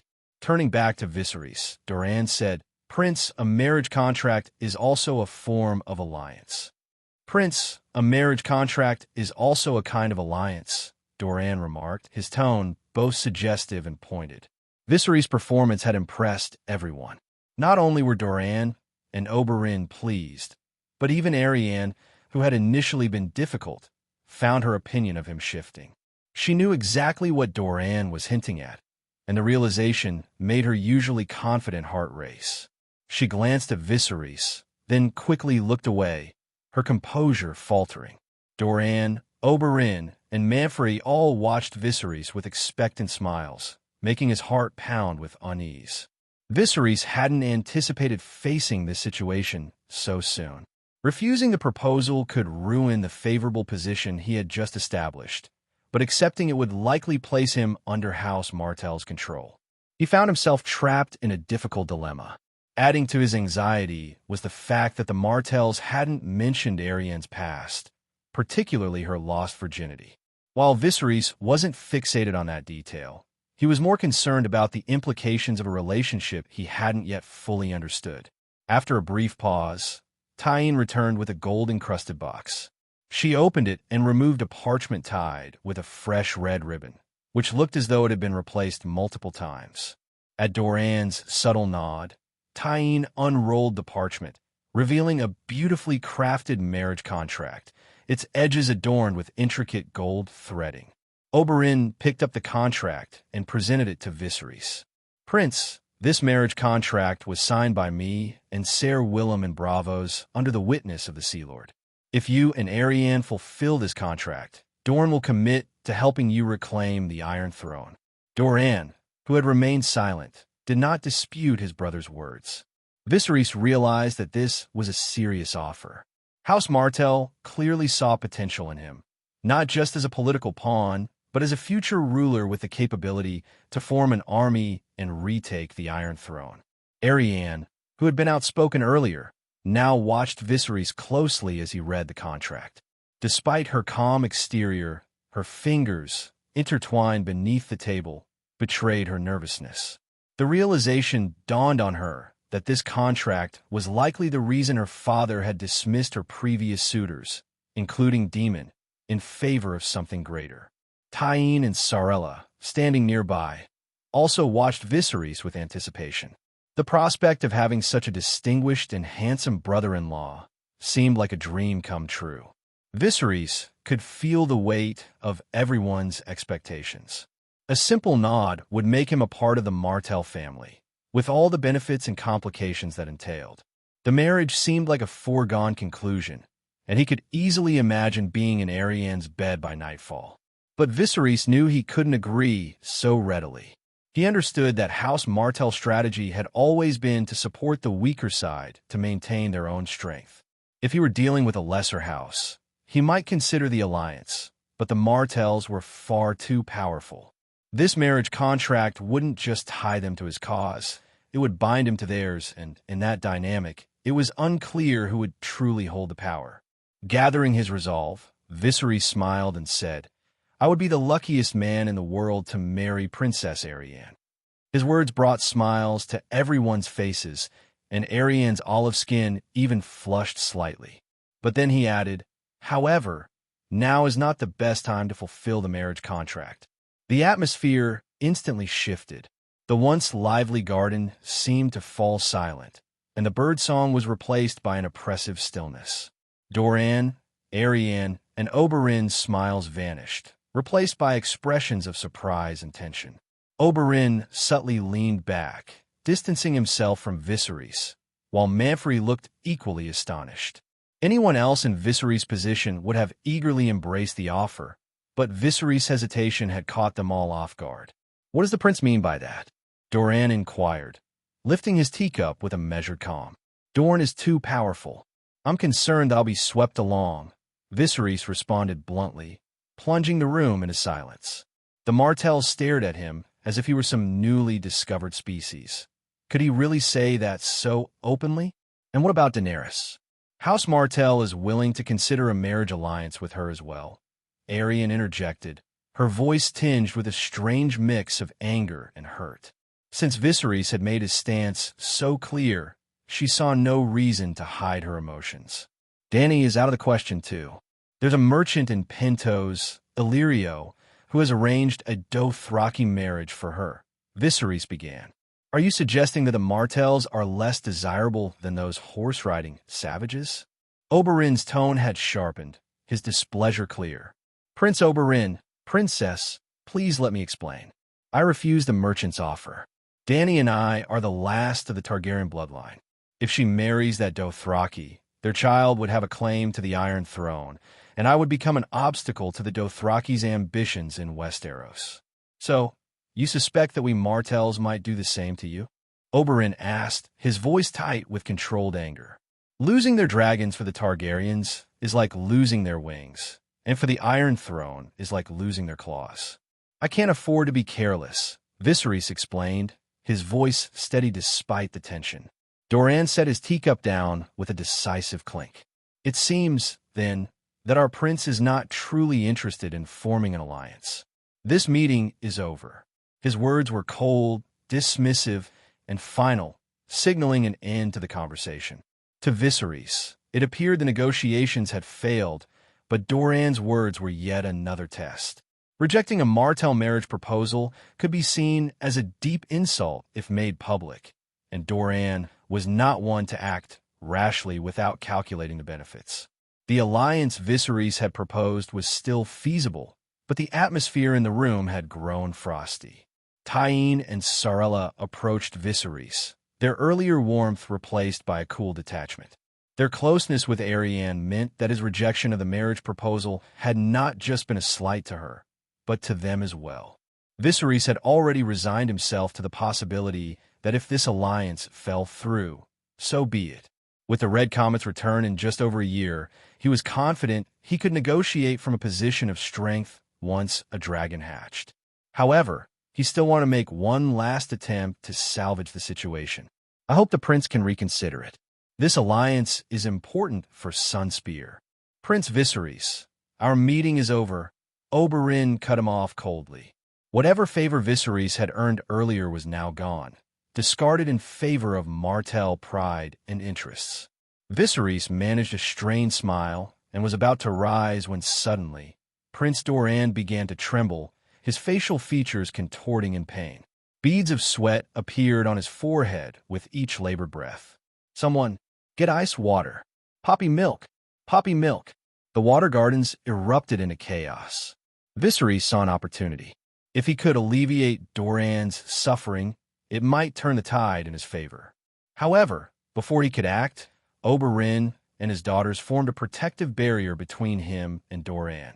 Prince, you should leave, Oberyn said, his voice brooking no argument. Prince, you need to leave.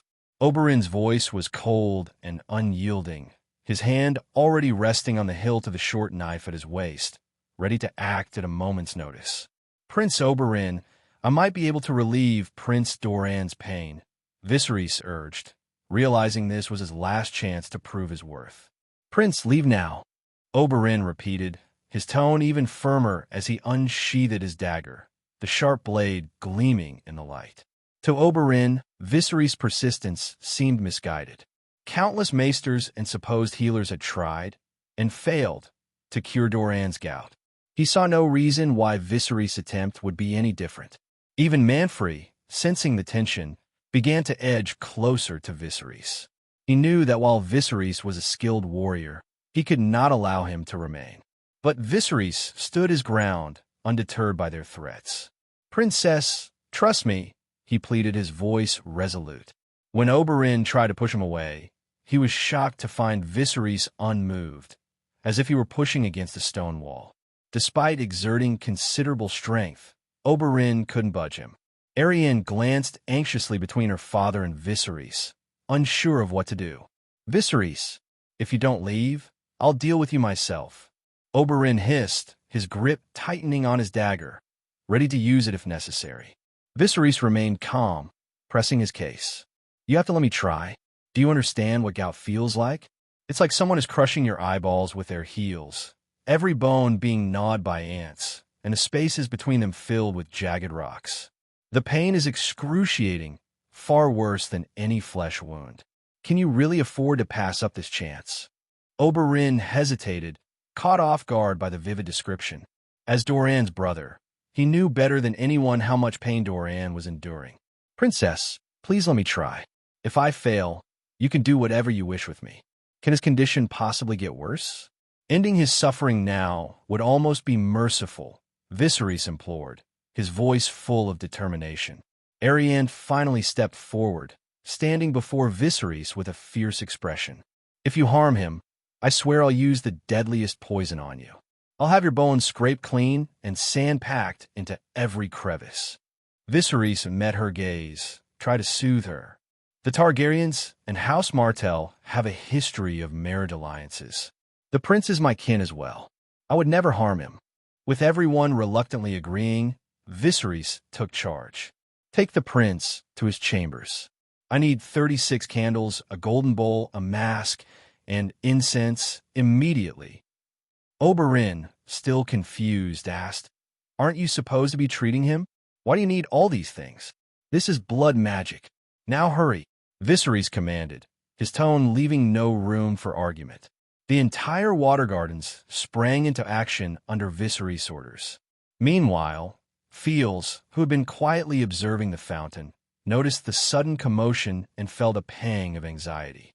Did the negotiations fall apart? That can't be, he muttered to himself. When he tried to approach the scene, the guards barred his way, and he realized he was effectively under house arrest, his worry growing by the minute. "Goddess, please protect the prince."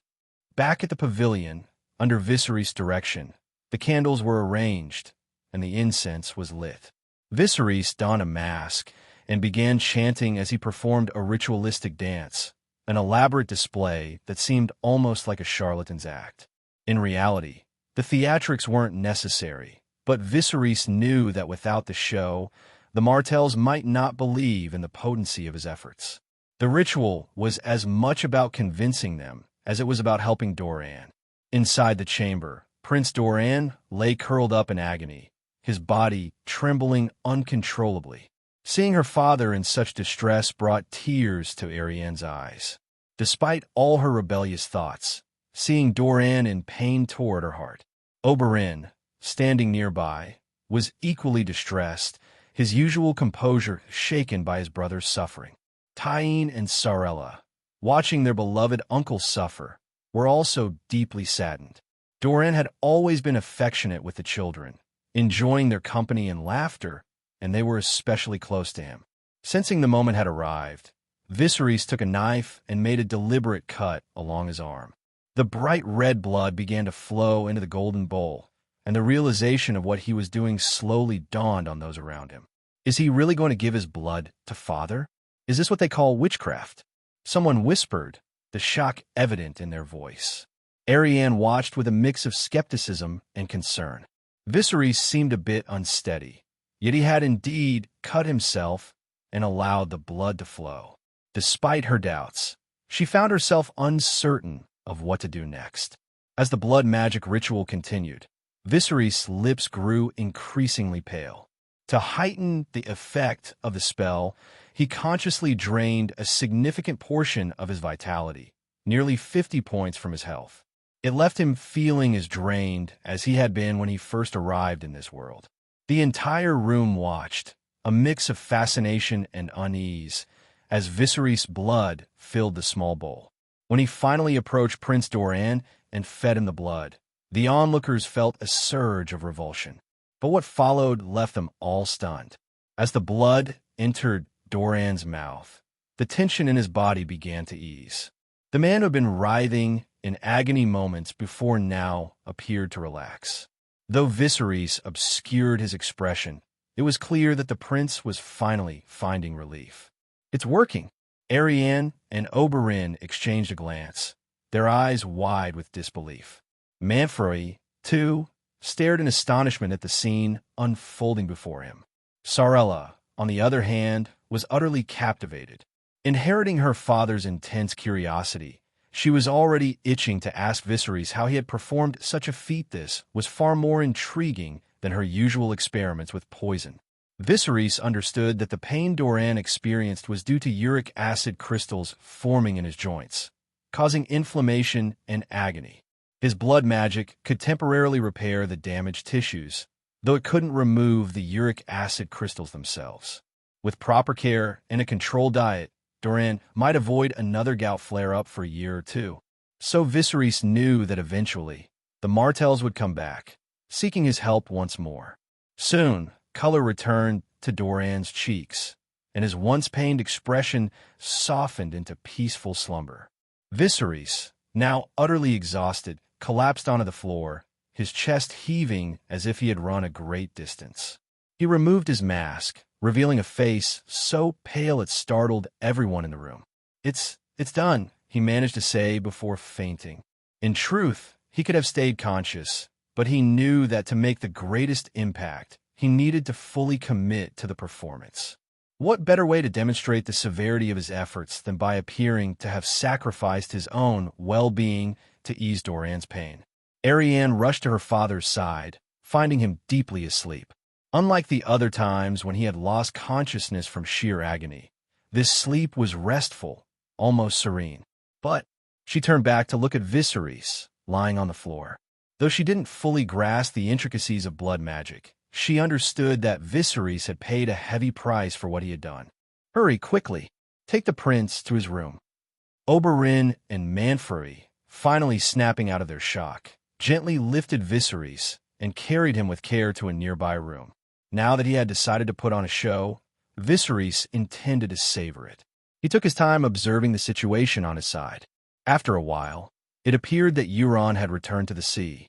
The sails fluttered above his head, and the sounds of seagulls and waves filled his ears. Viserys turned his gaze and was immediately captivated by a massive black and gray screen that seemed to cover the sky. It resembled a towering wall of clouds or a colossal pillar holding up the heavens. But on closer inspection, it was neither a wall nor a pillar. It was a swirling sea of clouds. This was part of the ruins of Valyria's End, the Smoking Sea. Legend had it that the Smoking Sea was once land, but in the cataclysmic end of days when the heavens and earth were shattered, it became an ocean. Or perhaps the land had been swallowed by the sea. Boom! The boundless sea seemed to let out a sigh, and the low, powerful vibrations shook the waters around the Smoking Sea. Black smoke rose from the depths, spreading its outline in the black and gray mist before slowly blending into it. What is Euron doing in the Smoking Sea? Could he really be planning to go in? Viserys wondered. Given Euron's callous disregard for human life, this wasn't beyond reason. But after checking the direction the ship was heading, Viserys realized that the man wasn't quite as mad as he appeared. Euron seemed to be sailing south of the Smoking Sea, likely taking the conventional route to Valyria. Euron continued his course, and Viserys ended his dragon dreams, taking the opportunity to rest. A day later, Viserys lay on a wooden bed in an elegant room. At his bedside, Arianne, Tyene, and Sarella sat in a row, quietly discussing his handsome but pale face. "Look at his arms. They're almost as thick as my legs," Tyene remarked, cupping her thigh with her hand before gesturing toward Viserys' arm. Her slender palm brushed his skin, making Lys feel a bit ticklish. Of course, he's the champion of the tournament. How could he not have strong arms? Arianne commented, thinking of her great-uncle, Luwin, who had died in battle. He had been a Kingsguard, a skilled fighter with formidable strength. Arianne gazed at Viserys' face as if admiring it. The boy, who was the same age as her, seemed unexpectedly remarkable. There was nothing wrong with the idea of marrying him. "Look at his chest, it's so broad," Tyene said, poking Viserys' pectoral muscles. "Hey, it's so firm. Tisk, you're being too rough. Don't wake him up," Arianne warned, though she also felt the temptation to touch him, but was afraid of disturbing his rest. "Sarella, feel his belly, it's so solid," Tyene urged, reaching under the blanket covering Viserys. "Damn it, taking advantage of me," Viserys thought, realizing it was time to wake up. Seeing Tyene's hand moving lower, Arianne gave her a hard slap on the arm. "Ouch," Tyene yelped, looking at Arianne. "What was that for?" "He's like this. What are you trying to do?" "I just wanted to count how many abs he has. What else could I be doing?" "You." Arianne realized she had misunderstood and quickly said, "That's not okay either. What if you wake him up? He just recovered from healing father." "Cut it out. It won't happen," Tyene insisted, pointing at Viserys' pale face.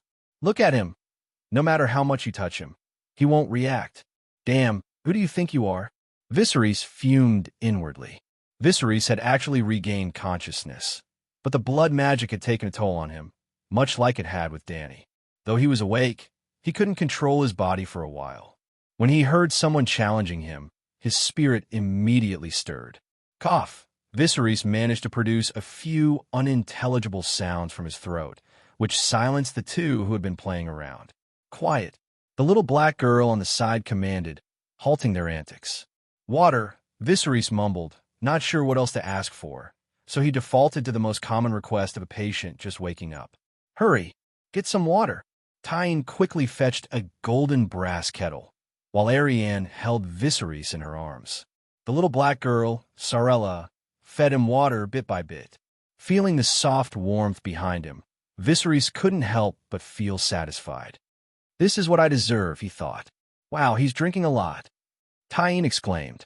Viserys wasn't sure how long he had been asleep. He hadn't felt particularly thirsty at first, but once he started drinking, he couldn't stop. After downing 2 jugs of water, he finally felt full and noticeably better. The scent of the maidens lingered in his nostrils as he glanced around, noting that black, white, and brown were all present. "Princess, have you been taking care of me all this time? Thank you so much," he said. "No, I should be the one thanking you," Arianne responded. She was no longer the same person who had once rejected Viserys' marriage proposal. Instead, she appreciated his straightforwardness. Since he had once believed that the gap between his strength and that of House Martell was too wide for a marriage alliance, she was willing to wait until he felt the balance of power was more even. Besides, when had the daughters of House Martell ever been so conservative? Once Viserys recovered, a brief encounter was hardly something to be ashamed of. As for Viserys, he noticed a different look in Arianne's eyes, completely unlike the provocative attitude she had shown at the beginning. However, this shift didn't change his feelings toward her. He knew that Dany, who was across the narrow sea and relied on him, was still concerned about him. When the time was right, certain matters needed to be addressed. Since Arianne seemed to value Dorne's succession and control above all else, perhaps she could be guided in that direction. This way, he could secure Dorne's support without needing an alliance. "I'll go get my father," the little black girl, who had spoken little until now, said before leaving the room. "How long have I been asleep?" Viserys asked. 2 days and nights, Arianne replied, her tone and demeanor much gentler. Viserys glanced out the window and saw that it was morning. 2 days and nights. I suppose Regis and the others must be worried, he murmured, then fell silent. A short while later, the Red Viper and Prince Doran arrived in Viserys' room. No, you just stay where you are," Prince Doran insisted, stepping forward to stop Viserys from getting up. He sat beside the bed, looking at Viserys with the fondness of an elder admiring a promising young man, despite the fact that they were contemporaries. Although Viserys was not yet 18, Prince Doran was nearing 50. Thanks to Viserys' treatment, Doran now felt no pain at all. He could even get up and walk, something he hadn't been able to do for nearly 2 or 3 years. His gratitude toward Viserys was profound. When he had been ill, Viserys had accurately described his symptoms. It had indeed felt as though someone was stepping on his eyeballs and pouring sand into his bones. As Viserys had said, death would have been a relief. "You must have paid a great price to cure my illness," Doran remarked, noticing the grateful expressions on everyone's faces. Viserys sighed, looking at them with a touch of helplessness. "I'm sorry, Prince Doran, but I haven't truly cured your illness." "Huh? Not cured?" Everyone turned to look at Doran, who now walked like a healthy man and appeared full of energy. He had even eaten a large meal of fish and shrimp the previous day. Viserys then explained how this so-called treatment worked. "In other words, it's as if you've been struck by an arrow, and that arrow remains lodged in your bones. I've only treated the wound caused by the arrow, but the pain will eventually return." Doran's heart sank at the thought of the pain returning. He couldn't bear the idea of suffering that torment again. "Is there no other way?" Arianne asked, her voice filled with concern. "The blood magic I cast should last for 1 to 2 years, Viserys replied. "During that time, the prince must avoid eating anything from the sea, increase your intake of vegetables, and drink plenty of water." "Really?" Doran muttered, recalling with regret the large bowl of seafood he had eaten the day before. "Also, avoid strenuous exercise. Remember, the sand is still lodged in your joints," Viserys added. "Yes, I understand," Doran responded. A heavy silence fell over the room. Even if the blood magic lasted 2 years, what would happen after that? Would Viserys be willing, or even able, to perform it again? No one dared to voice the question. Viserys hadn't revealed the true cost of the magic, leaving them only to speculate. "Can blood magic be performed using someone else's blood?" the Red Viper asked. It had to be him. No one else would have thought to ask so directly. "Blood magic relies on consuming the caster's vitality," Viserys explained. "In other words, I am consuming my own life." His words hung in the air, and he then thought, if your health reaches 0, you die. But I can use the system to replenish it. "Consuming life?"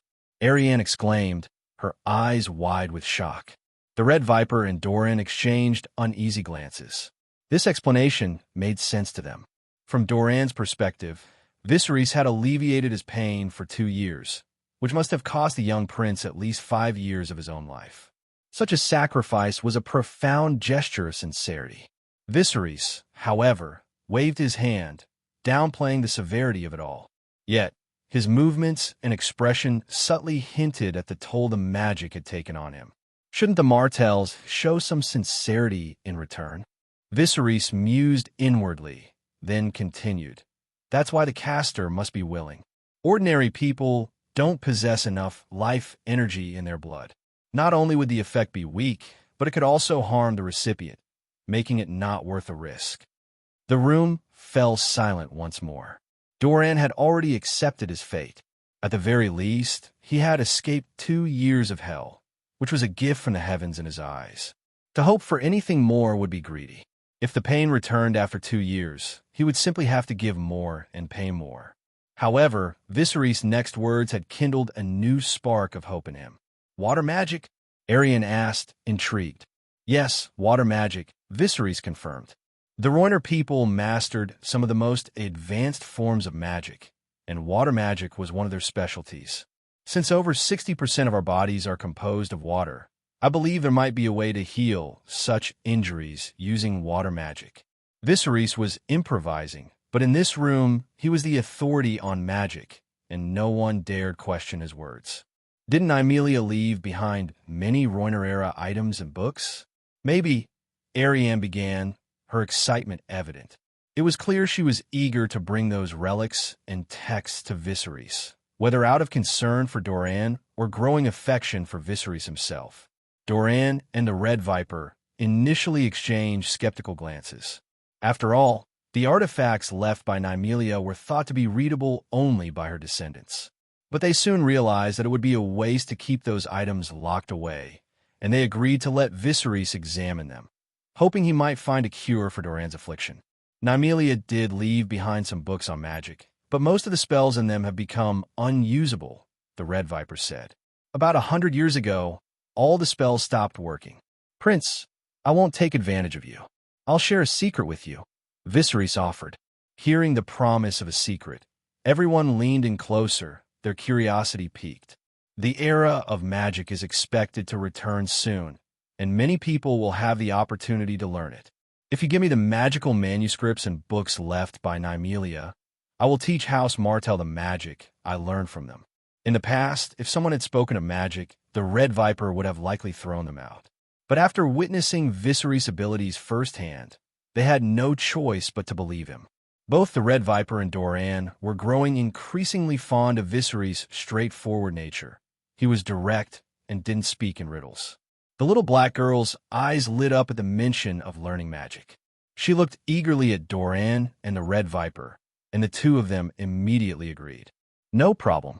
As soon as you're well, we'll take you to see what Nymelia left behind, Doran said without hesitation. Fire magic, blood magic, water magic. Now all that's left is the magic of the Shadow Binders, the Green Seers, and perhaps even the ice magic of the White Walkers. Viserys mused, glancing at his own abilities. If it weren't for the system, he would never have been able to learn so much so quickly. He still had over 120 attribute points saved up, and if he wanted to fully restore his body, it would only take a few clicks. But for the sake of value for money, he decided to maintain the current situation. Oh, by the way, I was wondering if there are any Dragonbone products in Sunspear.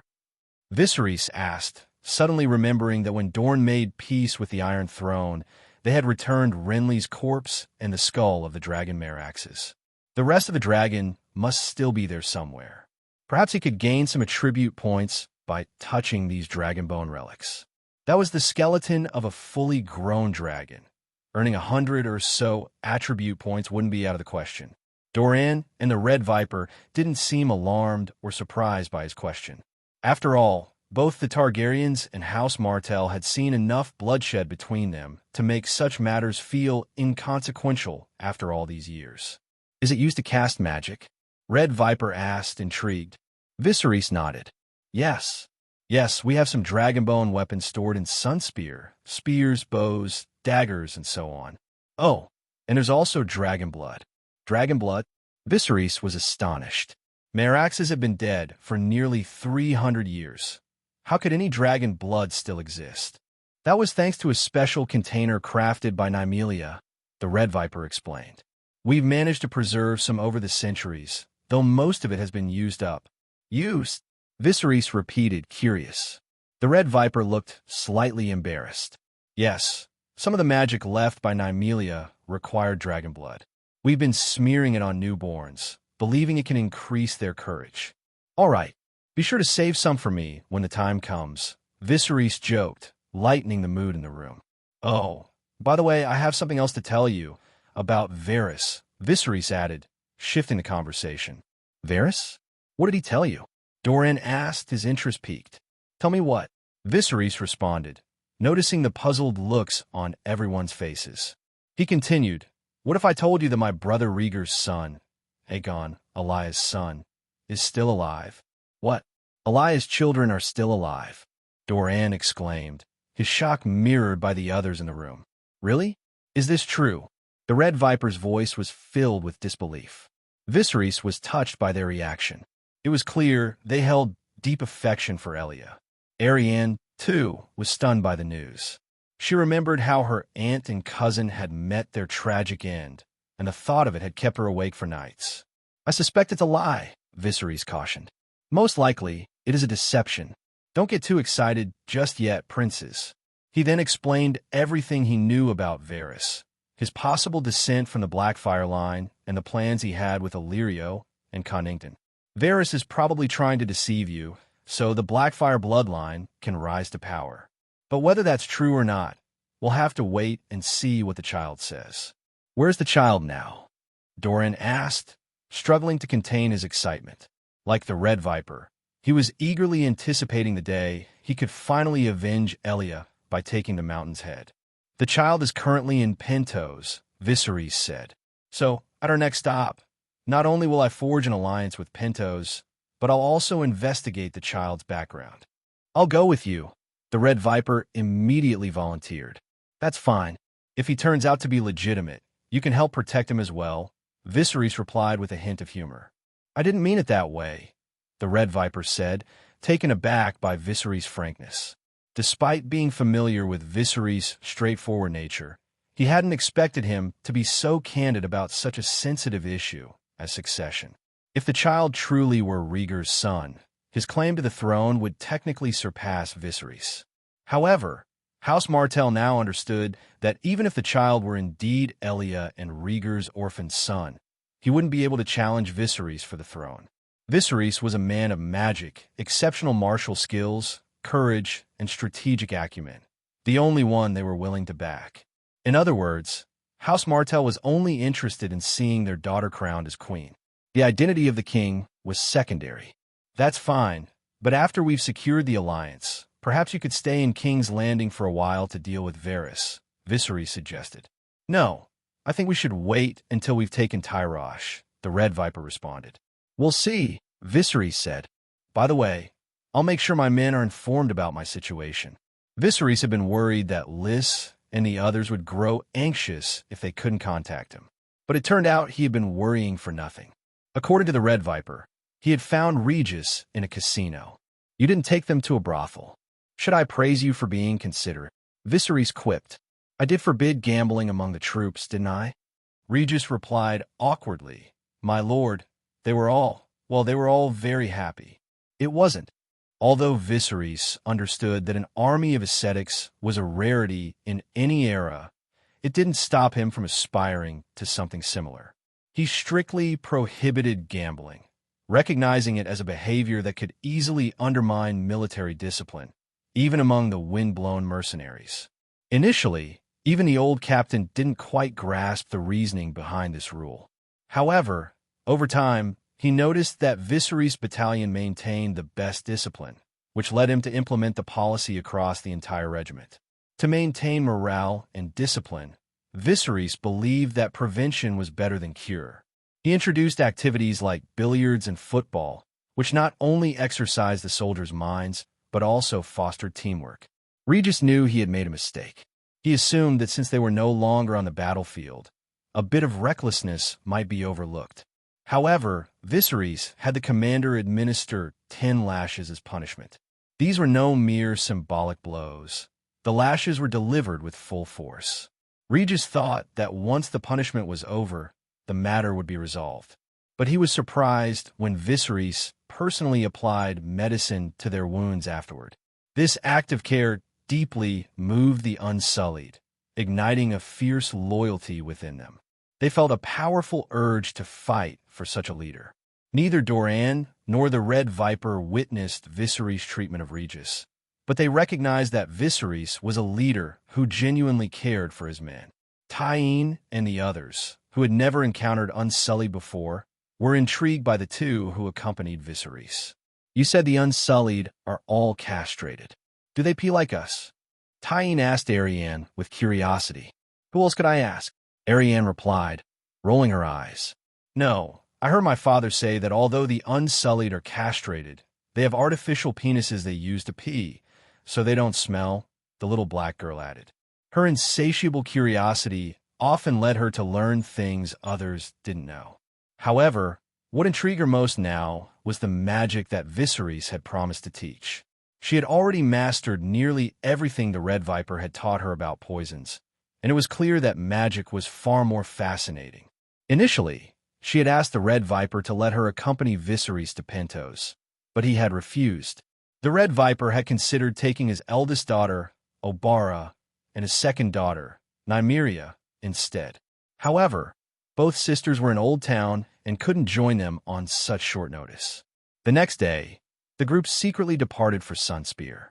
As Viserys had requested, Doran's condition was kept strictly confidential to avoid alerting any interested parties. After all, Doran had not appeared in public for many years, and the more astute observers had long since guessed the truth about his condition. A sudden resurgence of activity would only draw unwanted attention. The group discreetly departed from the Water Gardens and made their way to Sunspear, the capital of Dorne. Sunspear was an expansive city, its defenses bolstered by a formidable triple-curved wall. Some sections featured a cauldron city design, enhancing its strength. Every other segment of the city wall was equipped with massive ballistae. Although their original name is unknown, they have been called Scorpions ever since one was used to slay Meraxes. After passing through 3 heavily guarded city gates, the group arrived at the old gate of House Martell. This was the site where Nymeria and the Martell ancestors united their houses. Here, the Sun Tower and the Spear Tower, visible even from outside the city, stood as slender, straight spires nearly 200 feet high, reaching toward the sky. Beneath the Sun Tower lay Dorne's Great Hall. However, Viserys wasn't here for sightseeing. There would be time to explore these landmarks later. Today's primary goal was to obtain Nymeria's magical manuscripts, examine some alchemical items, and handle the dragon blood. They soon arrived at the oldest and most mysterious part of Sunspear, the Sandship Castle. After Nymeria married the Martell ancestor, all of her belongings were placed here. But over the centuries, many of these items have been lost or damaged, the Red Viper explained, acting as a guide as he led Viserys through the castle's interior. The group proceeded directly to Nymeria's former room, which resembled a blend of a small library and a laboratory. By the window, Viserys noticed glassware, test tubes, and beakers, adding to the room's scholarly atmosphere. At first, Viserys thought his eyes were playing tricks on him. "What is this?" he asked, pointing to a platform about 1 square meter in size, on which rested a nearly perfect octahedron the size of a fist. "I'm not sure," the Red Viper replied, "but I've heard that when Nymeria was alive, this object could float." He then picked up a book from a nearby shelf. It contained an illustration of the platform and the octahedron levitating in midair. Its purpose, however, remained unclear. The room was filled with other strange artifacts. For example, there were round plates, similar to dinner plates, engraved with various patterns. Viserys also noticed something resembling a clock. It seemed that both the Valyrians and the Rhoynar had been proficient in alchemy. Unfortunately, When Viserys touched these items, his panel didn't react at all. Perhaps the magic they once held had long since faded. The Red Viper then brought out a box filled with books and manuscripts for Viserys. These are the magical texts that Nymeria prepared for her descendants, but no one has been able to learn from them for nearly 300 years. Perhaps the Rhoynar blood in our veins has grown too diluted, he said with a touch of sadness. Viserys offered some comfort. It's all right. If you can't master water magic, there's still fire and blood magic. After all, you have Valyrian blood in your veins. The Red Viper felt encouraged by Viserys' words. Let's go see the dragon blood, he suggested. The group then descended to the bottom of Sandship Castle, arriving at a cavern-like chamber. The cave was illuminated by sunlight reflected through several mirrors, making the space surprisingly bright. In the center of the cave lay a massive blanket, its original color obscured, as if it were intentionally covering something. On top of the blanket sat 3 urns, each about the size of a kettle. Is that where the dragon's blood is stored? Viserys asked. Yes, the Red Viper confirmed. It said that over 100 jars were collected from Merryx's body, but after nearly 300 years, only 3 remain, well, 2.5 to be exact. You can take 1 jar. 1.5 jars left. I wonder what this stuff is good for, Viserys mused as the Red Viper handed him the half-full jar of dragon's blood. When the Red Viper opened the jar, a pungent mix of blood and sulfur filled the air. Viserys noticed that the blood inside wasn't congealed or sticky at all. It retained a surprisingly good fluidity. If stored elsewhere, it would have long since evaporated or degraded. Clearly, House Martell had their reasons for keeping it in this particular cave. There had to be a secret to this place. Pushing the thought aside for now, Viserys dipped his fingers into the dragon's blood, and a pale blue light screen appeared before him. Dragon's blood. Gained 20 assignable points. So cool, Viserys thought, and then, without hesitation, he placed his blood-coated finger in his mouth. Next to him, the Red Viper smirked knowingly, as he had tasted dragon's blood before and remembered the intense heat that had rendered him speechless for days. Consuming dragon's blood increases constitution by 10. Viserys checked his panel and saw that his constitution attribute had risen to 110. Encouraged, he dipped his finger into the blood again and tasted it, grinning as he did so. Consuming dragon's blood increases constitution by 7. Constitution, 117.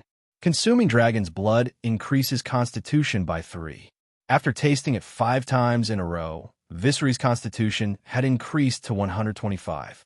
But after that, the panel stopped reacting. However, the Red Viper, who had been watching closely, now looked at Viserys in shock. You don't find it hot?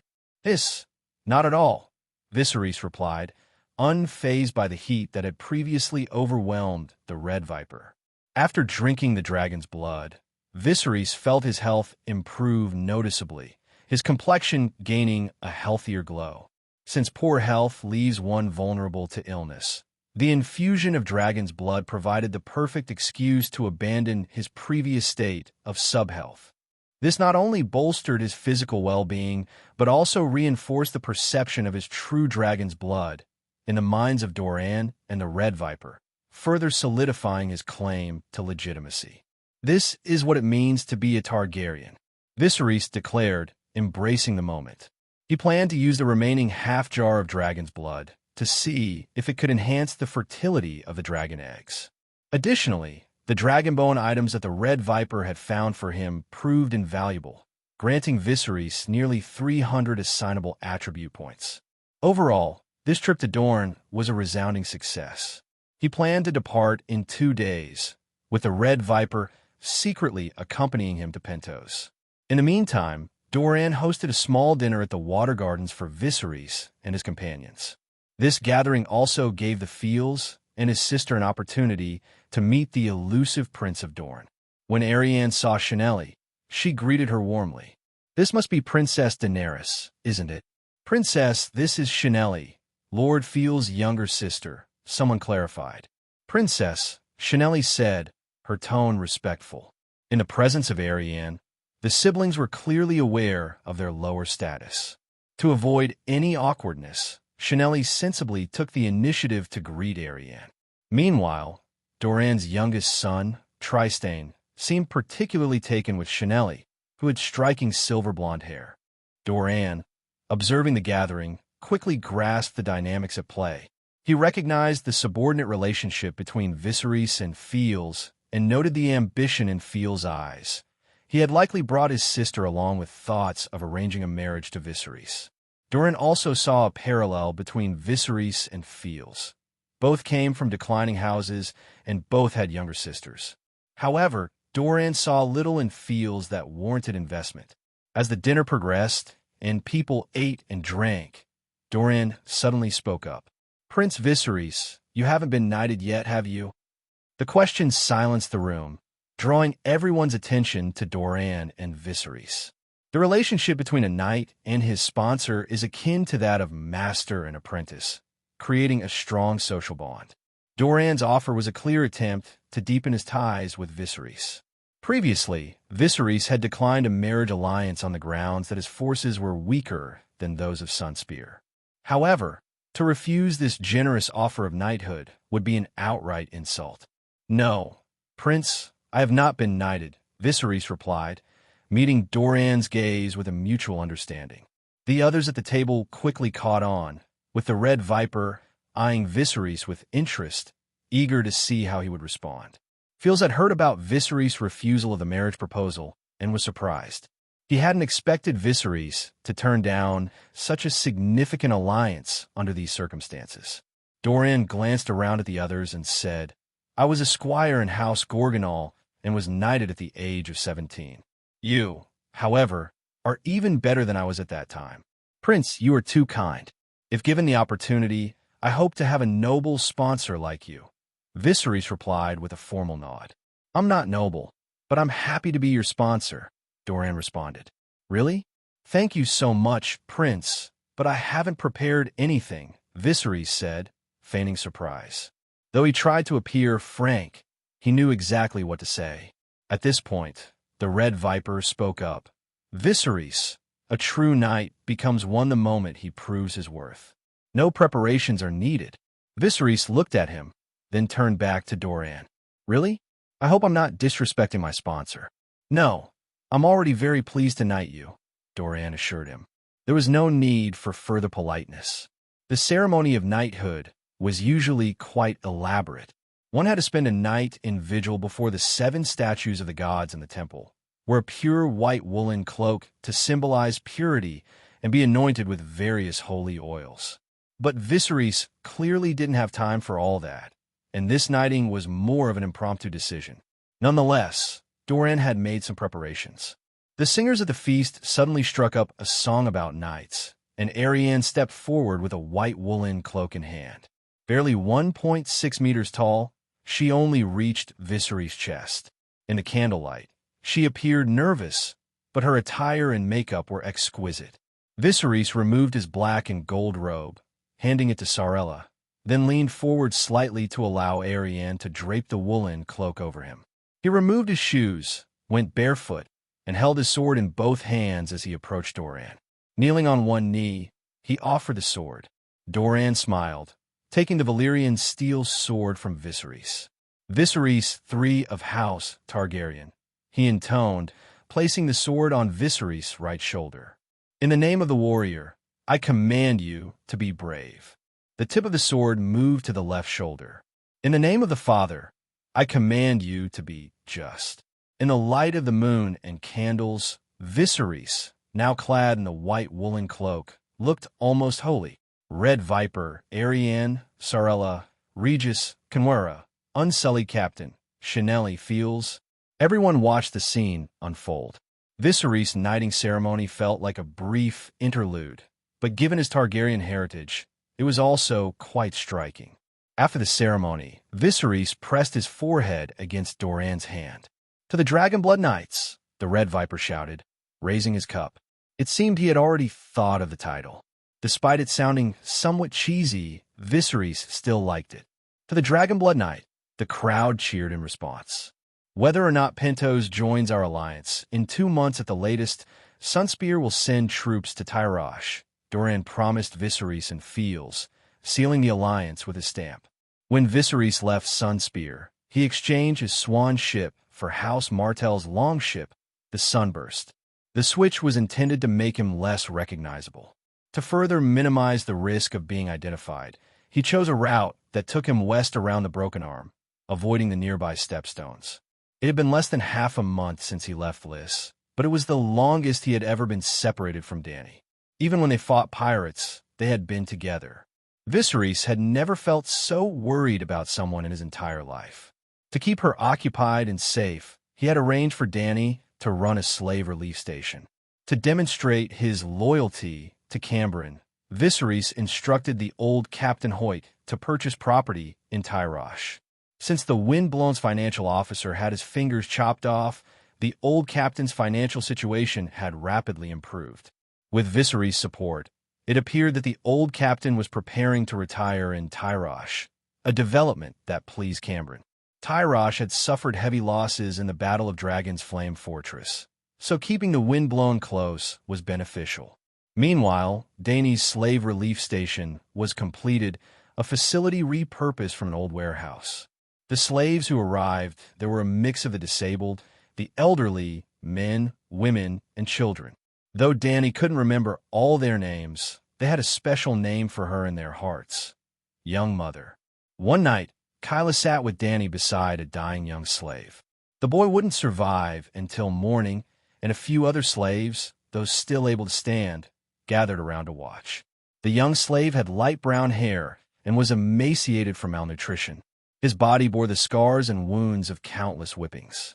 His skin resembled old, worn fabric, dull, wrinkled, and marked with injuries. The boy had been severely beaten for accidentally breaking his master's beloved lampstand, then thrown out into the street. His breathing grew weaker, his face pale as paper, as if every breath was a struggle between life and death. Life was slowly slipping away with each of the boy's labored breaths. If Viserys had been there, he would have immediately recognized the signs of ruptured internal organs. This poor soul would not live much longer. Dany had brought him to this slave relief station, trying to offer some comfort in his final moments. At this moment, the boy's life seemed to be concentrated in his eyes, which were fixed on Dany, the beautiful maiden who embodied all that was good. "Young Mother," the slave boy whispered. Dany clasped his right hand, and the other slaves, young and old, stepped forward, drawn by the tender moment. "Young Mother, please don't be sad for me," the boy said with a faint, mischievous smile. "I hope that after I die, I can become a stone slab beneath your feet. If, in the future, you feel a certain stone is especially comfortable to walk on, then you'll know it's me." Though Dany had witnessed scenes like this more than 10 times in the past 2 weeks, her heart still ached. She recalled the words Viserys had taught her about comforting the dying and gently touched the boy's head, whispering, "Then I will place you in my garden, and you can taste the tea I brew." As if reassured by her promise, the boy nodded almost imperceptibly before closing his eyes for the last time. The slaves standing behind Dany wore expressions of sorrow, but their respect for her deepened even further.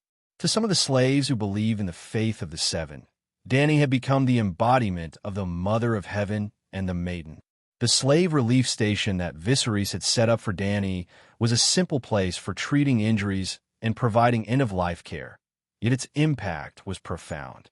As someone with knowledge from another world, Viserys understood just how valuable such a small act of kindness could be. It was this simple gesture that earned Dany the title of Young Mother among the slaves of Tyrosh. There's a saying that only a little sweetness is needed to make up for the bitterness of life. If there is a place in the world of ice and fire where suffering is most intense, it is among the peasants of Westeros and the slaves of the free cities. These people are easily overlooked, yet they are a vast and neglected group. The glory of the nobles and the grandeur of their cities are built on the suffering of these individuals. Viserys had tasked Dany with running the relief station partly because he wanted her to understand who, in this world, was most worthy of being won over. At the same time, he had considered the potential of this operation. He personally chose the location for the relief station, To the north lay Tyrosh's royal palace and the wealthy noble district. To the east, the densely packed workshops, and to the west, a copper mine with more than 30,000 slaves. Viserys knew that the best outcome for this so-called coalition army would be to extract some concessions from Tyrosh through sheer intimidation. But if they truly wanted to conquer Tyrosh, they would need an army from within, a force willing to turn on the city. These slaves are the foundation of Viserys' future army. If the time was right and Tyrosh's forces were weakened, he might even incite a slave uprising and take the city for himself, without having to share the spoils with anyone else. At this time, on the other side of the narrow sea, Viserys, Fields, and the Red Viper stood on the deck, gazing up at the crescent moon. It had been nearly 7 days since they left Sunspear, and they expected to reach Pintos by noon the next day. The group looked out over the water as they discussed their next move. As long as we can bring Pintos into our alliance, Myr will naturally follow. You should handle the negotiations, Viserys said. Yes, my lord, Fields replied, determined. He knew this was an opportunity for him to prove himself, and he was resolved to secure the final step of the alliance. What are you planning to do? Asked the Red Viper. I'm going to buy Lace Workshop in Myr, Fields answered. Lace? What's that for? The Red Viper was puzzled. Just as Viserys was about to dismiss the question, he spotted a longship approaching through the Golden Eagle's view. The vessel was clearly one favored by pirates, making their identity unmistakable. Moreover, they had reached the entrance to Pintos Bay, where the narrow channel left little room to hide. Everyone, prepare for battle, Viserys ordered. He positioned his men on the port side while the Red Viper took the starboard side. Soon, they saw the longship with black and blue sails speeding toward them. The wind was not in their favor, and Viserys' swan ship was too slow to evade. It wasn't long before the 2 longships were closing in. Listen up, men on the ship. Leave the women and money, and our captain will let you go, a pirate with a short neck and leather armor shouted. But before he could finish, a dark figure swooped down from the sky. The pirate's scream echoed as the Golden Eagle's talons left 3 deep gashes across his face, even flipping his nose inside out. His already unsightly face now looked even more grotesque. By the time the others reacted and tried to shoot the eagle, it was already soaring out of range. While the pirates were still disoriented, Regis shouted, "You dare to rob us! Do you know whose ship this is? This is the ship of Lord Viserys Targaryen." The Red Viper, hearing Regis seemingly negotiating with the pirates, ran over. Viserys! The pirates were stunned. For the past 6 months, no name had been more feared in the pirate community than his. You really are Viserys, a young pirate in his mid-20s with black hair and gray eyes, said as he looked around at his fellow pirates writhing and screaming on the deck. Most of the pirates with any real courage had been wiped out by Viserys half a year ago. Without strong leadership, those who remained had been picked off by various forces, bringing an unprecedented peace to the Summer Sea and the Narrow Sea. The young pirate, shaken by Viserys' reputation, was already considering retreat. But the pirate quickly composed himself and retorted, "No way. Viserys has silver hair. You can't fool me." Just then, a pirate wearing a turban, clearly the leader, burst onto the deck. He glanced toward Viserys and then smacked one of his men on the back of the head. "Lord Viserys, I'm sorry. We didn't know it was your ship," the leader said, grinning obsequiously, any semblance of a captain's dignity gone. None of the other pirates found anything unusual about their leader's behavior. It was Viserys, after all. Regis, the one who had made the announcement, shouted, "If you know what's good for you, get out of here.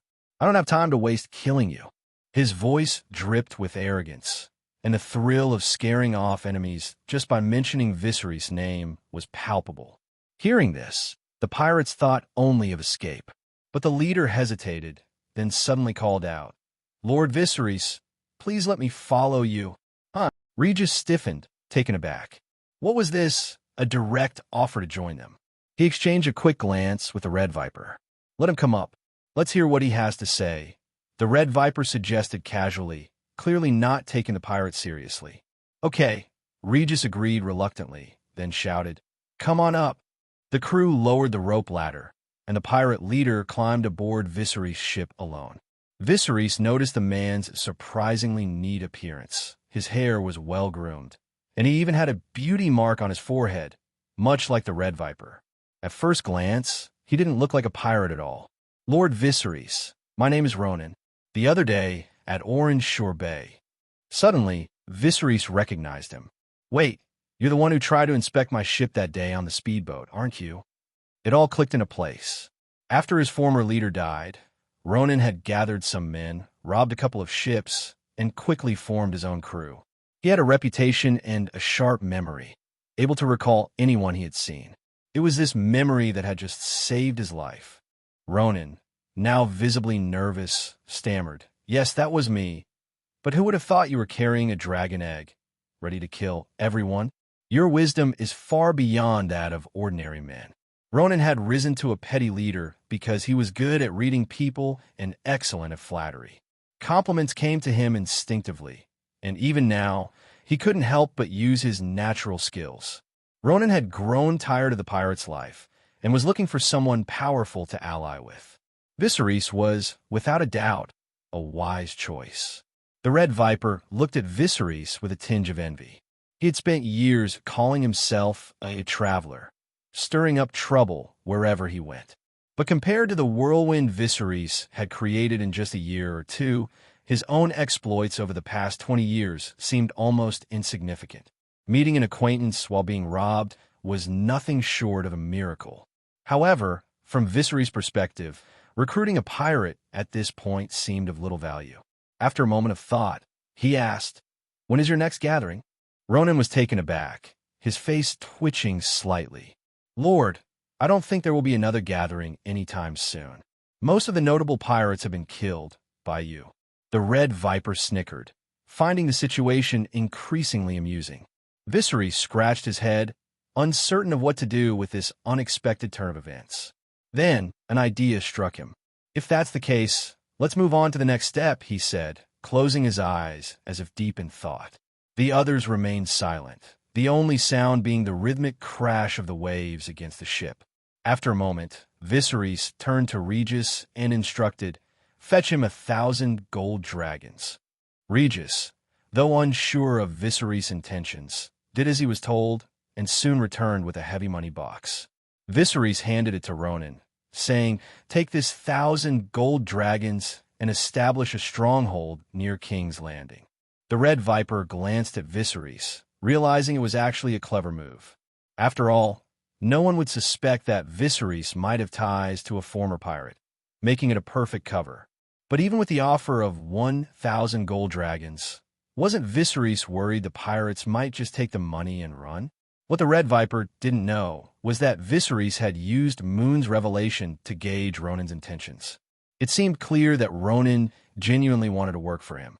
With that in mind, Viserys decided to have Ronan set up a small base near King's Landing, a move that would make it much easier for the Red Viper to carry out any operations in the capital. In a secluded garden, a young boy with blue hair, barely into his teens, practiced with a short sword. The blade, still unpolished, flashed in the sunlight as he struck at a new dummy target. Nearby, a pile of broken, worn-out dummies testified to the intensity of his training. This was no ordinary practice. It was the relentless pursuit of martial skill by a slave determined to master his craft. The boy's eyes were striking and ever-changing in color. They bore a hint of purple, but his blue hair gave them a bluish tint. When sunlight caught them just right, there was even a faint glimmer of green. His long eyelashes and soft facial features gave him an almost androgynous beauty. If dressed differently, he could easily be mistaken for a girl. Yet, there was a steely resolve in his gaze that left no doubt he would grow into a handsome and formidable young man. This was Illyrio's bastard son, Aegon. Illyrio stood at the edge of the garden, his gaze drifting past the flowers to rest on the boy. Aegon was the child he had fathered with Sarah, the woman he had loved deeply. Illyrio had long known that Sarah carried the blood of the Blackfires in her veins. When she died of plague years ago, Illyrio, in his grief, had her hand severed and preserved, carrying it with him always. Whether out of love for Sarah or to fulfill his own ambitions, Illyrio had forged a secret alliance with Varys. Their goal was nothing less than placing Aegon on the Iron Throne of King's Landing. The plan was bold and ruthless. Dany was to marry the Horse Lord, and the Dothraki would be incited to march west, acting as a battering ram against the city. Behind them, Illyrio would follow with his bastard son, ready to seize power amid the chaos. King's Landing had to be thrown into disarray. Order was of no use to a man like Illyrio, who thrived in the shadows. As Littlefinger had once said, chaos is a ladder. But there was a complication. Illyrio knew he had to convince Viserys to agree to Dany's marriage to Drogo. However, he was beginning to realize that Viserys was slipping out of his control. In less than a year as a sellsword, Viserys had achieved 2 significant victories. Who knew how powerful he might become after taking control of the Windblown? Illyrio had heard rumors of Viserys' growing influence within the company. There was even talk of him becoming its next leader. If that happened, Viserys would attract even more followers, and Illyrio would have to pay a steep price to keep him in check. Illyrio was already contemplating more drastic measures, including hiring the Faceless Men to eliminate Viserys. At least that way, he could still have Dany. Suddenly, Aegon noticed Illyrio's presence and called out cheerfully, "Uncle Illyrio?" Illyrio's face broke into a smile, and his chubby hand twisted his slightly oily yellow beard, revealing a few yellowed teeth, evidence of his love for cheese. "You've been practicing well, young Griff." At this time, Illyrio had not yet revealed Aegon's true identity to him. The boy still believed he was merely the son of Jon Connington. Aegon liked his fat uncle with the golden beard. Illyrio was always kind and attentive to him, sometimes almost too much so. The daily lessons were rigorous: etiquette, swordsmanship, mathematics, history. But Aegon was intelligent, and with the encouragement and careful instruction of those around him, he was making remarkable progress. "How about you, young Griff? Do you want to spar with him?" Illyrio asked, gesturing toward the burly man beside him. The man was Belwas, a hulking figure with olive skin, dressed in a short tunic, his body crisscrossed with hideous scars. His bald head and clean-shaven face added to his imposing presence. Illyrio had purchased him from Slaver's Bay, where Belwas had served as a eunuch gladiator. Now he was Illyrio's bodyguard. Aegon glanced up at the massive warrior, noting the stark contrast between them. Though Aegon was taller than most boys his age, he was also slender. Standing next to Belwas, he felt like a small sapling beside a towering tree. Yet, after a moment of consideration, he accepted the challenge. "Very well. I hope Lord Belwas will teach me," Aegon said with impeccable etiquette, a trait that had endeared him to all the servants in Illyrio's household. Belwas grinned, a smile he intended to be friendly, but which, due to his scars, only made him look more menacing. Aegon felt a flicker of fear, but quickly steadied himself. "Be careful," Illyrio whispered to Belwas. "Don't worry, my lord," Belwas replied. He then drew a scimitar from his belt and lunged at Aegon with the speed and ferocity of an eagle swooping down on its prey. What followed could hardly be called a sparring match. Belwas was vastly superior in both strength and skill, and he was clearly holding back, turning the encounter into more of a demonstration than a true fight. Aegon struggled to keep up, but after several dozen moves, Belwas deliberately made a significant mistake. Seizing the opportunity, Aegon pressed the tip of his sword against Belwas's chest. Realizing he had won, Aegon's face lit up with excitement. He looked around and saw the servants nodding in approval, their expressions filled with admiration. Just as the garden was filled with a sense of triumph, a servant in a dark blue shirt hurried over and whispered something to Illyrio. The servant quickly held his breath, trying to avoid Illyrio's unpleasant breath. "What is it, Uncle Illyrio?" Aegon asked. "Nothing to worry about, just an unexpected guest. I'll go greet him," Illyrio replied with a dismissive wave. "Okay, Uncle. Take care," Aegon said, watching him leave. Oberyn, when we meet Illyrio, try to stay calm. He's keeping a close eye on the boy, so it's unlikely we'll see little Aegon right away, Viserys cautioned. Don't worry, I know what to do, Oberyn replied. And remember, don't reveal who you are. Got it, got it. From a moment Viserys first met the Red Viper, he had pegged him as a playful and carefree person. But as they neared Pentos, Oberyn's demeanor began to change. He grew visibly more anxious, pacing back and forth on the deck. At times, he would cast furtive glances at Viserys, as if weighing some unspoken thought. When Viserys invited him to play cards, Oberyn refused. On other nights, he would knock on Viserys' door, eager to reminisce about old times, especially about his adventures traveling the Seven Kingdoms with Elia. He spoke fondly of how they would mock the suitors who tried to win his sister's favor. In his eyes, Elia was the most gentle and beautiful girl in the world, far too good for any of them. Oberyn often grumbled about Rhaegar to Viserys, but would always apologize afterward. Viserys had grown used to this behavior, which he had come to recognize as Oberyn's peculiar form of sisterly devotion. But it was precisely because of Oberyn's unpredictable behavior that Viserys found himself reminding the Red Viper more frequently to stay composed as they approached Pentos. When they finally disembarked, Oberyn, impatient with the slow opening of the cabin door, opted to slide down a rope instead. Viserys, relying on his memory, soon located Illyrio in a private room of a high-end inn. Lord Illyrio, it's been a long time. How have you been? Viserys greeted him warmly. Though Illyrio wasn't sure why Viserys had come, he responded with a smile, while his sharp eyes discreetly assessed Viserys' entourage. He recognized some, like Regis, and could tell others, such as Conwyra, were of high status. But the Red Viper and Fields were unfamiliar to him. Despite Oberyn's efforts to disguise himself, Illyrio's keen instincts sensed that this man was far from ordinary. And this lord is? Illyrio inquired, his curiosity piqued.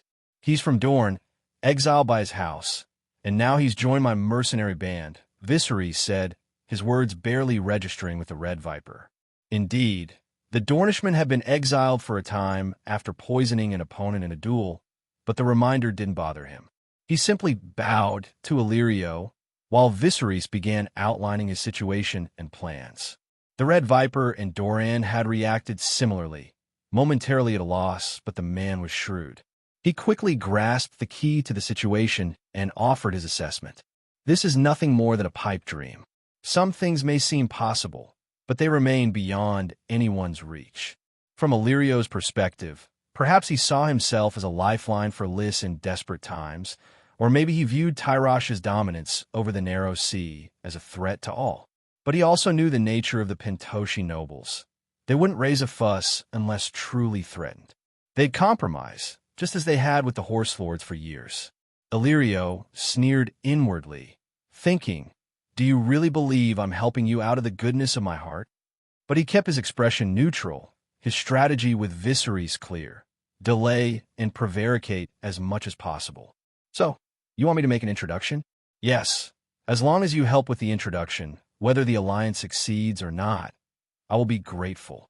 Viserys deliberately left out the fact that House Martell had already joined his cause across the Narrow Sea.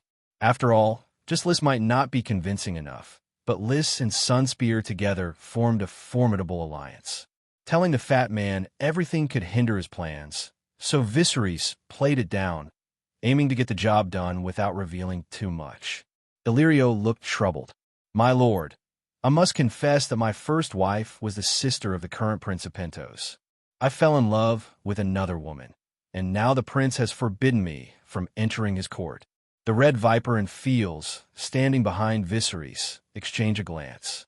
They both knew the Prince of Pentos was a mere puppet. The real power lay with the nobles. Illyrio was clearly trying to sidestep the issue.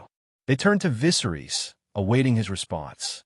"Damn it, he's trying to negotiate with me," Viserys thought, but then smiled and said, "Then perhaps you can spread the word among the powerful that Viserys Targaryen is here and would like to meet with the Prince of Pentos, perhaps for a song." Illyrio was taken aback, suddenly recalling that Viserys was also an accomplished artist.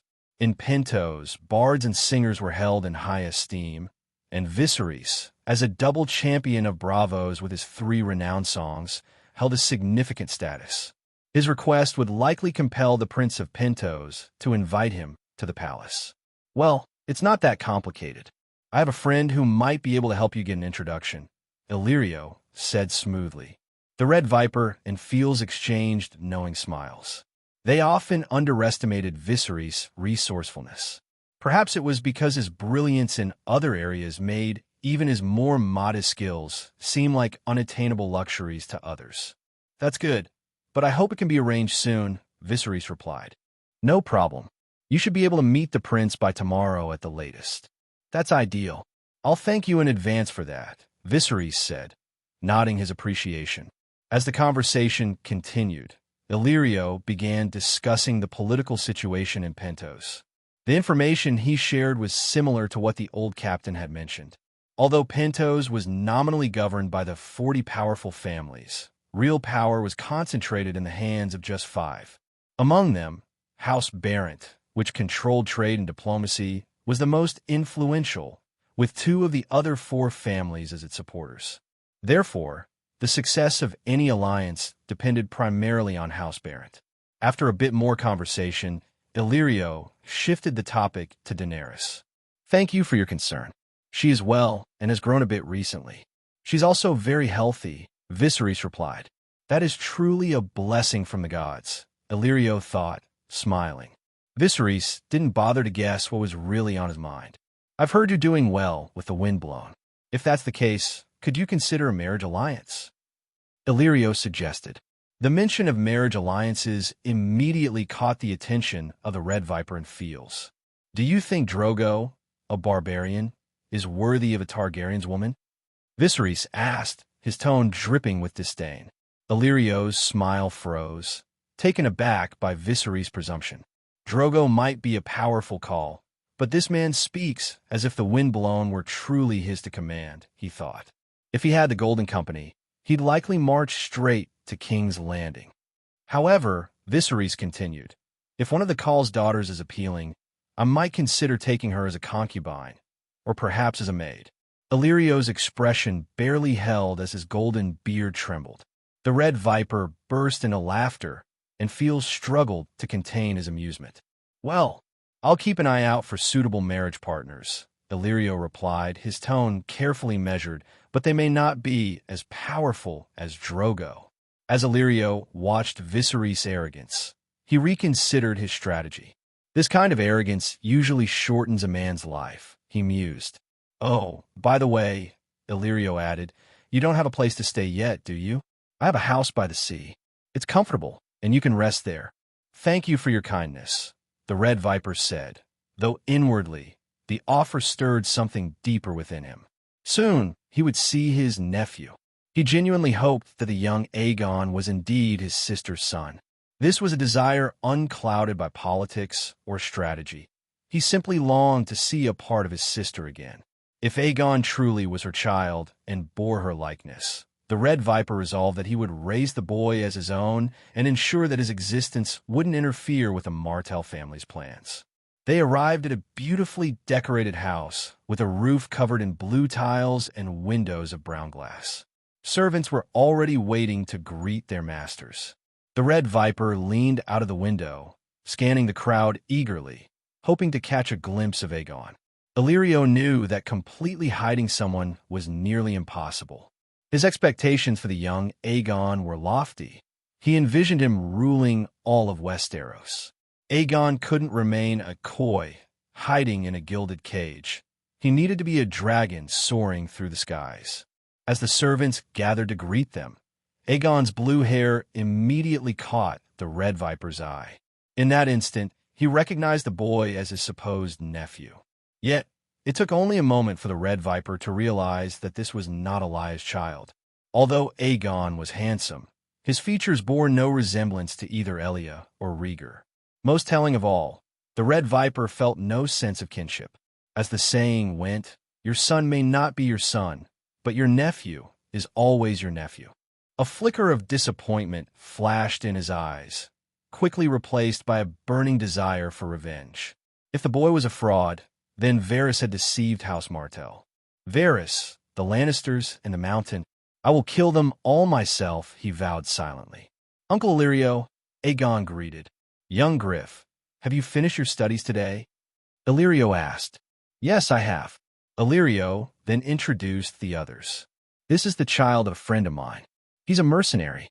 The boy's mother is from Tyrosh, which is why his hair is dyed blue. Well, he's a very handsome boy. Hello, I'm Viserys, Viserys said with a smile, though he felt no need to harm the boy. Aegon was merely a tool for others to achieve their ambitions. I'll have some food prepared for everyone, Illyrio offered. Thank you for your hospitality, my lord, Viserys replied, then turned to Fields. Go and fetch Shanelli. Yes, my lord. Meanwhile, in another part of Pentos, within the private domain of House Barrett, Corland, the patriarch, relaxed in the only hot springs in the city. This sanctuary was reserved exclusively for him, guarded by unsullied soldiers. Corland, a man in his late 50s, was as vigorous in spirit as he was meticulous in appearance. His white hair and beard were always carefully groomed, even when he bathed. He believed that his daily soak in the hot springs kept him in good health and full of energy. Corland was a man in control of his surroundings, of his schedule, and of himself. To him, indulging in pleasure was a loss of control, and he had no intention of letting that happen. Corland believed that Westeros could never thrive under the rule of a man like Robert Baratheon. As he finished his bath, a slender attendant whispered in his ear, "My lord, it's time." This eunuch was responsible for keeping Corland on schedule, and the patriarch adhered to his routine down to the minute. As he stepped out of the hot spring, two maids swiftly dried and dressed him. Just then, another servant approached with a message from Illyrio. Viserys? What does he want? Corland asked. Illyrio didn't say, only that Viserys wishes to see the prince. And you as well, the servant replied. I'm not interested. Corland scoffed. Oomph. He's not content to be a poet in Pentos. He's scheming again. Viserys' coronation feast was the laughingstock of the free cities. Though his reputation has improved somewhat since his victory over the pirates, there are still many who hold him in contempt. Tell him the prince is unavailable. Yes, my lord. Back at Illyrio's estate, the host relayed the message to Viserys with a look of contrition, though his voice betrayed none of it. Lord Viserys, I'm sorry, but the prince is likely busy. Viserys' tone grew cold and hard, his displeasure evident to all. What did you tell your friend? Did you inform him of my purpose here, or did you fail to mention it entirely?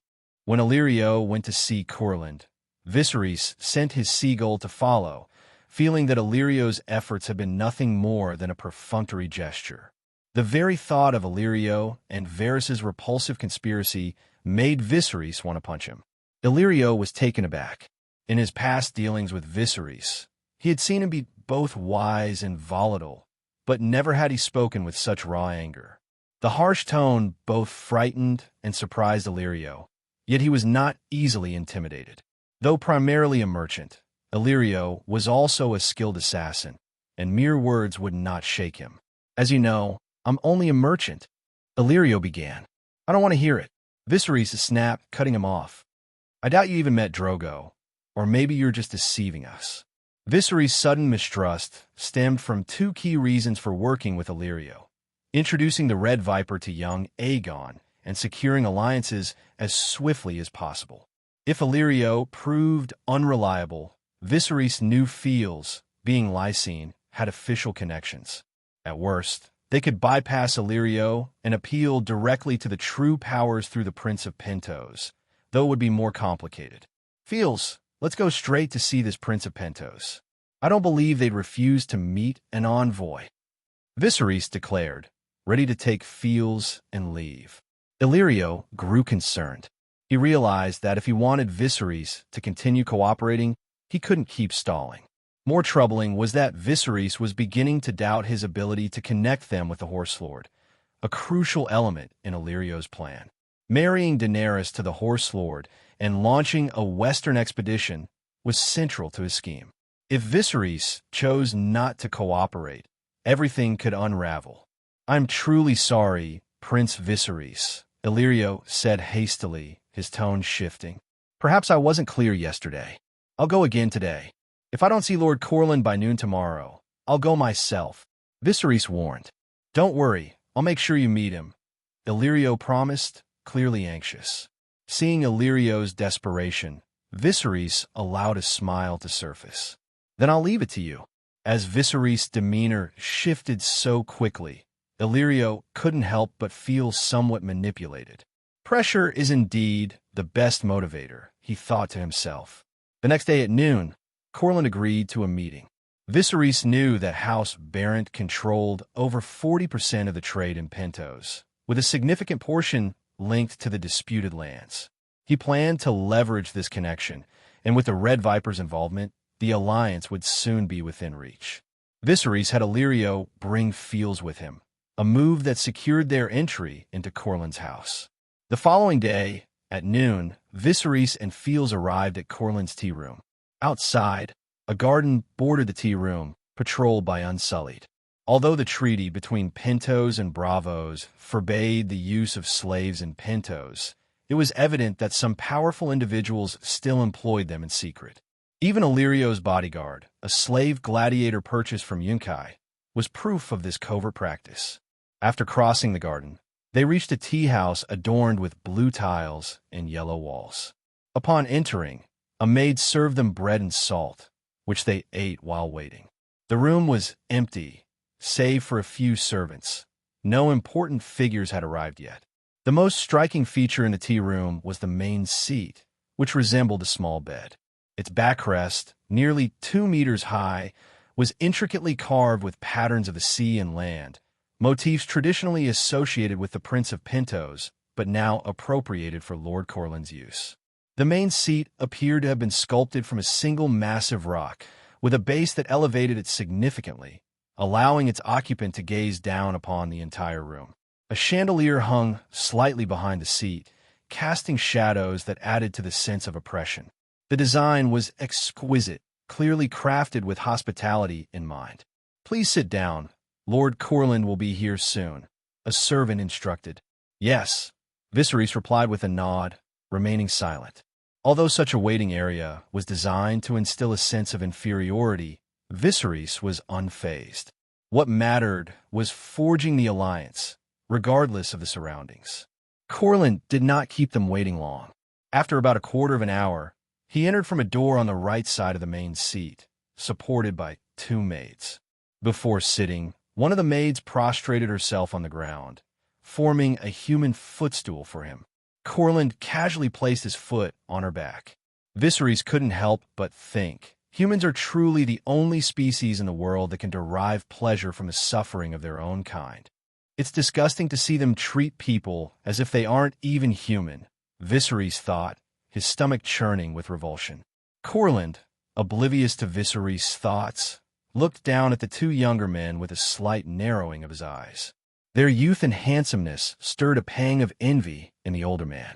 Lord Corlin, Viserys said, rising from his seat and bowing respectfully. Corlin responded with a dismissive nod. Just as Viserys was about to launch into an explanation of the strategic benefits of controlling Tyrosh and the details of their potential alliance, Corlin interrupted with a blunt question. What is your relationship with their leader? Viserys hesitated for a moment, ready to mention his role as a sergeant in the Windblown, but quickly realized that wasn't what Corlin was really asking. What a cautious old fox, Viserys mused. He recalled the old captain's barely concealed hatred and murderous intent toward Corlin when they had left Tyrosh. Though the captain hadn't detailed the grudge between them, it wasn't hard to guess.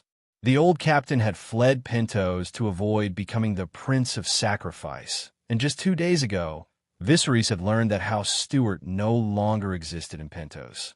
Coupled with the analogy the captain had shared, it seemed likely the feud involved the grave crime of kinslaying. Corlin, calculating as ever, saw no benefit in an alliance if Viserys had ties to Hoyt. If they managed to take Tyrosh, it would be meaningless if Viserys was allied with someone who harbored a deep-seated vendetta against him. Knowing the wrong answer could unravel the entire negotiation, Viserys replied carefully. It's like borrowing a chicken to lay eggs, he said. Borrowing a chicken to lay eggs? Corland echoed, raising an eyebrow with a playful smirk, clearly intrigued by the phrase. You see, Viserys continued, I once brought a group of mercenaries to Pentos to help me reclaim the Iron Throne, but that so-called Feast of the Crown became a stain on my life, a laughingstock that taught me you can't gain an army by begging. Viserys gestured passionately as he spoke, drawing a curious glance from Fields. So, I led my men to raid a pirate stronghold, securing hundreds of suits of armor and earning a certain standing within the Windblown. Once the time is right, I'll leave the Windblown with my men. Corland listened intently, his posture relaxing as he leaned back further into the soft cushions of the main seat. To him, it was clear that Hoyt would never relinquish control of the Windblown to Viserys. If Viserys left as he claimed, it would only weaken Hoyt's position, making him less of a threat. So, you mean House Martell is already in the alliance? Corland inquired. Yes, Prince Oberyn is currently in Pentos, Viserys confirmed. At this news, Corland sat up straighter, his interest piqued. Viserys had proven himself over the past 2 years, and his newfound connection with House Martell only increased his value.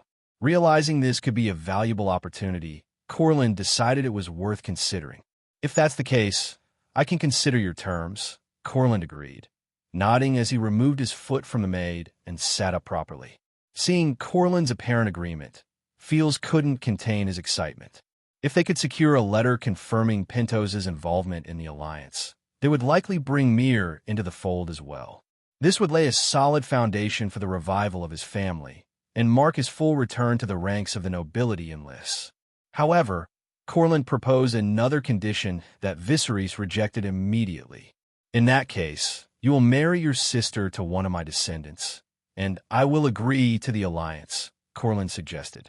In his mind, with his family controlling Pentos and House Martell ruling Dorne, their statuses should be equal, and the Dragon Lord's bloodline should naturally be shared. Corland assumed that Viserys must have already married into House Martell, just as Rhaegar had married Elia years before. Therefore, asking Viserys to wed Daenerys to a member of House Barrett seemed reasonable to him. As soon as Corland finished speaking, an oppressive silence fell over the tea room, broken only by the sound of their breathing. Viserys' polite expression quickly twisted into a sneer. Without warning, he flipped the tea table in front of him, sending teacups clattering to the floor, their shards mingling with spilled tea. The sudden commotion drew the attention of the Unsullied outside, who rushed into the room. Viserys glared at Corland, his voice seething with fury. Who do you think you are? Lys isn't mine to save or abandon. If this alliance fails, I can find another opportunity later. His anger surged as he continued. It seems you have no intention of cooperating. Let me be clear. You know about Moonshadow soap, don't you? That was a collaboration between me and House Saline. I know all the recipes, and even better ones. I can use those to bring Myr into the fold. And if not Myr, I can secure the Golden Company. I have plenty of gold. Do you really think you're irreplaceable? Viserys' voice dropped to a venomous whisper. When I take Tyrosh, and every Pentoshi merchant ship passes through the Stepstones, I will not be a Targaryen in name alone. With that, he signaled to Fields and stormed out, leaving Corland reeling from the sudden turn of events. As the door closed behind them, Corland's confidence faltered. He remembered his own younger days and knew how easily a young man like Viserys could be driven to rash decisions in the heat of anger. Had he misjudged the situation so severely? Had his proposal truly offended Viserys that deeply? The realization struck him. Viserys wasn't just offering a carrot. He held a big stick as well.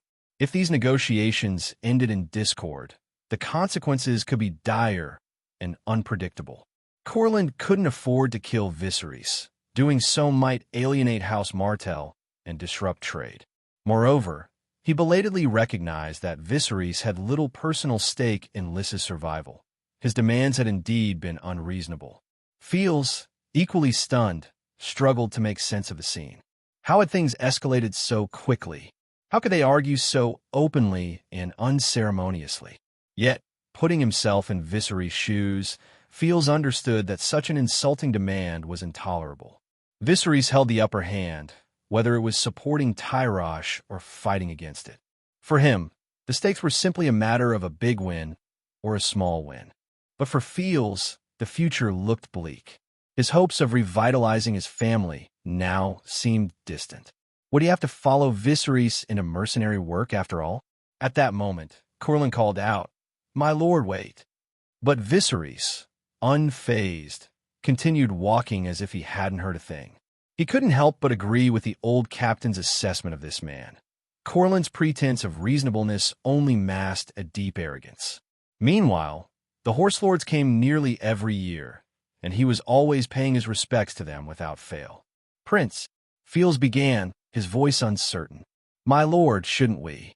Viserys shot him a withering glare, and Fields fell silent immediately. "This lord, Lord Corlin, hopes you'll stay," Fields added hastily.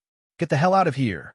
Viserys roared, his voice so powerful that the eunuch attendant in front of him nearly collapsed in fear. Even Fields, standing beside him, felt a shiver run down his spine. Viserys' strength lent his voice a booming resonance, like the roar of a dragon, reverberating through the garden and startling birds from the trees. Just then, a group of Unsullied armed with short swords arrived, blocking Viserys' path. He turned to face the approaching Corlin and coldly remarked, "What, my lord? Do you intend to murder your guests?" "No, no, no. Get out of the way," Corlin exclaimed, trying to calm the situation while urging his Unsullied to retreat. In Pentos, murdering a guest was an unforgivable crime. "Prince Viserys, I overstepped. Let's start over," Corlin pleaded. "I don't care," Viserys snapped. "I'll be leaving Pentos in the morning. If you really want to talk, come find me." With that, Viserys stormed out. Hoyt's assessment of them might not have been entirely accurate, but it was certainly fitting for the moment. That afternoon, Corlin urgently convened a family meeting, where it was decided that Pentos would join the ring of the Narrow Sea Alliance and prepare for war. By evening, they sent a messenger to inform Viserys that Pentos would contribute at least 6,000 soldiers and 20 warships, virtually their entire naval force. They would also temporarily recruit a number of merchant ships. As long as Corlin approved, even House Barrett would follow suit, meaning the alliance merely needed formal approval from the current Prince of Pentos. This unexpected outcome left Fields overjoyed. He never imagined that negotiations could succeed in such an unorthodox manner. Could one really form an alliance by cursing out the other party? As for the Red Viper, after hearing the full story, he was more amused than surprised.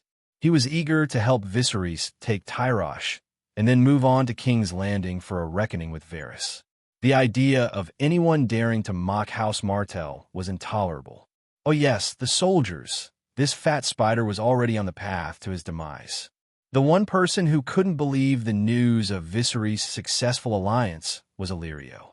With 6,000 soldiers pledged, nearly two-thirds of Pentos' garrison, he wondered what Viserys had done to win over Corlin so thoroughly. Had Viserys married Daenerys off? Or had he married into House Barrett himself?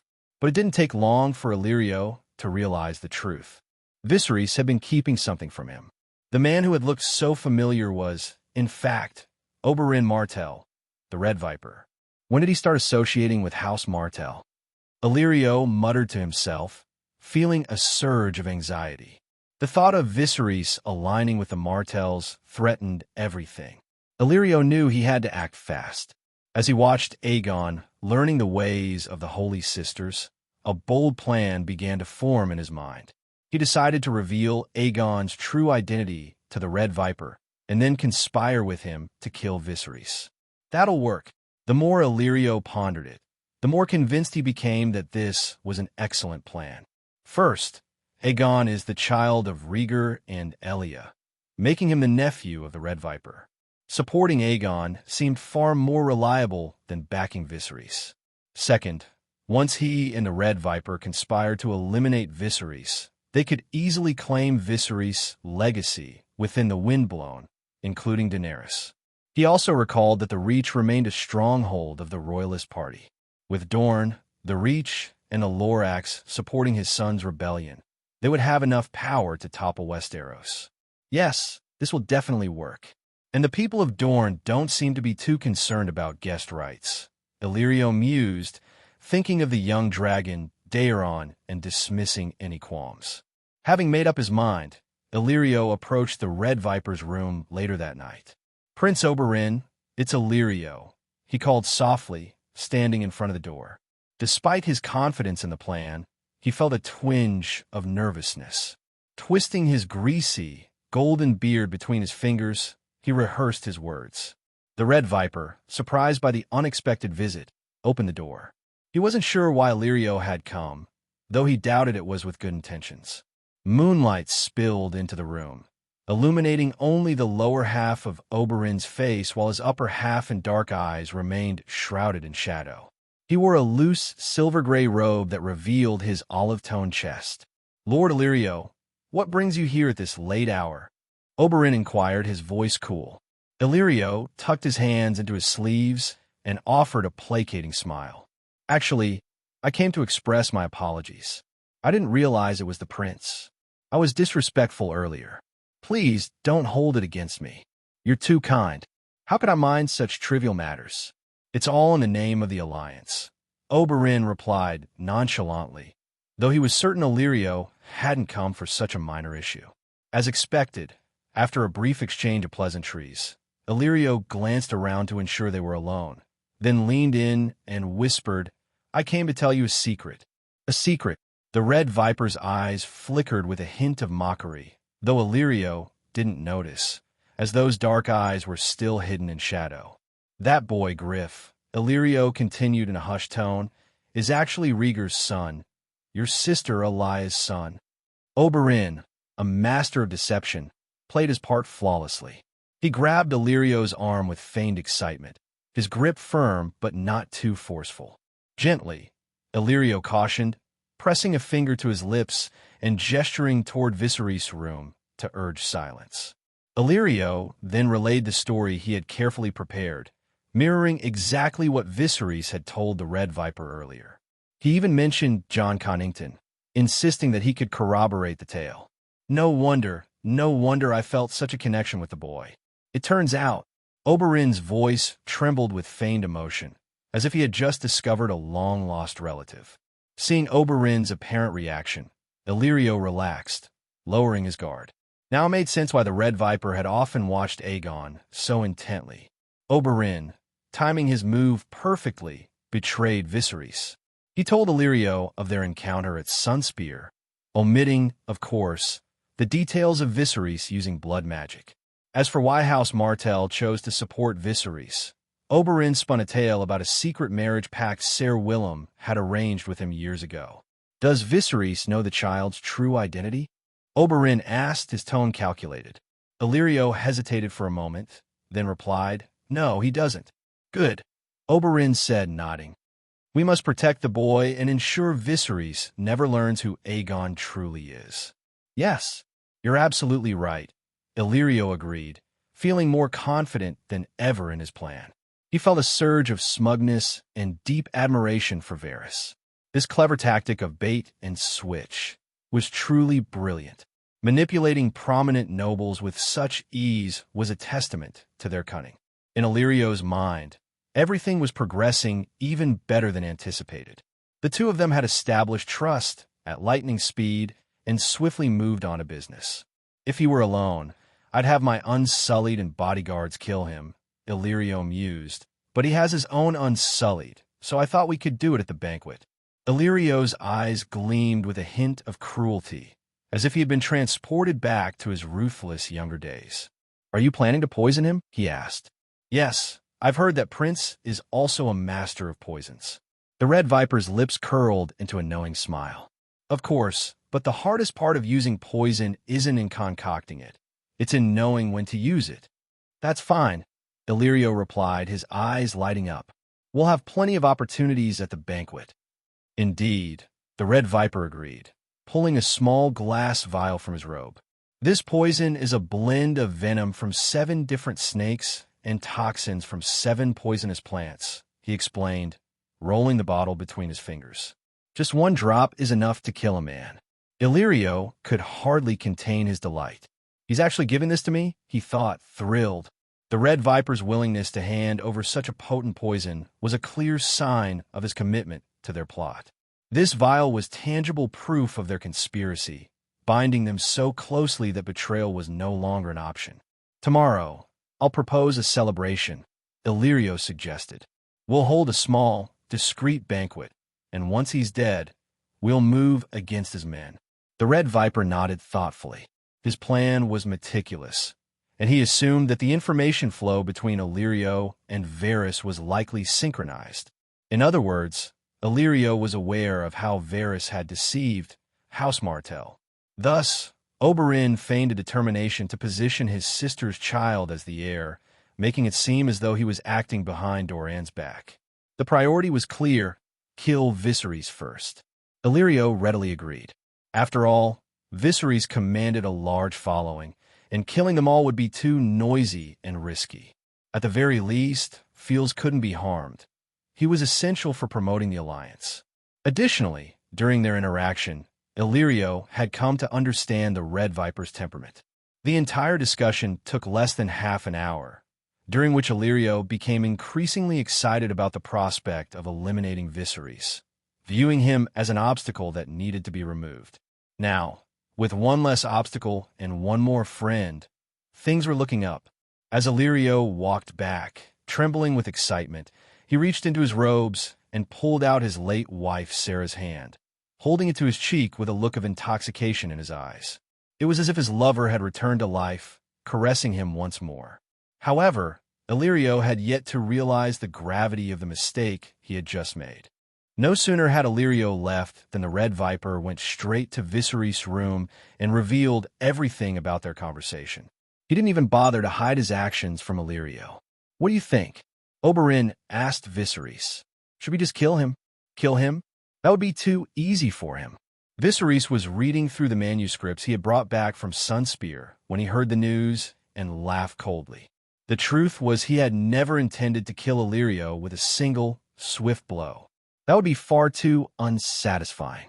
No, Illyrio deserved to be stripped of his wealth, left to wander the streets and die of cold and hunger, or better yet, sold as a slave. Viserys considered these punishments briefly, but decided that for now, he only wanted to give Illyrio a private room at Marys's for the whole year. Perhaps one day, Illyrio would become neighbors with Varys. Or maybe he could hire a foreign tutor from Slaver's Bay to teach him bedroom arts. But that would have to wait. He still needed Illyrio to get the dragon eggs for him. But that didn't mean he had to take a beating. "So what are you going to do?" the Red Viper asked excitedly, his eyes gleaming with interest. He had been fascinated by such things since childhood, and his curiosity had only grown after witnessing blood magic for the first time. Viserys smirked and took out an unlit candle, placing it on the windowsill. He then retrieved a lit candle and walked 7 or 8 steps away. "Watch carefully," he said, holding the candle in his left hand while raising his right hand. Slowly, he drew the flame from the candle until it hovered like a ball of fire the size of a fist in his right hand. With a swift motion, he hurled it toward the unlit candle, igniting it with pinpoint accuracy. The incredible sight left the Red Viper wide-eyed with astonishment. It was as if he had been transported back to his curious teenage years. Although his curiosity had not waned over the years, he had seen so much that it took something truly extraordinary to impress him. Seeing Viserys perform magic made him feel young again.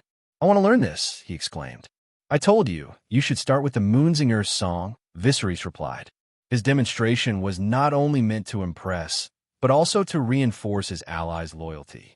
Though Viserys' relationship with Doran had grown strong since he had temporarily cured Doran's gout, it was always worth reinforcing. After a brief discussion, the two of them devised a plan. The Red Viper would set a fire in the barn to distract the guards, while Viserys would start a fire in Illyrio's room. He would then rescue Illyrio once the flames had done some damage. But what if he burns to death? "Someone will definitely suspect us," the Red Viper asked, a hint of concern in his voice. "Don't worry. Viserys extended one hand toward the candle on the windowsill. His fingers stretched out, and the flames suddenly grew to the size of a palm, crackling fiercely. The candle melted away as quickly as an icicle in the sun.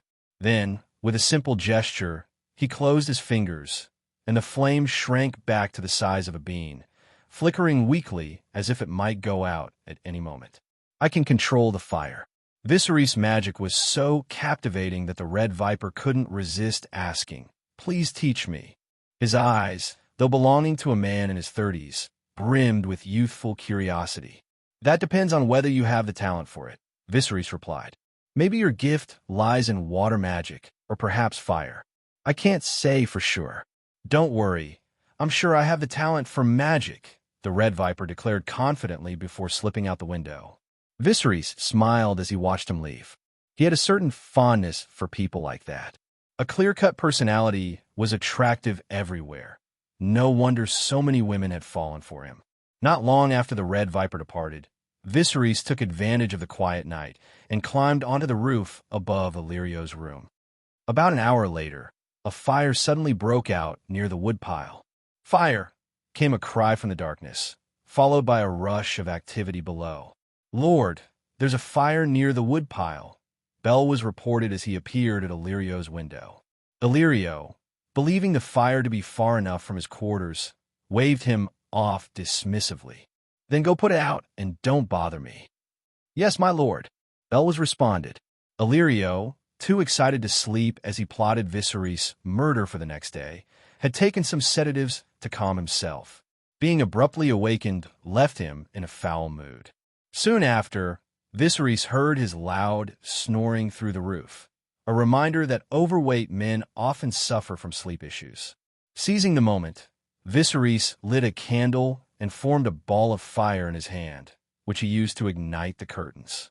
He intensified the flames, and soon Illyrio's room was engulfed in heat, transforming it into a furnace. Even through the thick curtains, the fire's glow was unmistakable. Satisfied that the fire had done its work, Viserys quietly returned to his room. Although this was arson, it wasn't the same as the brutal killing of the two men Bannergar had burned in Braavos.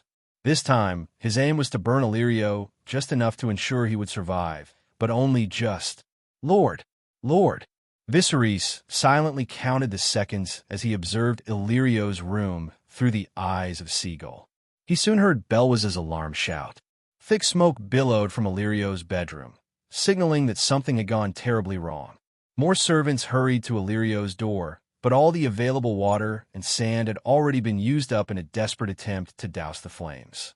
Some brave souls tried to rush inside, but were driven back by the intense heat and ferocious flames. Others hesitated, considering their meager wages of 3 or 5 gold dragons a month, and what little they could actually do. Most stood anxiously outside the door, while a few hurried to fetch more sand and water. Nearby, a small voice cried out, "Uncle Illyrio!" Young Aegon, Illyrio's own son, had been awakened by the commotion. His room was close to Illyrio's, and the noise outside had easily roused him. Through the window, Aegon could see the danger his beloved uncle was in. Although his father wasn't around, Illyrio had always shown him great affection, so much so that Aegon never felt the lack of a father's love. Realizing that Illyrio was in grave danger, Aegon bolted from his room without even putting on his shoes. "Uncle Illyrio," he shouted, trying to run into the inferno to save him, but others quickly held him back. "No, Griff!" Sister Lymera, who had taught him manners, cried out as she tried to restrain him. But to her surprise, the seemingly fragile child was surprisingly strong, almost as if he were possessed. He struggled fiercely, desperate to reach his uncle, until Belwaz had to step in to help. Bang! A loud noise erupted as the glass in Illyrio's window shattered from the intense heat.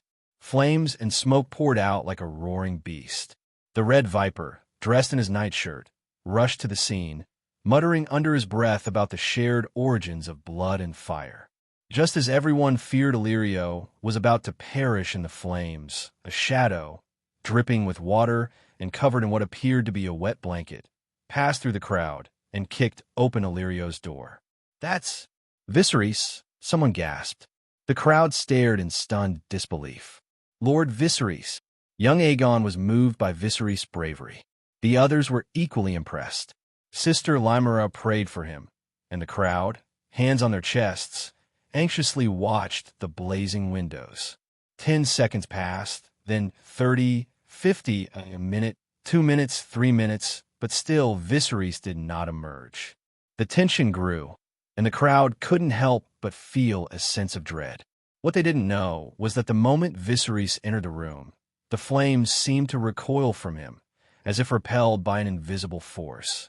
If he had wanted to, Viserys could have dragged the fat man out of bed in less than 20 seconds. But he hesitated, worried that if Illyrio had hidden the dragon egg in his room, it might be destroyed by the fire, which would be a serious problem. After all, in the original story, Daenerys had used blood magic to hatch her dragon eggs. The Targaryens had burned several dragon eggs in Summerhall, yet they did not hatch. In other words, if the dragon egg couldn't hatch, it might still be fireproof. After searching for a while and confirming there was no dragon egg, Viserys finally led Illyrio out of the burning room. He moved quickly, his magic nearly spent. By this time, the fat man's back and thighs were severely burned, and the sickening smell of charred flesh hung in the air. The gauze shirt Illyrio wore had done little to protect him from the extensive burns. "Quick, pour water on him," Viserys shouted. Several servants immediately rushed over with buckets of water, but they didn't stop there. They also brought sand and mud. The water and sand mixed together, creating a thick slurry that helped to extinguish the flames still clinging to Illyrio's body. The fire was out, but the damage was done. Illyrio's once proud blonde hair had been singed, and his beloved mustache was completely burned off. His double chin, or rather his triple chin, was severely scorched, leaving him looking a complete mess. Covered in mud, he resembled nothing more than a pig wallowing in a filthy sty. When Illyrio saw that Viserys was unharmed, he let out a sigh of relief. "Uncle Illyrio! Uncle Illyrio!" Aegon, finally freed from Belwys's strong grip, knelt beside Illyrio, his voice trembling with anxiety as he called out to his uncle. However, there was no response. The Red Viper, watching from the crowd, saw Aegon's anxious little face, and a murderous intent stirred within him. If Aegon ever discovered his true identity, they would inevitably become enemies. To eliminate any future threat, the Blackfyre bloodline had to be eradicated as well. Viserys then checked Illyrio's breathing, which was faint but present, and reassured Aegon, "Don't worry. Step aside for now." Though Aegon didn't understand what Viserys intended to do, he trusted him. After all, Viserys had just saved his uncle. No one in the crowd doubted Viserys' motives as they watched him climb onto Illyrio's body and begin pressing on his chest. The onlookers recognized this method of resuscitation. Living in a coastal city, they had seen it used on drowning victims, some of whom had been brought back to life after their breathing had stopped. "You better start breathing soon," Viserys thought, "because I really don't want to resort to blood magic." He continued the chest compressions, rhythmically in sync with an intense beat playing in his mind. If he wanted to, he knew he could easily break Illyrio's ribs. After about 2 minutes, Illyrio coughed violently, expelling a sour-smelling liquid from his mouth. His eyes fluttered open, dazed and confused, as he realized there was someone sitting on top of him. "You're awake?" Viserys asked, his tone more matter-of-fact than relieved. As Illyrio regained consciousness, the servants rushed over, relieved that their jobs, and possibly their lives, were still secure. "Uncle Illyrio!" Aegon called out, hurrying to his side. Illyrio tried to reach out and touch Aegon's cheek, but a sharp pain tore through his body, making the effort agonizing. Despite the pain, he managed to smile. At that moment, the Red Viper approached and saw Illyrio lying in a pitiful state on the ground. "I have medicine here," he said, handing a vial to a nearby servant. The Red Viper and Viserys exchanged a knowing look, understanding each other without a word. The next morning, As Viserys and the Red Viper ate breakfast and chatted, Viserys asked, "Does he suspect us? Why should he suspect you? Why should he suspect me? He should be thanking us." The Red Viper replied with a smirk. Just as Viserys finished speaking, Belwas entered the room. "Lord Viserys, Lord Oberyn, Master Illyrio wishes to see you later to express his gratitude." The Red Viper pretended to cough, struggling to contain his laughter. "No problem. How is Master Illyrio doing?" "It's hard to say," Belwas responded. "Master Illyrio's burns are quite severe, but the healer says he was rescued in time and is not in danger of losing his life." "That's great. We'll visit him after we finish eating," Viserys said, nodding. Belwas thought to himself, "What a kind man," before leaving the room. As soon as Belwas was out of earshot, the Red Viper nearly burst out laughing, his body shaking as he put a hand on Viserys' shoulder. His laughter came out in stifled gasps, like a kettle on the verge of boiling over. "Don't laugh, or you might not be able to keep it together when we see him later," Viserys warned, grinning. "We can't afford to reveal the secret." The Red Viper took a deep breath, trying to calm himself, but his amusement was barely contained. Later that day, when they entered Illyrio's new room, Aegon greeted them politely. Illyrio's original quarters were now uninhabitable, but there were plenty of rooms in his vast mansion. The servants had prepared a new room for him, filled with the strong scent of herbs. Illyrio lay motionless on the bed, wrapped almost entirely in bandages. He looked like a dried persimmon pecked at by birds. The night before, Illyrio had lost something he cherished deeply, Sarah's hand. Not only had he lost her hand, but much of her clothing had also been destroyed in the fire. His heart felt hollow, and the melancholy in his eyes made him appear even more pitiful. Fortunately, Aegon was there to keep him company, offering comfort as Illyrio coped with his grief. Without Aegon, he might have felt as if he had already been buried alive. "Master Illyrio." The Red Viper was the first to reach Illyrio's bedside, but the moment he did, Illyrio let out a scream. "My hand! My hand!" Illyrio cried out in pain. It turned out that the Red Viper had accidentally sat on Illyrio's injured arm. "I'm sorry, Master Illyrio. I'm so sorry." He apologized quickly, realizing his mistake. Illyrio winced, not only from the pain, but also from the realization that the bottle of poison the Red Viper had given him earlier had been lost in the fire. Aegon glanced at the Red Viper with a hint of resentment, but held his tongue. After all, Illyrio was still relying on the medicine the Red Viper had provided. "No, it's okay," Illyrio said, his voice tinged with sadness. The bandages around his face obscured most of his expression, but his eyes betrayed his misery. The Red Viper and Viserys exchanged a quick, knowing glance. Both understood that their plan was in jeopardy. Illyrio, meanwhile, was feeling a pang of guilt. He had just been plotting Viserys' death, and now, ironically, Viserys had saved his life. But his alliance with Varys compelled him to continue with their plan. After all, while Viserys had saved him, he hadn't saved Varys or Connington. And if Connington ever learned the truth, Illyrio knew his own life would be in grave danger. Deciding to make amends in another way, Illyrio spoke up. "Prince Viserys, I know you're interested in the dragon eggs. My fleet has just sent word that they've found 3 dragon eggs in the Shadowlands of Ashai. I've already ordered their purchase. They should be in my possession within 6 months."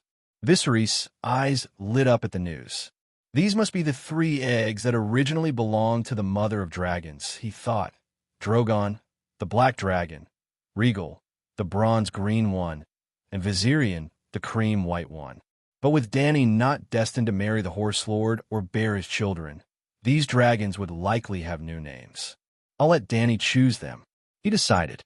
"I'm grateful," Viserys said with a smile. "I'll raise the money I need. Of course, if you'll allow me to pay in installments," he added jokingly. Illyrio quickly shook his head. "No, no, no. You deserve them. If it weren't for you, I'd have been burned to death. What good is money compared to that?" Their conversation caught the attention of the Red Viper. Viserys is collecting dragon eggs, he thought, puzzled. What is he planning?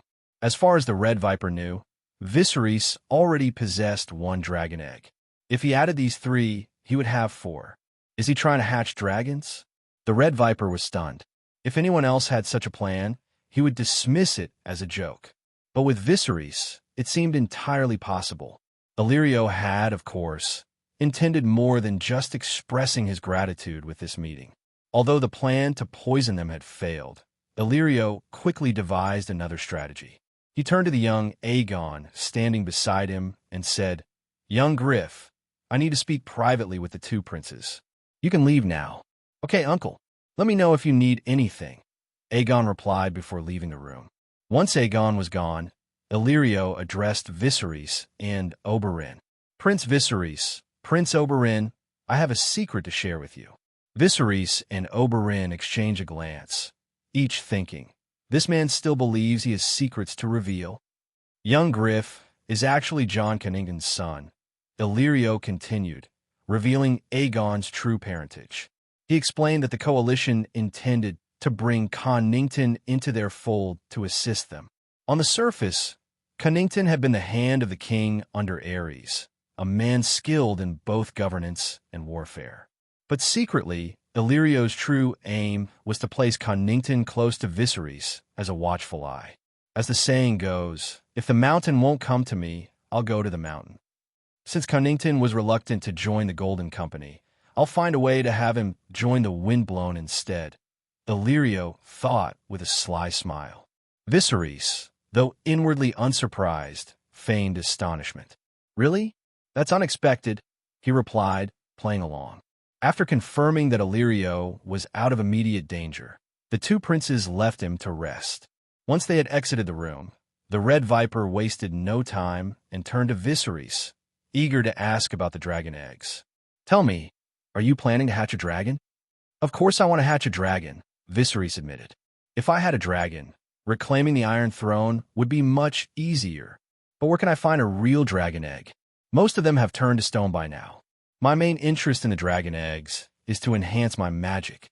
Viserys was as candid as he could be, though he withheld certain details.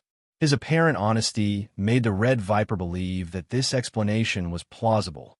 How powerful must the magic be to turn a fossilized egg into a living dragon, he mused. Later that afternoon, a messenger from Volantis arrived with news that the alliance had been finalized. Pentos would also send an envoy to accompany them to Myr. With everything settled, they decided to set sail for Myr as soon as possible. Although they had not yet met Prince Pentos, the alliance had already been sealed.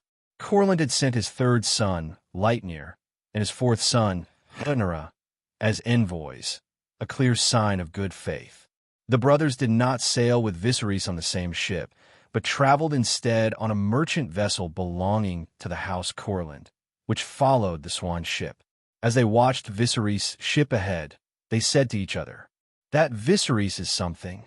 He seems to have gotten the old man to agree to an alliance without even having to offer anything." Lightnir had small eyes and a fondness for the color purple, so he always dressed in purple garments. He spoke without the slightest respect for his father. Rhaenyra, sitting next to him, remained silent, leaning over the railing and letting the sea breeze blow his long hair over his shoulders. He didn't care and had no desire to speak to his brother. When it became clear that Rhaenyra wasn't going to respond, Lightnir asked, "Brother, what did you do when the old man sent you to Braavos 6 months ago?" Rhaenyra glanced at him and replied, "Why do you think father didn't tell you?" "You must have gone to the Iron Bank," Lightnir said with a wicked smile. Rhaenyra finally spoke. "I went to Volantis and got a lot of weapons. I don't know what the old man is planning." The seagull perched on the mast behind them heard the conversation clearly, but Viserys had no time to figure it out. "Right. The hardest time I had making money was when I was a hitman. Now I get to travel around, not only with a ship 50 unsullied, but also with so much treasure." When Viserys and the others left, Illyrio sent over another large pile of goods. The total value exceeded 50,000 gold dragons. He also provided Viserys with 20 sailors to strengthen his defenses. Right. So you see, most do not venture out, not even to places where they were born. They live and die in the same house, on the same plot of land, sometimes never going so far as to cross the nearest river. I really don't understand the point of it. The Red Viper, Viserys thought, feeling a sense of familiarity. On second thought, he remembered that in the original story, the Red Viper had said something similar to the Little Imp. At that time, the Little Imp had remarked that the reason most people never venture out is because most people are fools. Viserys didn't have the habit of ruining people's fun, so he just laughed it off. Well, maybe Fields hesitated, aware that he was merely a playmate, so he didn't play his king's trump card. However, a large hand reached out from behind him, and the king's trump card was thrown onto the table. "Huh, the king's trump card," Regis said proudly. "I'm not going to play anymore." Fields responded with some resentment. Viserys knew what he was thinking, but chose not to expose him. "We're almost at Myr. Are you ready to talk to the Magister of Myr?" "Don't worry, my lord. I'll make sure Myr joins our alliance. Bring lots of gifts. Don't worry about the money. I'll ask Traegar to reimburse me when we get back," Viserys added to himself. "Yes, my lord." Soon after, everyone arrived at Myr.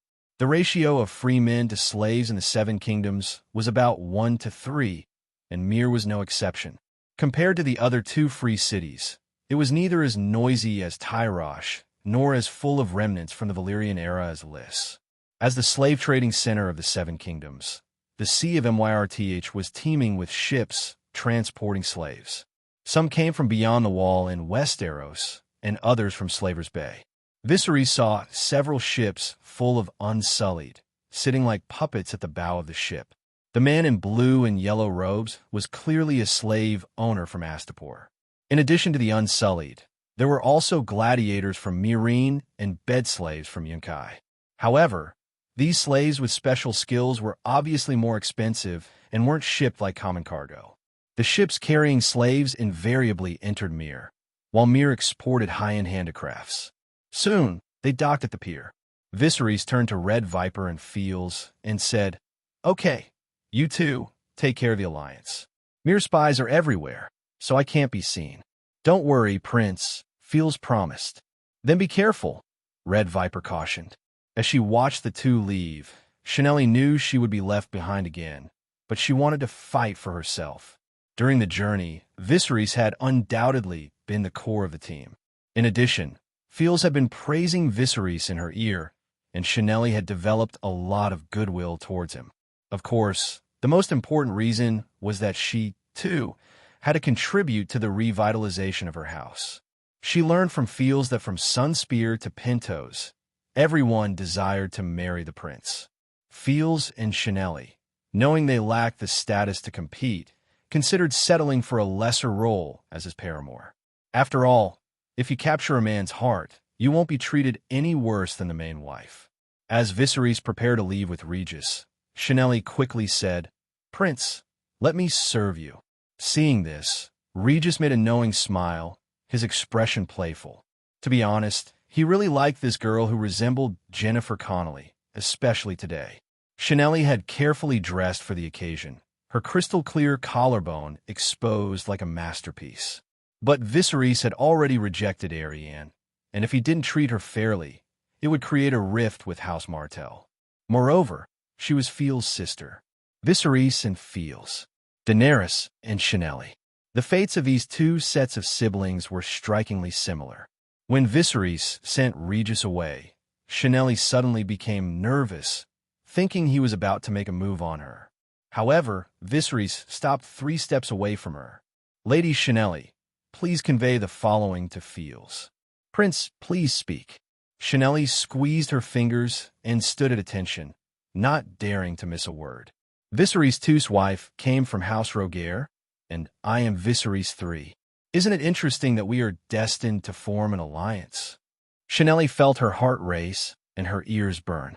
The sound of the waves, the bells on the docks, the cries of the seagulls, all the noises of the world seemed to fade away. She didn't even dare to look into Viserys' eyes and instead focused on his mouth, waiting for his words. However, what came out of that mouth was not what she had expected. "Lady Chanelli, I don't think I can ask you to be my wife, but our houses will remain allies. Tell Fields that I swear on my life, and Daenerys that I will always consider him my right hand, as long as House Rogaire remains loyal." Chanelle's eyes flashed with disappointment, but she still bowed slightly in response. Prince, don't worry. I will definitely convey your words to my brother. It's a real art to pacify people. Viserys declined Conwira's offer to accompany him and wandered through the city alone. He soon discovered that faith in Lawler seemed to dominate Myr. Every now and then, he spotted a red priest walking along the streets. The city had two ring-shaped commercial streets lined with vibrant shops. Carpets, screens, mirrors, lace, glass, an array of colorful handicrafts adorned both sides. From above, the streets would resemble a necklace inlaid with colorful gems. The Unsullied patrolled diligently, their presence unmistakable. At one stall, Viserys noticed a vendor displaying what appeared to be picture frames. Upon closer inspection, he realized they were Myr's renowned miniatures. He picked up one, no larger than his palm, and marveled at the detail. It depicted a battlefield. One side bore a blue banner, the other a red flag. Soldiers clashed, knights charged, and the soldiers' armor and weapons were intricately painted. The craftsmanship was extraordinary, down to the smallest detail. There were many themes among the miniatures. Two larger ones featured dragons. One portrayed the end of Valyria, its base colors a haunting gray and red. Countless peaks erupted simultaneously, spewing scarlet magma and hurling massive rocks through the sky. Dragons struggled to take flight, some seemingly held back by unseen forces, while others were struck by falling debris. Viserys could even discern the Valyrian dragon lords weeping in the corners, identifiable by the exquisite crowns on their heads. The artistry was nothing short of breathtaking. The merchant, a woman in her 30s, stood nearby. Tom had left few marks on her. Her olive-toned arms were bare, and her chest was exposed in a way that seemed calculated to attract customers. The shopkeeper glanced at Viserys and, noticing his handsome features, decided to offer a small discount. Feel free to look around, dear customer. If something catches your eye, I can give you a discount. Viserys nodded, his gaze settling on the miniature of Valyria's doom. This one will do, he said, pointing to it. Since Euron had already reached the smoking sea, Valyria couldn't be far off. Through this miniature, he imagined he could catch a glimpse of the ancient ruins. After wandering through the shop a bit more, he noticed a surprising item for sale: high heels.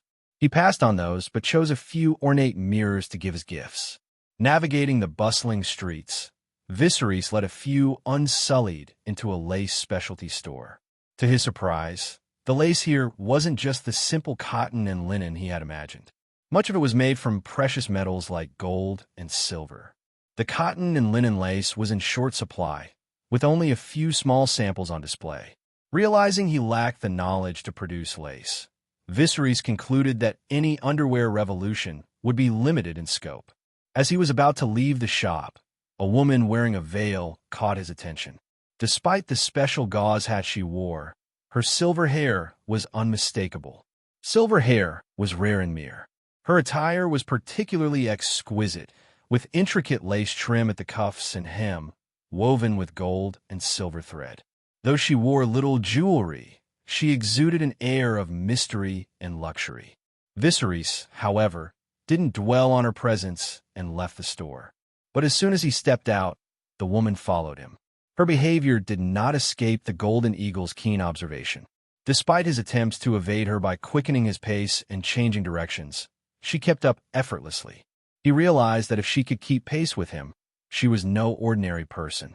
Could she be one of the faceless men? He thought, a chill running down his spine as his pulse quickened. But after a moment's reflection, he dismissed the idea. How could the faceless men know I'm in Myr? Faceless man or not, the fact that she dared to follow him meant he had to uncover her identity. Through the eyes of the Golden Eagle, Viserys spotted a dim, empty alley nearby and quickly turned into it. As he anticipated, the woman followed. He stopped and turned around when he heard her footsteps approaching from behind. Before Viserys could speak, the woman spoke his name. Prince Viserys, is this the place you chose for our date? Her voice was seductive, a sound that seemed to pierce directly into his heart. The way her red lips, moved beneath the veil, exuded an irresistible allure. Who is this? Viserys thought, but asking outright felt beneath him, as though it would diminish his authority. Whoever she was, she had chased him here for a reason, and it likely wasn't a good one. Instead, he retorted, "Where did you come from, old woman? Are you so desperate for a man that you're chasing after me?" The woman paused, then laughed. A laugh so enticing it felt like a cat scratching at his heart, leaving him itching for more. "Prince Viserys, your tongue is as sharp as a sword. Don't you want to know who I am?" Her voice, dripping with temptation, almost compelled him to ask, but he resisted, placing his hand on the hilt of his sword, ready to defend himself. The woman slowly lifted her veil, revealing silver blonde hair and a stunning face. "Liv Tyler?" Viserys thought, seeing the amazement in Viserys' eyes. The corners of the woman's mouth curved into a slightly proud smile. "I'm surprised you don't recognize me," she teased, a smug smile playing on her lips as she observed the shock in Viserys' eyes. "In terms of lineage, I'm your great-grandmother." "Great-grandmother?" Viserys echoed, his fantasies shattering as he stared into her mismatched eyes, one blue, one green.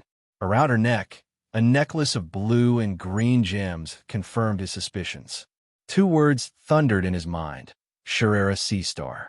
She was from the same era as Bittersteel Igor and one of the noble bastards of King Aegon the Unworthy. A character from over a century ago. How could she still be alive, and so youthful? As the realization hit him, a chill ran down his spine, an unease he hadn't felt since arriving in this world.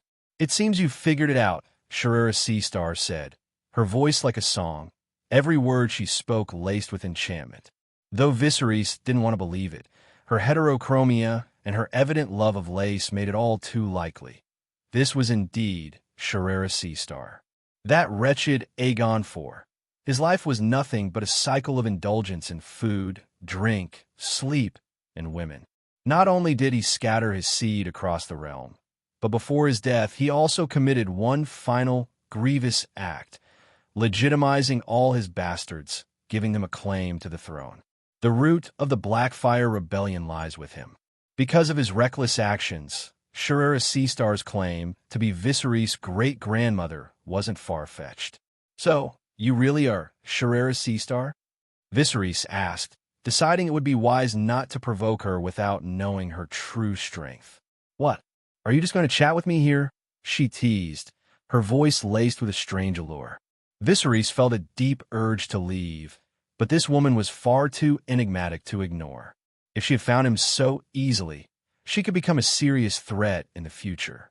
It would be better to uncover her intentions now, so he could prepare.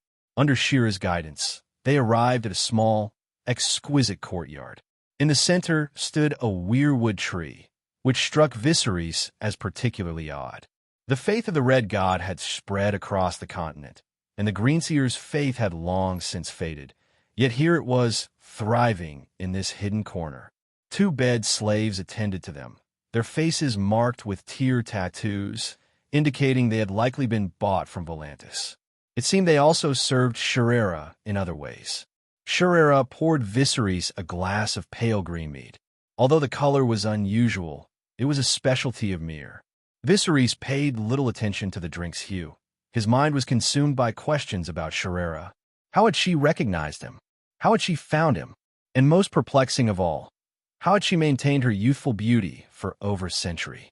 Rumor had it that Shira's mother, Serenii, also appeared far younger than her years, possibly due to blood magic. Some even whispered that she bathed in blood to preserve her youth.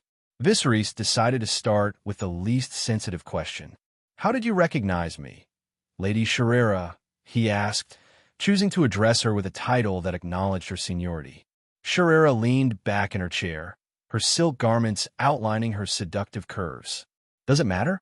It does if you want something from me. Surely you won't deny me the satisfaction of satisfying my curiosity," he replied. Despite himself, Viserys felt a growing pressure in her presence. There was something unnerving about a woman who had lived for over 100 years. Her eyes, deep and mysterious, seemed to beckon him into their depths. Don't you want to know how I've kept my appearance unchanged for over a century? She asked, her tone almost playful. Birth, aging, sickness, and death are natural. Defying them must come at a great cost, Viserys observed. For a brief moment, Shira's expression faltered, but then she smiled again. You're very perceptive, Viserys.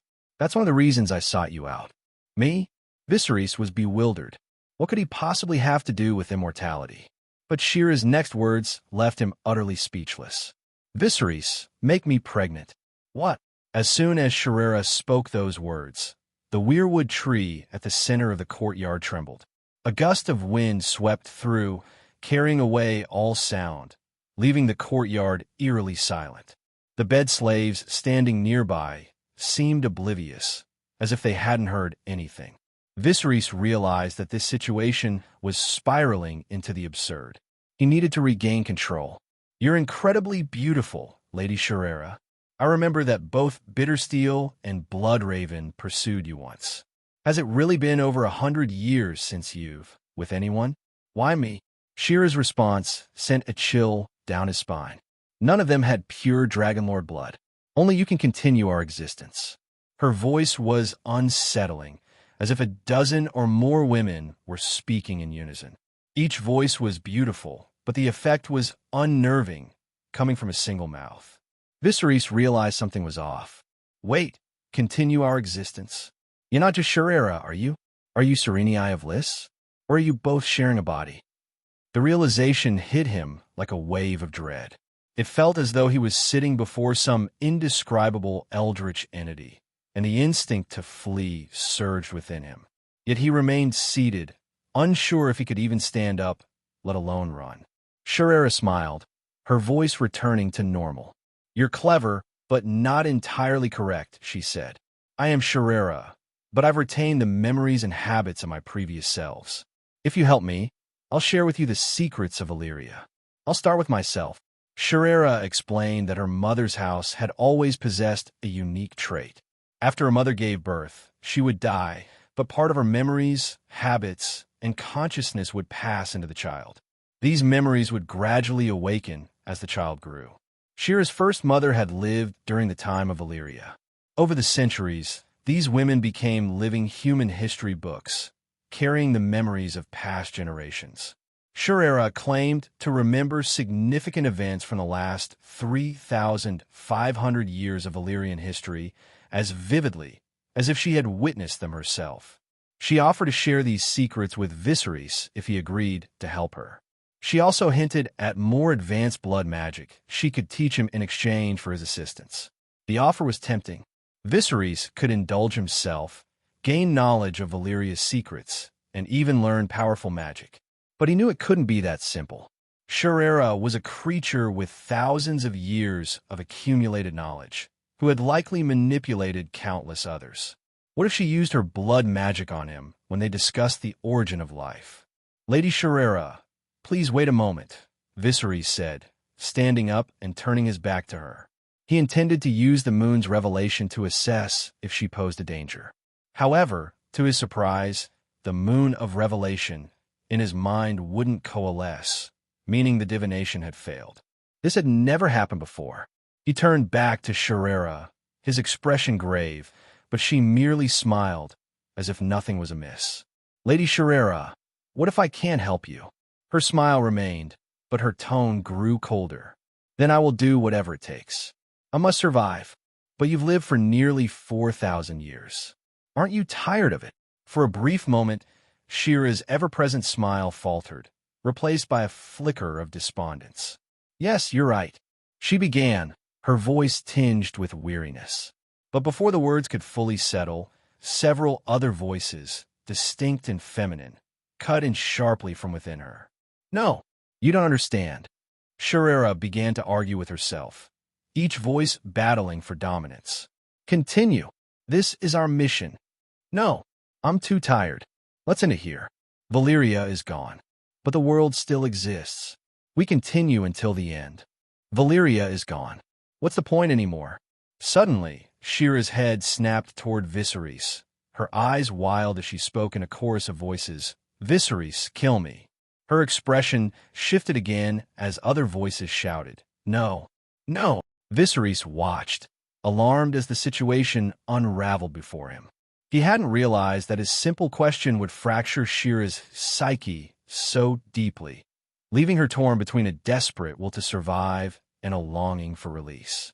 The situation with Shirera was deeply unsettling, a scene that would unnerve anyone who witnessed it. Yet, the two maidservants standing behind her, deaf and mute, remained oblivious, unaware of the strange happenings. Despite the eerie silence between them, the courtyard felt unnervingly lively, as though a hidden tension hummed in the air. "Calm down, Shirera, and everyone else. Please calm down," Viserys urged, his voice wavering with uncertainty. He had no idea how to handle this. His blood magic, fire magic, none of it seemed relevant to this bizarre situation. His newly learned water magic was barely sufficient to splash someone's face with a water arrow, let alone manage a crisis like this. Fortunately, something finally happened. One of the maidservants crossed the courtyard to the weirwood tree and plucked a few leaves. She chewed them, then approached Shirera and leaned down, passing the leaf pulp in her mouth in a gesture that was oddly intimate. The sight of it made Viserys' ears flush slightly with embarrassment. But it worked. After swallowing the leaf pulp, Shirera seemed noticeably calmer. Viserys was surprised. Could the weirwood leaves really have such an effect? "Lady, Shirera," Viserys asked cautiously. "I feel much better," Shirera replied, waving a hand dismissively. "And the others?" he asked, referring to the conflicting voices that had just battled for control. "They've calmed down as well," she assured him. Viserys nodded, then asked, "Senior, are you in such a hurry to get a new body because this one is failing?" Shirera took a sip of her mead before answering. "Yes, the magic that sustains my body is slowly losing its potency as the world's magic wanes. This body has only 2.5 years left at most." 2 years and a half, Viserys thought to himself. He was about to speak, but Shirera continued. "In fact, this body is reaching its limit, just like him." She gestured toward the withering weirwood, and Viserys understood she was referring to the current green seer, Brynden Rivers. He pondered why Shirera was experiencing this. It seemed that each generation of her consciousness was relatively independent, possibly due to the different environments they lived in. This had led to a divergence within her. Some parts of her mind longed for death, while others clung desperately to life. These conflicting desires had created a dangerous imbalance within her. Viserys thought for a moment and said, "Shirera, and all the others within you, since some of you are weary of this world and others still wish to remain, I might have an alternative solution." "Oh, what solution?" Shirera asked, her interest piqued. "Have you heard of the three-headed god?" Viserys was referring to the Valyrian magic treasure in Tyrosh. One head devoured death, another breathed life, and the purpose of the third head remained a mystery.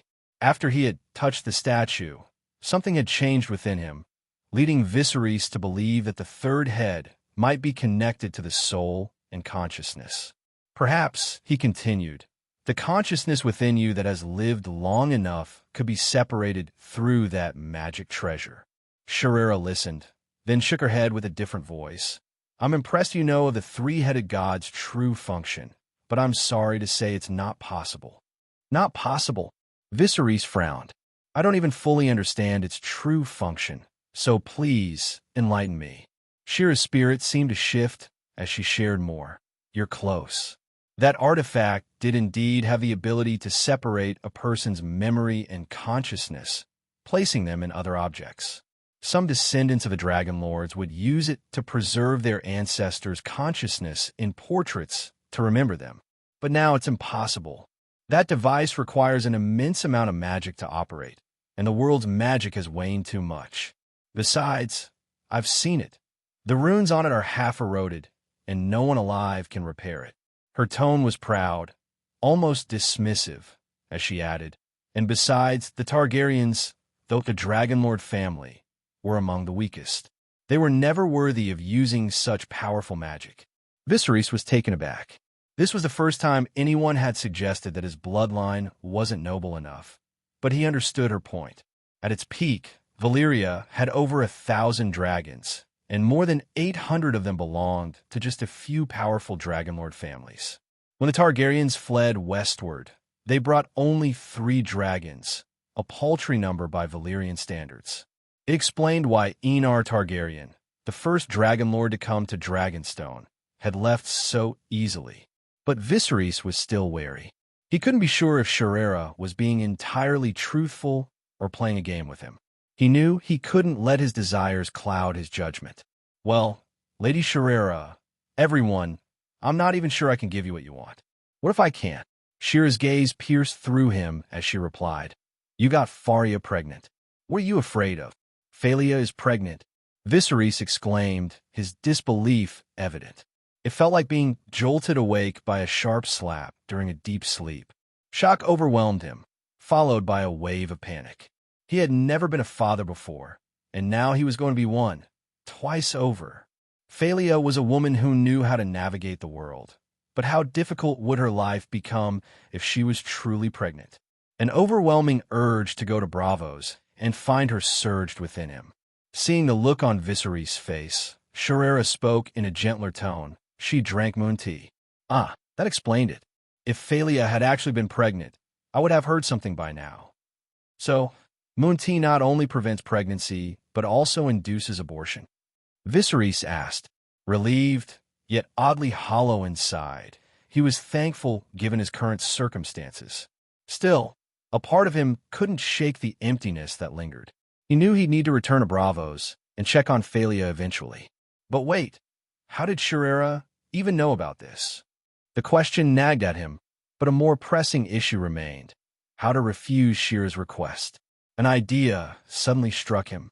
Sherera, do you mind if I make a, donation? He asked, trying to mask his intentions behind cryptic words.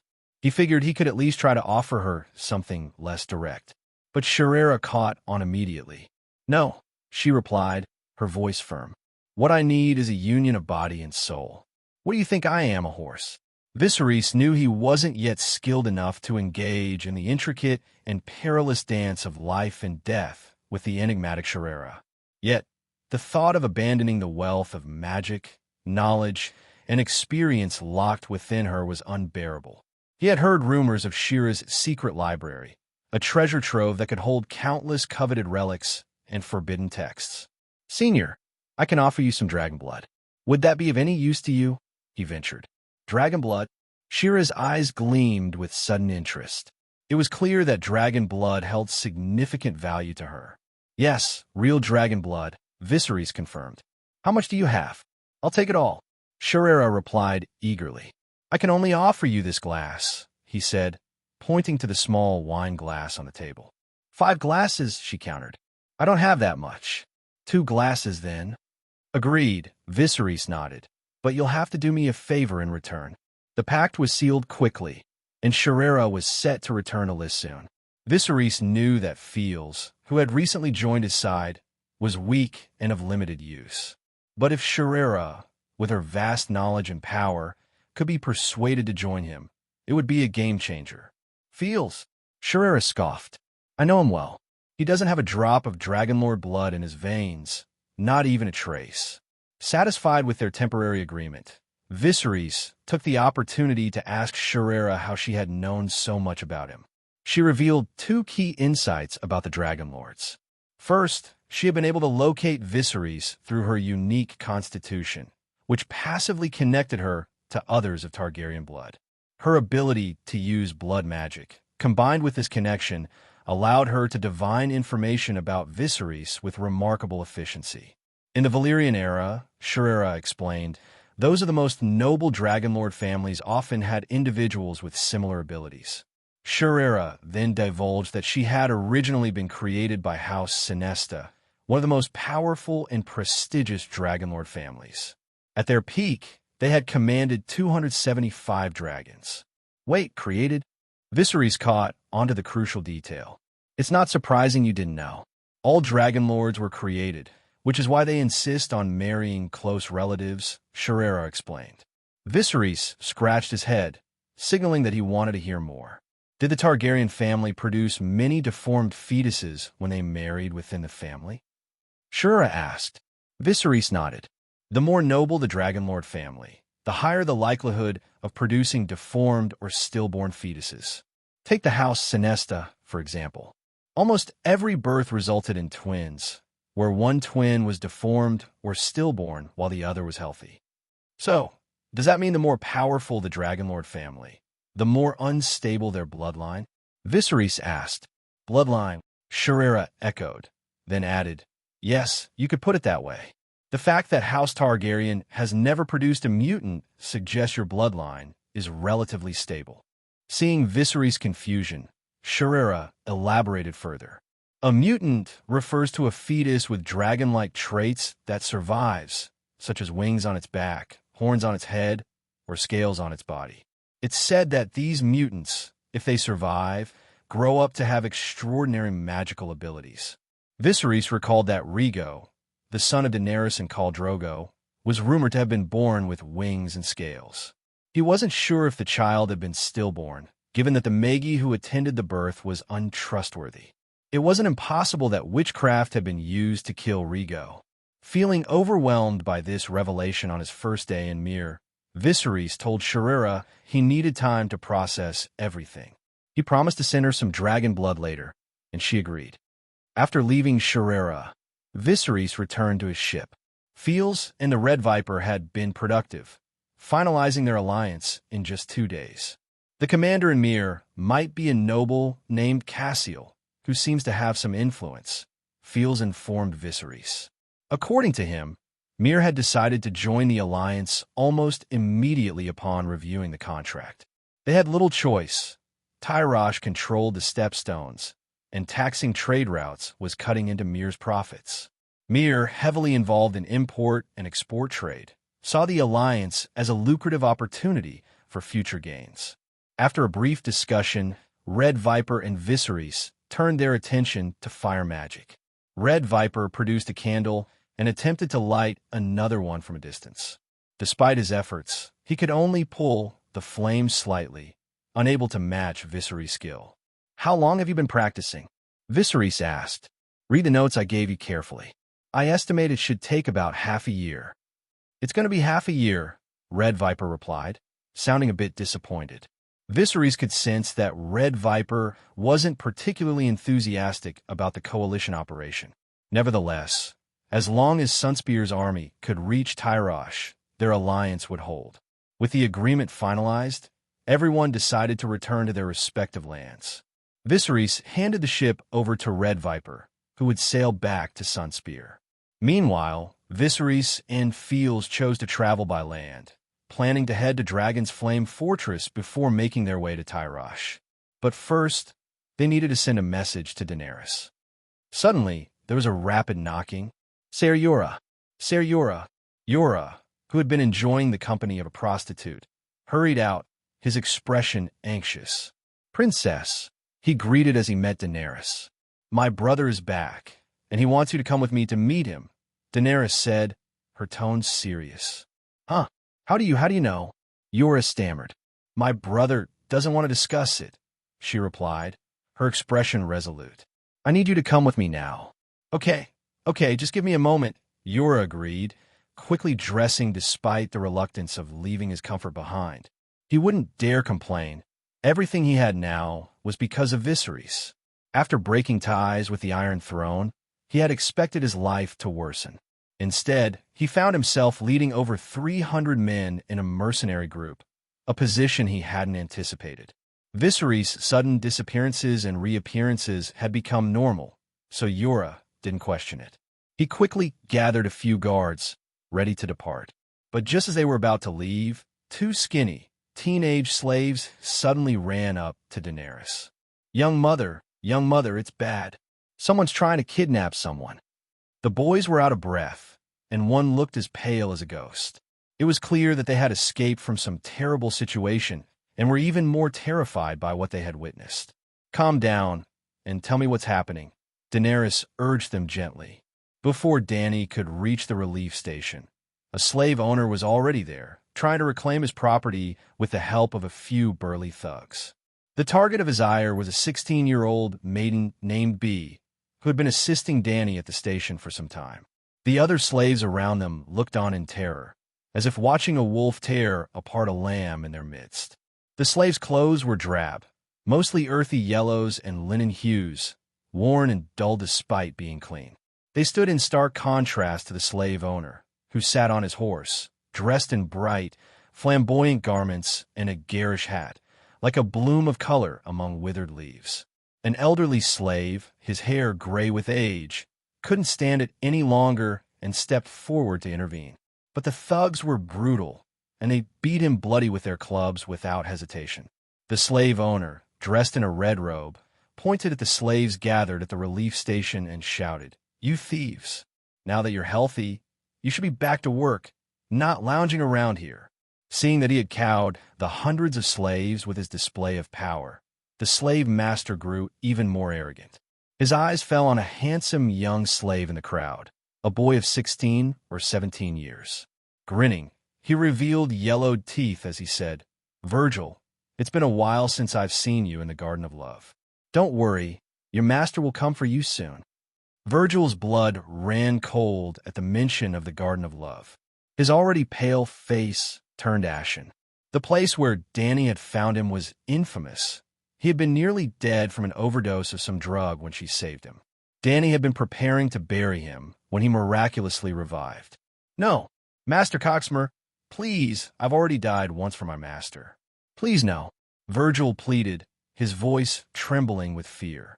But the slave owner, Coxmer, showed no compassion. "Oomph. Unless you're truly dead, you'll have to work," he sneered, then ordered his thugs, "Tie him up too. I'll enjoy him tonight." 3 burly men advanced on Virgil, who was so terrified he could barely stand. The other slaves watched helplessly, knowing that if they tried to intervene, they would be the next to be taken. Suddenly, a sharp crack echoed through the air. Coxmer's horse reared up and threw him to the ground with a heavy thud. "Assassin!" Coxmer's thugs quickly retreated, forming a defensive circle around their fallen master, scanning the area for any sign of danger. "Young mother! Young mother is here! It's the young mother!" The slaves cried out as they spotted Dany, riding toward them on a white horse, a crossbow in her hand. She had fired the shot that spooked Coxmer's horse, and now, with a cold, unwavering gaze, she reloaded her weapon and aimed it at him. With the sight of Dany standing up for them, hundreds of slaves flocked around her like frightened ducklings seeking the safety of their mother. Bee, the slave girl who had been seized, took the opportunity to escape and rushed to Dany's side. "How dare you kill my horse?" Coxmer spat angrily, ready to hurl insults, but then he noticed the group of mercenaries standing behind Dany. Realizing the strength she had at her command, he quickly reassessed his next move, swallowing his rage as he reconsidered his options. "What are you doing?" Dany demanded. Coxmer looked at her with a sneer. "Lady Daenerys, I'm here to reclaim my slave." "What are you doing?" "Robbery," he scoffed. "If you can't use force, then you'll have to reason with me.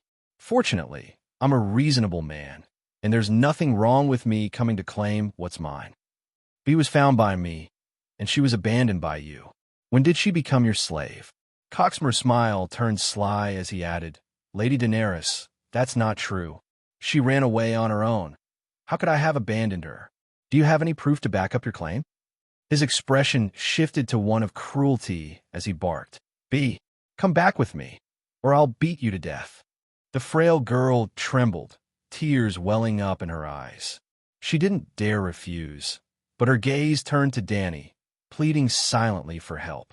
Just as Dany was about to respond, she noticed a group of people approaching from a distance. They were slave owners, all coming to reclaim their slaves. The sight drained the color from many of the slaves' faces, leaving them in despair. If it had been just 1 or 2 slave owners, Dany might have managed, but this was too many, and some belonged to powerful families. The situation was quickly becoming untenable. "Young mother, let us go. We are lucky enough as it is, and we will never forget your kindness," an elderly slave said, kneeling before Dany's horse. Seeing this, The other slaves understood they could no longer stay at the relief station without causing more trouble for Dany. They began to kneel around her, their hopes shattered. Dany frowned, feeling the weight of their desperation. Yora, standing behind her, was equally powerless to resolve the situation. Coxmer's smug, offensive expression only fueled the fire in her purple eyes. "Brother, what would you do if you were here?"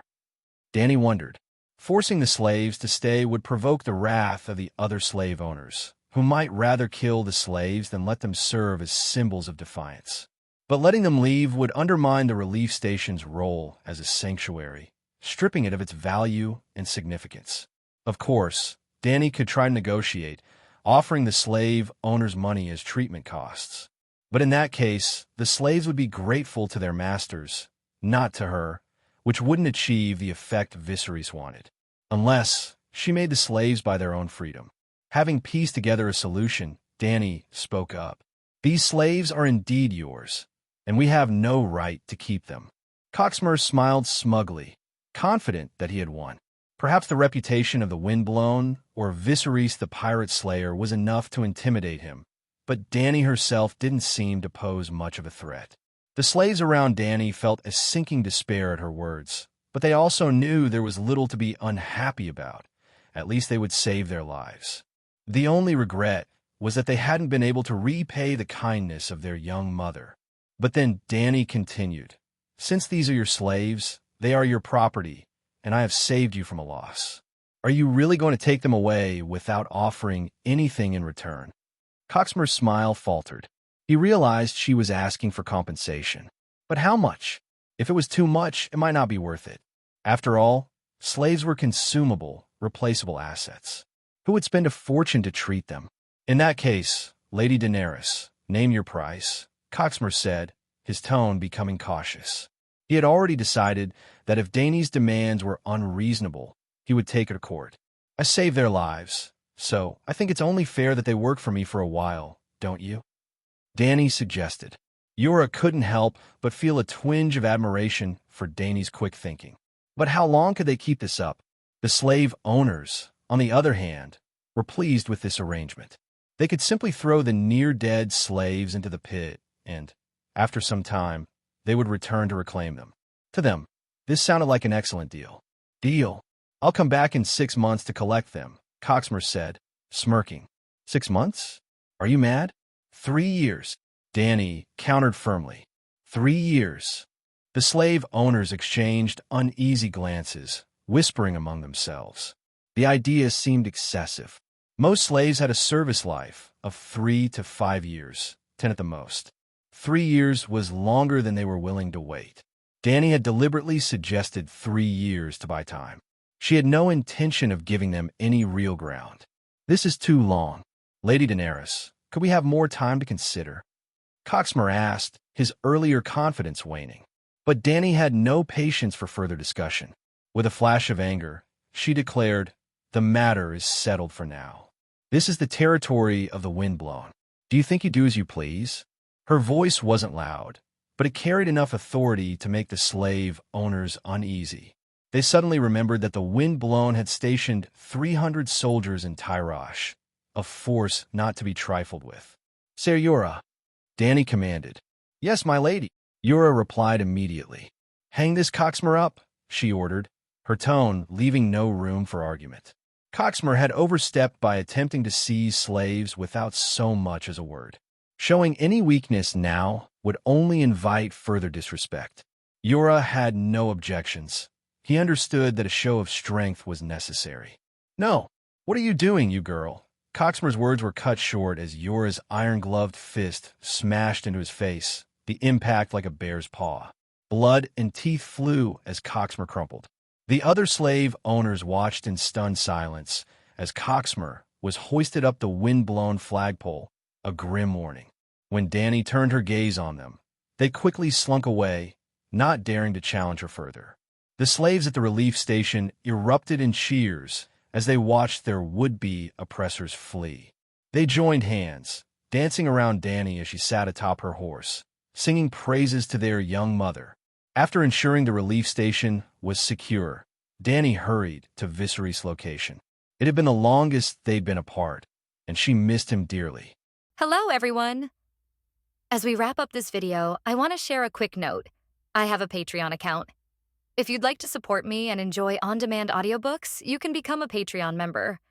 Alternatively, you can check out my Google Drive link, which has 500-plus novel audiobooks available through my Ko-fi or Patreon shop.